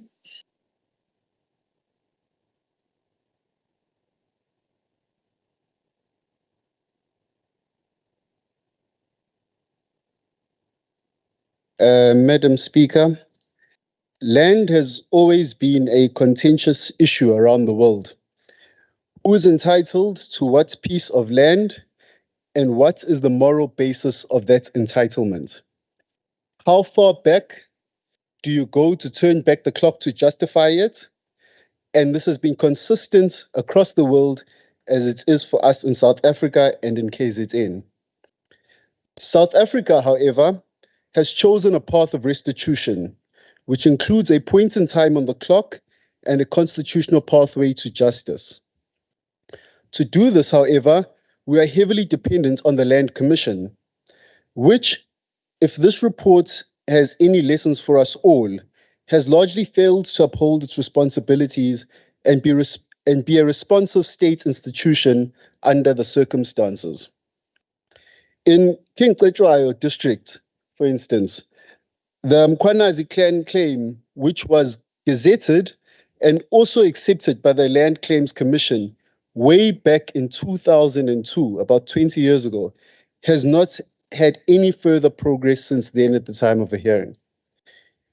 The Shelembe claimants in the same district filed a claim in 1998 and were subsequently requested to file the same claim again in 2015. This was against the backdrop that the land had been given back to the Mthetho clan only. Now, this is, again, another example of close on to 20 years. In too many parts of this report we are debating today, the committee is recommending common sense steps to resolving disputes, and very often the Land Commission is not taking any initiative at all to be proactive within its mandate. In Umkhanyakud, the Silwane Community Trust is characterized by conflicts between farmers of the Makhathini irrigation scheme and members of the trust as one of the major hurdles to be addressed. The Land Commission, however, had not even facilitated any discussion on land rights between the farmers and the beneficiaries. It was only after the ad hoc committee attended to the matter that they were implored to facilitate further engagements and find a way forward. The same occurred in King Cetshwayo, where the committee recommends that the Land Claims Commission should prepare a report on all settled claims and the status of title deeds, which everybody agreed should have already been done, as well as then to go further that the Office of the Premier should be sending a team consisting of different stakeholders directly to the respective community trusts to engage and respond to the issues raised. All of these are really simple proactive steps which should have been taken by the institution, but are not. Instead, What happened was that they waited for the ad hoc committee to come there before they take that. The constant failure of the Land Commission is evident, and it is a source of pain and resentment within many communities.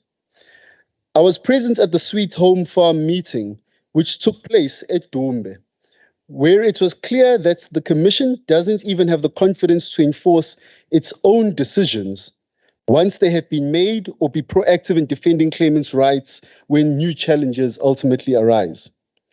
Instead, they are constantly responding again to new challenges when they come instead of preventing them from arising. Another challenge which we found was evident is that where the Department of Agriculture has placed mentors for commercial farmers, there seems to be no oversight over the mentors about whether they are fulfilling their obligations appropriately. And sometimes we even joked with some of the members about the kind of people who on the one hand, they're there, and the other hand, that they've taken money and they're gone, and the department itself doesn't even know where they are. So you have these mentors placed by the department, placed on contracts at times for 1 year, 2 years, 3 years. The contract passes and nobody knows what has happened to them. And then there's conflicts within those communities. And a lot of these disputes ultimately lead to potential violence between mentors, claimants, and the current owners who may be acting inappropriately. Urgent attention needs to be given to this matter. In the Ukuba district, the relations between the mentor and the landowner for the Sibonelo Trust have deteriorated badly due to concerns over the status of the title deeds and financial information. Only again, when the matter was raised during the hearing, did the Department of Land Affairs commit to following up on the matter and play their oversight role on the mentor and the effects that they've had. Things of this nature, as I say again, should be common practice. Madam Speaker, too many of our citizens are losing faith in the land restitution process, and rightfully so. So many South Africans have not yet enjoyed the fruits of democracy. This nearly 3 decades since the first democratic election.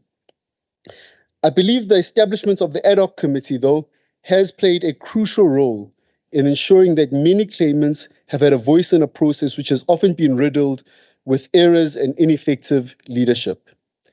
Some claims would have never moved forward without us as a legislature having initiated this process. And so I think that the members of the ad hoc committee and the chairperson have played a positive role, and members of all parties, in fact, have played a positive role in this regard. And we should use this as an example of effective oversights more often in this House. Madam Speaker, we support the ad hoc committee's continued work we support the ad hoc committee's continued work in what has been a process which has taken criminally too long for many South Africans. Thank you, and thank you to all the members of the committee.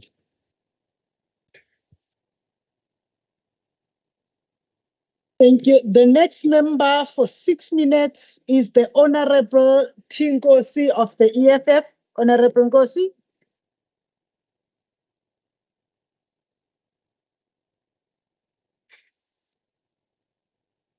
Thank you very much, Honorable Speaker.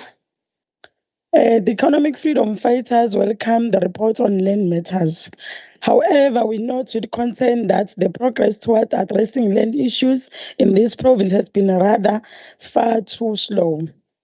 While a committee was established to look into the land question, there has been no much progress from the Department of Agriculture.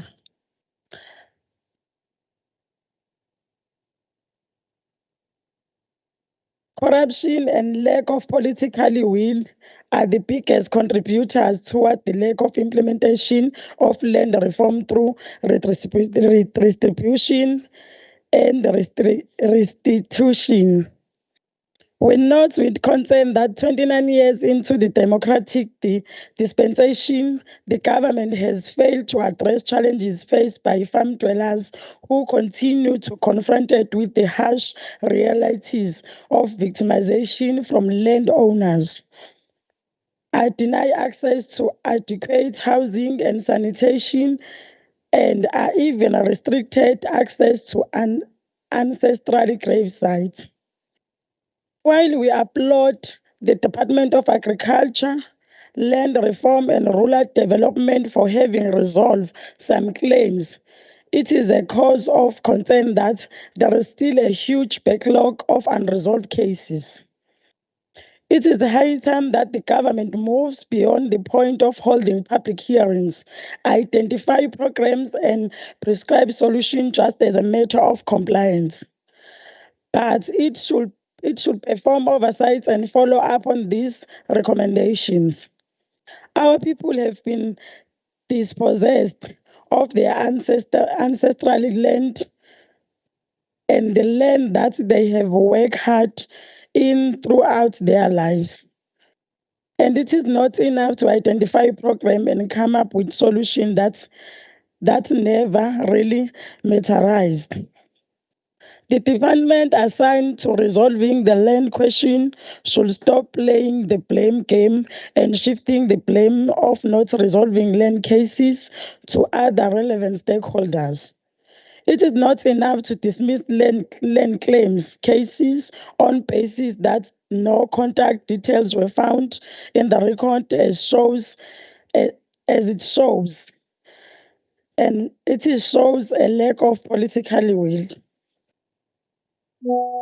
Both the Premier's office and COGTA should come to the party in addressing the existing conflicts in interest between Amakhosi and community trust, so that the people who are victims of land get what is due to them without any animosity between them and Amakhosi.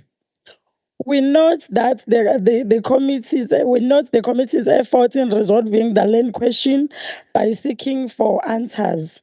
However, we feel that not much progress has been done by the relevant stakeholders.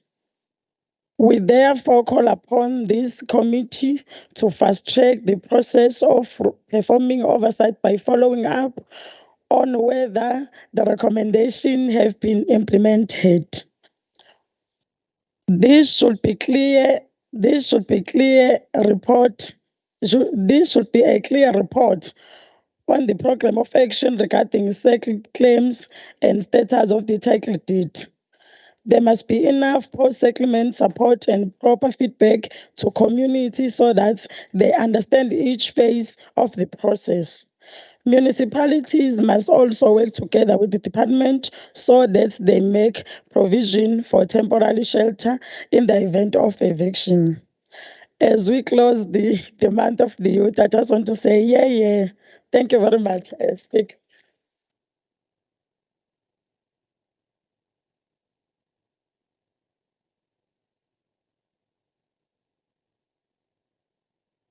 The next speaker for 9 minutes is the Honorable RZP Zulu.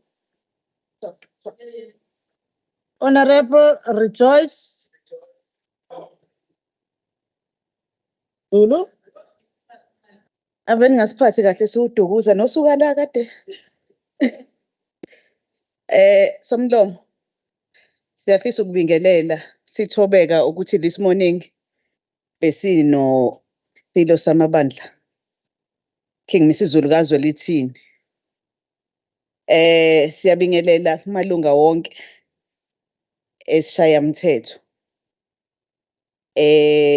Nabo bonke abasibukelayo kuzona zonke inkundla zokuxhumana. Somlomo, it is an honor to debate to this august house of the finest caliber in the province, where brilliant minds engage in a battle of ideas with the only goal of creating the best route for moving our province forward. This afternoon, I will share with this house some of the deliberations that the ad hoc committee had due to increase of land claims, which was introduced by the September 2020 resolution as per the rule of the House, with the intent to redress and promote moral, social, economic inclusion and other comprehensive support, which responds to the needs of beneficiaries, among other things. It takes discipline, clarity of thinking, and the capacity to think and act in units to ensure that tomorrow is better than today, in order to tackle the challenges facing our province, instead of engaging in political grandstanding and populist sloganeering. Hence, we continue ensuring that history is changed in such a way that our generation is recognized as one that overcame significant hardships. His Excellency, the President, Honorable Cyril Ramaphosa, in his 2018 State of the Nation address, reply and describe an idea of civilization in which, and I quote, "The expropriation of land without compensation is envisaged as one of the measures that we will use to accelerate the redistribution of land to Black South Africans." I close quote. Honorable Speaker, within the framework of the Republic of South Africa, of South Africa's Constitution, its applicable laws and the rule of law, this government will continue to quicken the pace of land reform, as the carrying ANC-led government will always act in the interest of the people of the province. It must be noted that government is making good strides towards realizing the ultimate goal of the National Democratic Society, that will ensure every individual is acquiring the necessary for creating conditions for greater inclusive and more meaningful growth. Equally, as the provincial legislature that represents the legitimate voice of our people, we are mandated to exercise oversight and accountability over the delivery of these commitments. In implementing this oversight and accountability functions, we seek to ensure that our province development priorities are actually being implemented, as well as assessing whether intended policy outcomes are being realized. The ANC has a long history of working with traditional leadership, as has been made quite obvious as we have been meeting with different members of the district traditional leadership to get understanding on the numerous difficulties that traditional leaders are affected by as a result of land claims and related procedures. For many years, the ANC has collaborated towards the liberation of this nation with religious and traditional authorities. In Africa, the practice of traditional leadership predates both colonialism and apartheid. It is this organization that has, since the dawn of time, protected the culture, tradition, customs, and values of African cultures.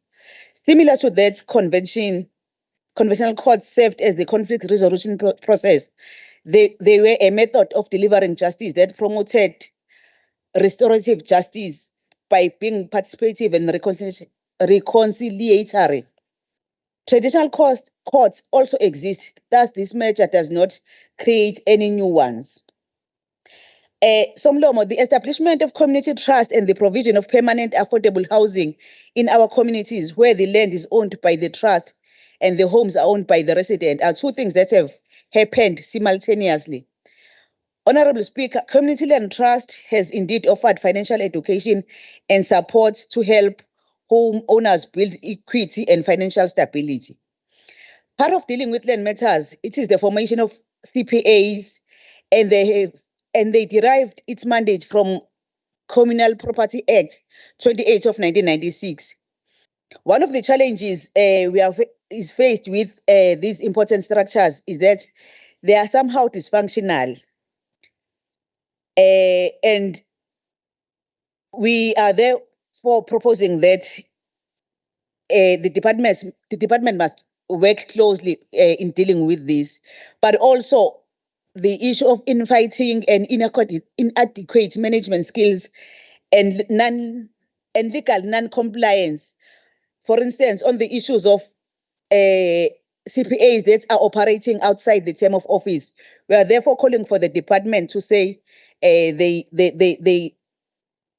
ensure that compliance take place.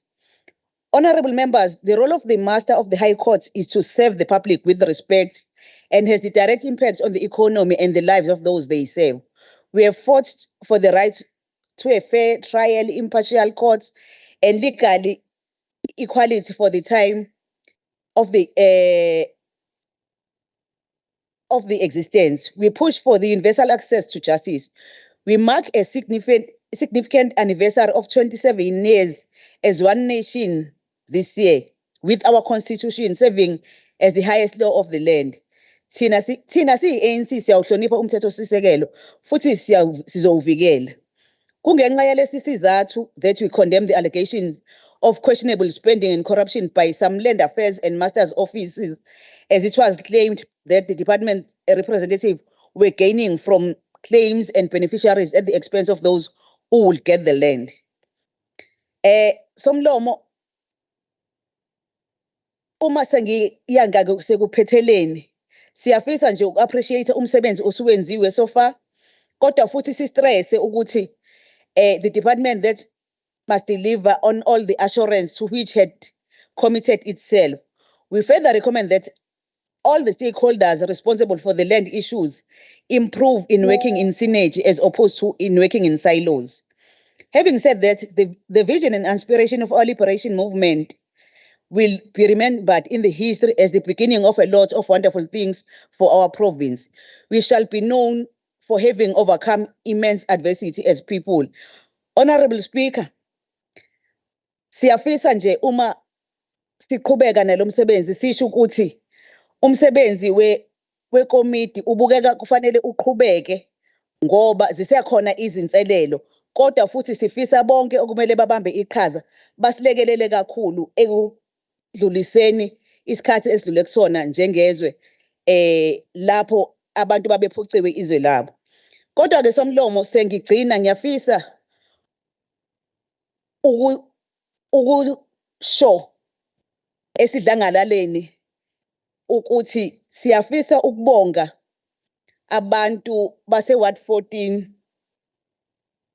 ngaphansi kwenkosi Ilanga Libalele local municipality. We also noted with concern the non-adherence of the Electoral Heads Act in Matamo and Itemba VDs, whereby members of certain political party closed the VDs despite the PLC ruling. But nevertheless, people of that ward said, sikhulule khongolose kuzo zonke lezi zingxaki sasingene ngephutha in 2021. Siyabonga.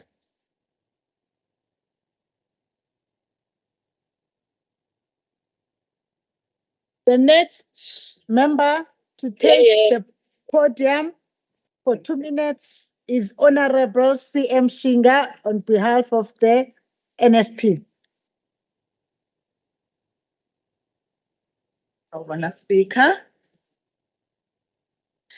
Honorable Speaker, honorable members, distinguished guests, the NFP appreciates and acknowledges the ad hoc committee's findings on land restitution concerns and other relevant issues.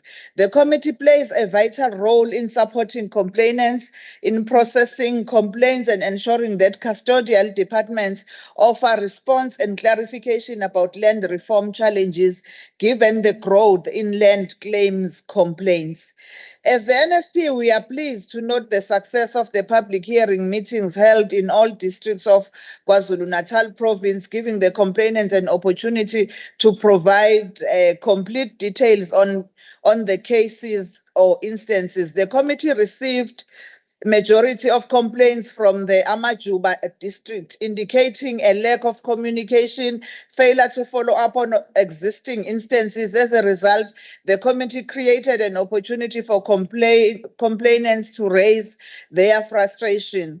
However, it is extremely concerning to note the inhumane and horrifying nature of some cases involving complaints from labor tenants. For an example, a labor tenant in Ngakho-ke district municipality reported issues of abuse by farmers. and not being allowed to build or improve homesteads, the unlawful impounding of livestock, the killing of a farm dweller and a farmer who takes his dog for a swim in water sources that people use for drinking. The ill treatment of farm dwellers has continued unrelieved, even though assistance has been sought from land affairs, as these issues reveal a deep division that exists between the farmers and complainants, shows how essential it is that this committee should exist to help resolve or provide guidance on cases with its capacity.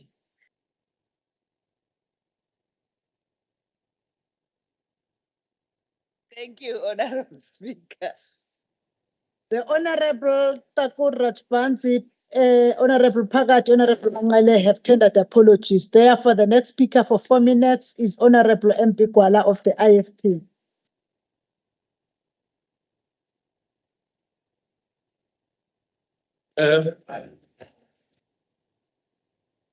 For Honorable Speaker, for many times the concerns group and land affairs have attempted to seize power, notwithstanding the fact that the Land Claims Court had declared their role in the CPA as being unconstitutional and invalid. To push their agenda, they have instituted legal proceedings against the Matulini community, and they have always lost each and every case. These include all 16 cases that have been won by the Matulini community. We find it unfair that the Matulini community has lost about 11 million rand on legal fees due to dubious court cases, given that the Matulini community has been forced to spend its own money, which resulted into a situation whereby the beneficiaries did not get their dividends. Who's going to compensate these poor people, and how much state resources have been used by the government to steal the land that belongs to Matulini? I'm reminded of the Department of Cocta in KwaZulu-Natal, which has spent 7.4 million in a legal battle with Amakosi, supporting rebels over leadership dispute during the past 7 years instead of assisting them. This was the response from the former MEC for Cocta, Sipho Muga, to a parliamentary question I submitted last year. The IFP considers the continued applications by Land Affairs and Concerned Group led by General Hadebe a wasteful expenditure of state resources. We wonder why the KwaZulu-Natal provincial government has decided to keep quiet on this matter instead of punishing those involved in these shenanigans. In 2012, the Matulini land was worth 280 million, but after the subsequent delays that amounted to about 10 years, the state is going to spend on phase 2 and 3 alone the amount of about 472 million rand.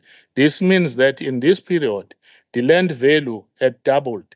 Should the state conclude this in time, instead of making dubious claims, it would have spent only 280 million.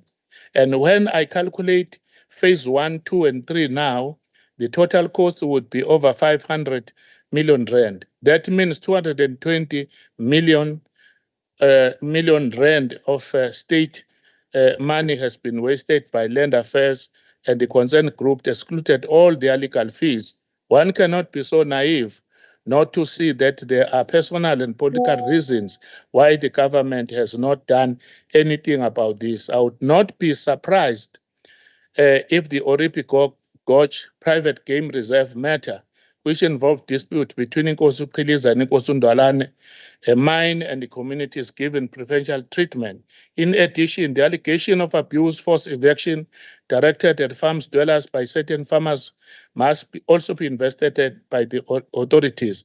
This is tantamount to human rights violation. Sibonga abantu bazothukela bakithi ngoba i-IFP babhaqibhaqabula iqembu elibusayo ngo-3-1 izolo okhethweni lokuchibiyela phezu kokuba kwakuthengwe amakhansela ukuguqisa i-IFP. Ngiyathokoza kakhulu somlomo ngoba ivuliwe intuba yokuthi sikhulume ngokhetho ilele ngophondo.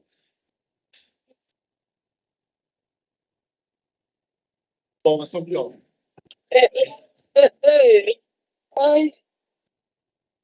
The next speaker for 10 minutes is the Honorable S.W. Mshengu on behalf of the ANC, the chairperson for the Portfolio Committee on Environmental Affairs. Phakwe. Thank you very much, Honorable Speaker. Good afternoon, honorable members. I didn't know that we were going to reduce this debate into a new petition to complain about the Matulini matter. But be as it may, we understand, Honorable Kwala. The mood of the elections is beginning to take its toll these days, and anything and everything that will somehow make people relevant will get traction with some of you. Honorable Speaker, honorable members of the executive, the first cardinal sin to have been committed by the settlers in our country was the violent dispossession of land, thus rendering our forefathers landless in their native land. On the 26th of June 1955 in Kliptown, led by the ANC and many other progressive formations declared among others, under the theme, "The land shall be shared among those who work it," that restrictions of land ownership on a racial basis shall be ended and all the land be redivided amongst those who work it, to banish famine and land hunger. The state shall provide the peasants with implements, seed, tractors, dams, and assist the tillers. Over the last 29 years of a democratic dispensation, we have lived up to the will that many of those were at this historic Congress of the people to redress the land matter on the basis of constitutional values of giving dignity and equitable access to land. Honorable Speaker, over the last few months, we have traversed the length and breadth of our province to report back to communities who had initially made presentations before the ad hoc committee on matters affecting them. As the tabled report indicate the significant amounts of money that the government have paid since 1994 land claims program, it is clear that from a racialized property market, those who had sold the land had profiteered beyond their wildest imagination at the expense of the shrinking public purse. We can attest, honorable members, that though not all claims have been processed and settled, people of KwaZulu-Natal have seen justice being done while they are alive, as thousands of hectares of ancestral land has been returned. Indeed, the ANC has and is on course of giving dignity to the African child. Honorable Speaker, we must cite the following as challenges affecting the whole land restitution program.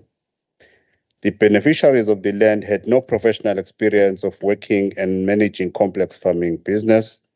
The state had no clear post-settlement support to the beneficiaries. The exclusion of other evictees from the list of beneficiaries has been causing discontent. The Communal Property Association and Trust Committees that have mishandled the affairs of restituted land, including unacceptable conduct to their fellow beneficiaries. Traditional leadership is often left out of the plans of the restituted land, embezzlement of funds, dubious conduct of officials from land affairs officials in relation to acquisition and land tenure. The land restitution, redistribution, and land tenure architecture was premised upon the call, Maubuye umhlaba wethu. This was presumed to be the anchor to change the economic and social circumstances of the previously dispossessed. However, there are few and far apart pockets of a good story that can be told as envisaged. The Department of Agriculture does not adequately budget for the post-settlement support, including offering compulsory guidance for a minimum period while training beneficiaries to manage their own asset. Tears of joy witnessed during restitution affirms that Black people's pain and anguish matters as memories are shared as they transition to a dignified future. The legislation that governs the communal property associations and trusts that normally becomes custodians of the restituted land needs to be re-engineered given the challenges experienced by the Master of the High Court, as some would even go out of the province to re-register their entities if they have been found to be illegitimate. The transformation agenda is compromised by lack of dispute mechanism, especially in cases where claims are combined and settled together when old tribal boundary conflicts rises. These CPAs are hopelessly useless. Honorable Speaker, the ANC still holds firmly the view, Honorable Gwala, of expropriation without compensation as the key mechanism to land redistribution. A constitutional amendment in this regard would be a fitting tribute to the 1955 generation, given the current constraints, including high land prices, entrenched racialized property market, and hateful historical land dispossession. The Land Claims Commission requires a close examination, as in our experience, they have chosen the rich and privileged at the expense of the poor and vulnerable. Honorable Speaker, colleagues came here to debate this report. It's a progress report given the hard work that we have been doing over the last few years. The issue of land, naturally, it's a very emotive issue.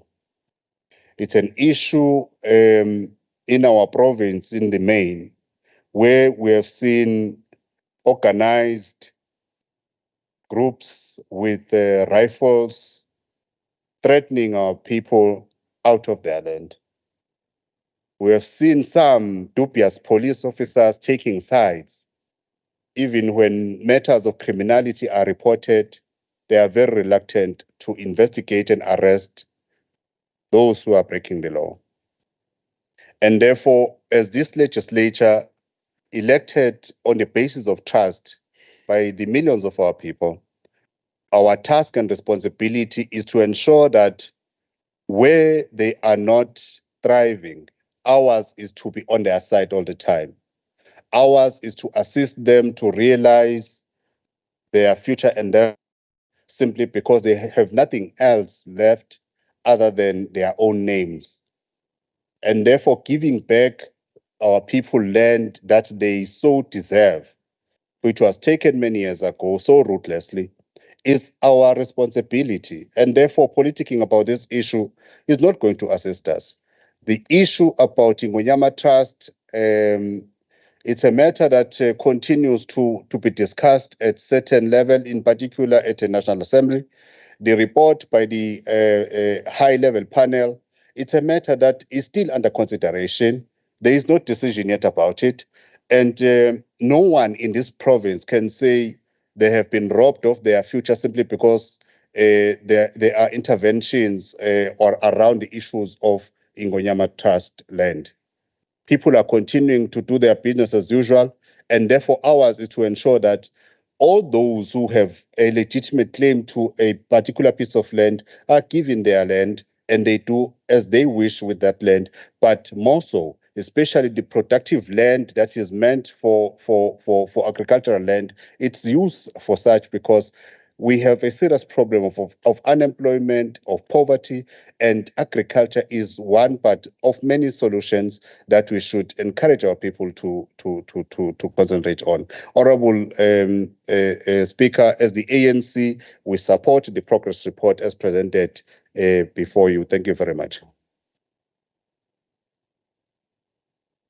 Thank you, honorable members. We have come to that time when we call upon the acting chairperson to respond to the debate for 5 minutes. Honorable Deputy Chief Whip, VP Kaluza. Precious, honorable. Enkosi, Honorable Nothemba. Ukuba kuya ngokwami ngabe ndithi useyivalile ukhakwe. Ngabe ndithi ivale mfana. Honorable Speaker, if there is one thing that we agree on as the portfolio committee is that we generally speak in one voice when it comes to these issues. You would have noticed how most honorable members that spoke here were in agreement with the progress report. And it is as such that we welcome all comments and wish that we can continue until such time that we come to the conclusion of this ad hoc committee.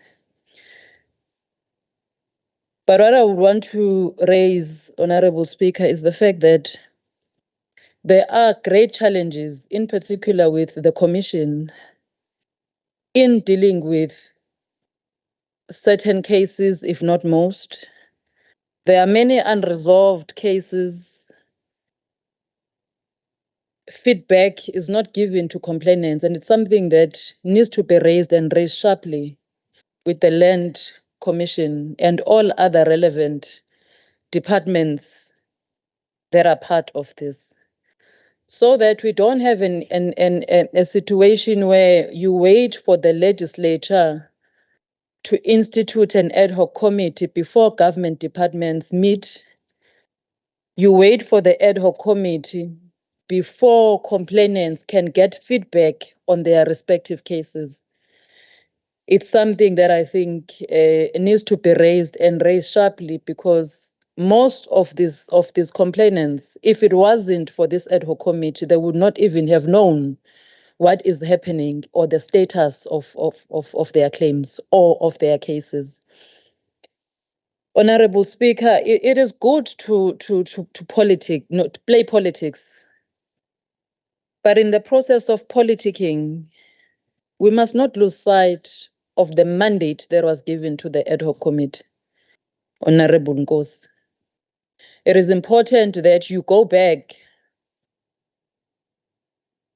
try and familiarize yourself with what was the mandate of the ad hoc committee, so that when you come here, you are then able to be relevant and raise issues that are within the confines of the mandate that has been given to the portfolio to the ad hoc committee.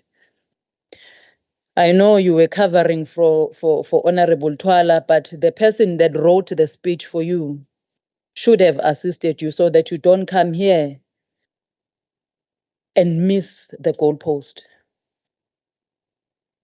Chair, Honorable Umshengu has responded to Honorable Gwala. I was sitting there and actually saying to myself, how kanti sesivule enye futhi manje inquiry, because he keeps on mentioning the one and the same twice, and for me, shifting the goalpost is not going to assist the Jele family.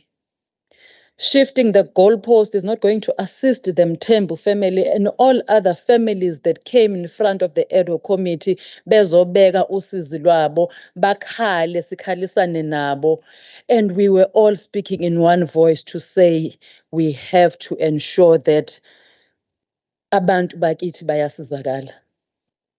Now we come here given an opportunity and we are only raising one issue, and I think for the side of the IFP, they could have done better.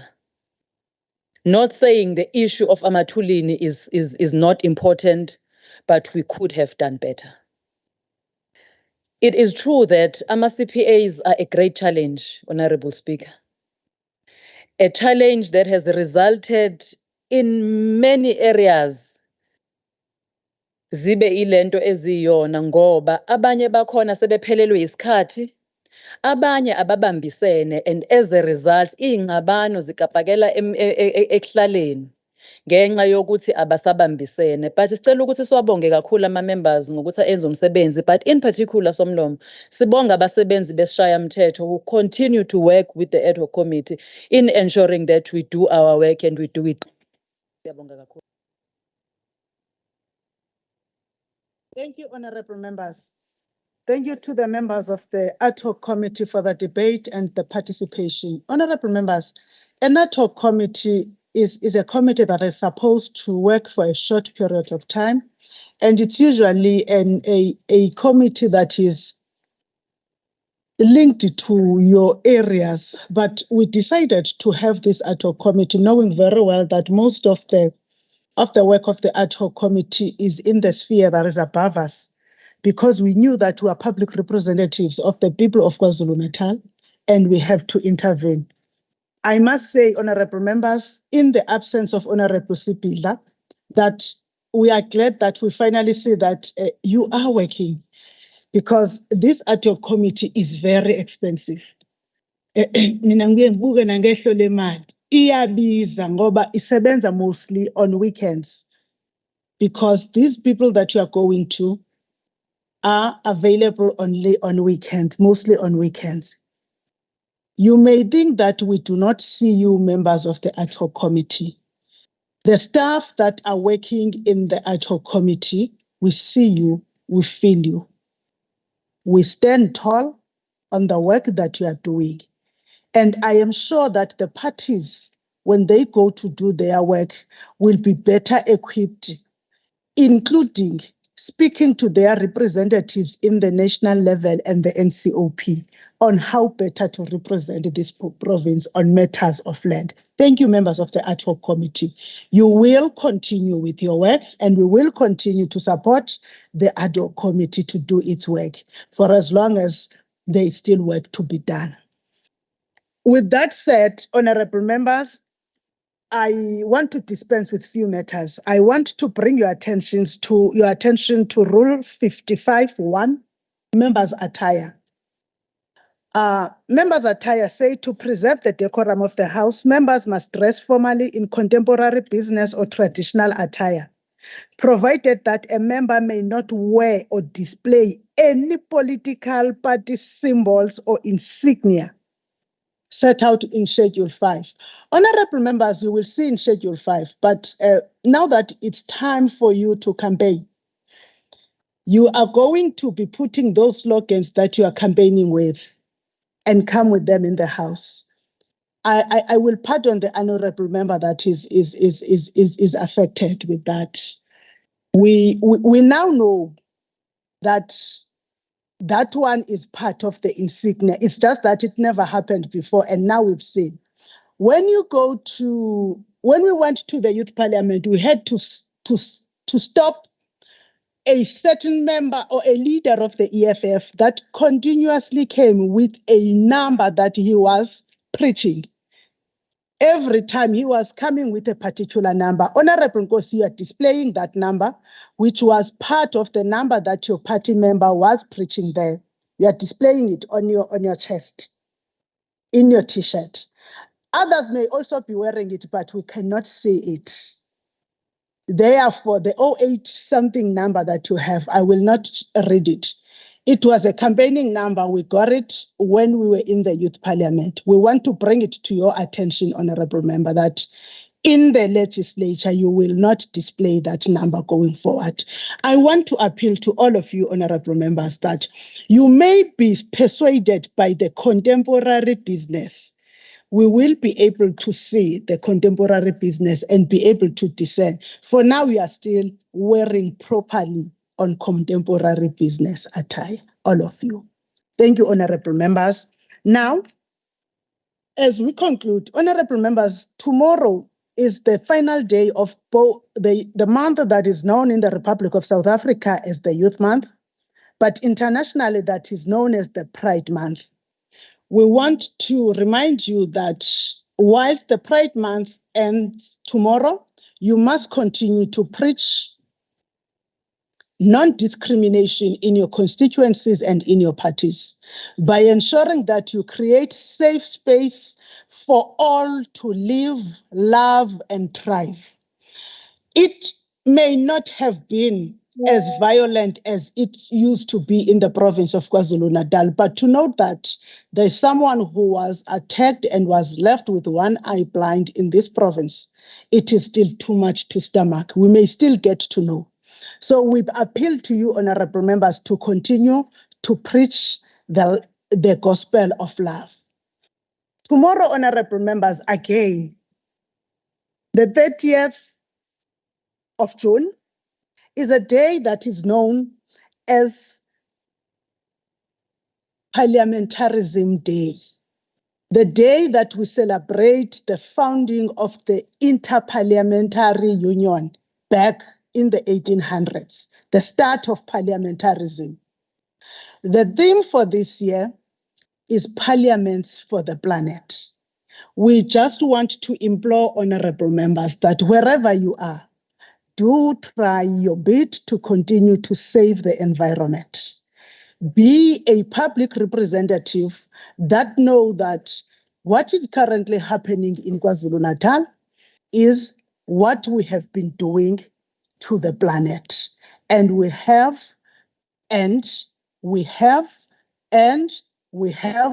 to stop treating the planet in a manner that continues to endanger the planet Earth that we are in, because this climate change is going to affect all of us. Do have yourselves a great Parliamentarism Day tomorrow. Make democracy to thrive. Ensure that wherever you go, you preach the gospel of democracy. Honorable members, the House is adjourned until the 6th of July at 9 o'clock here.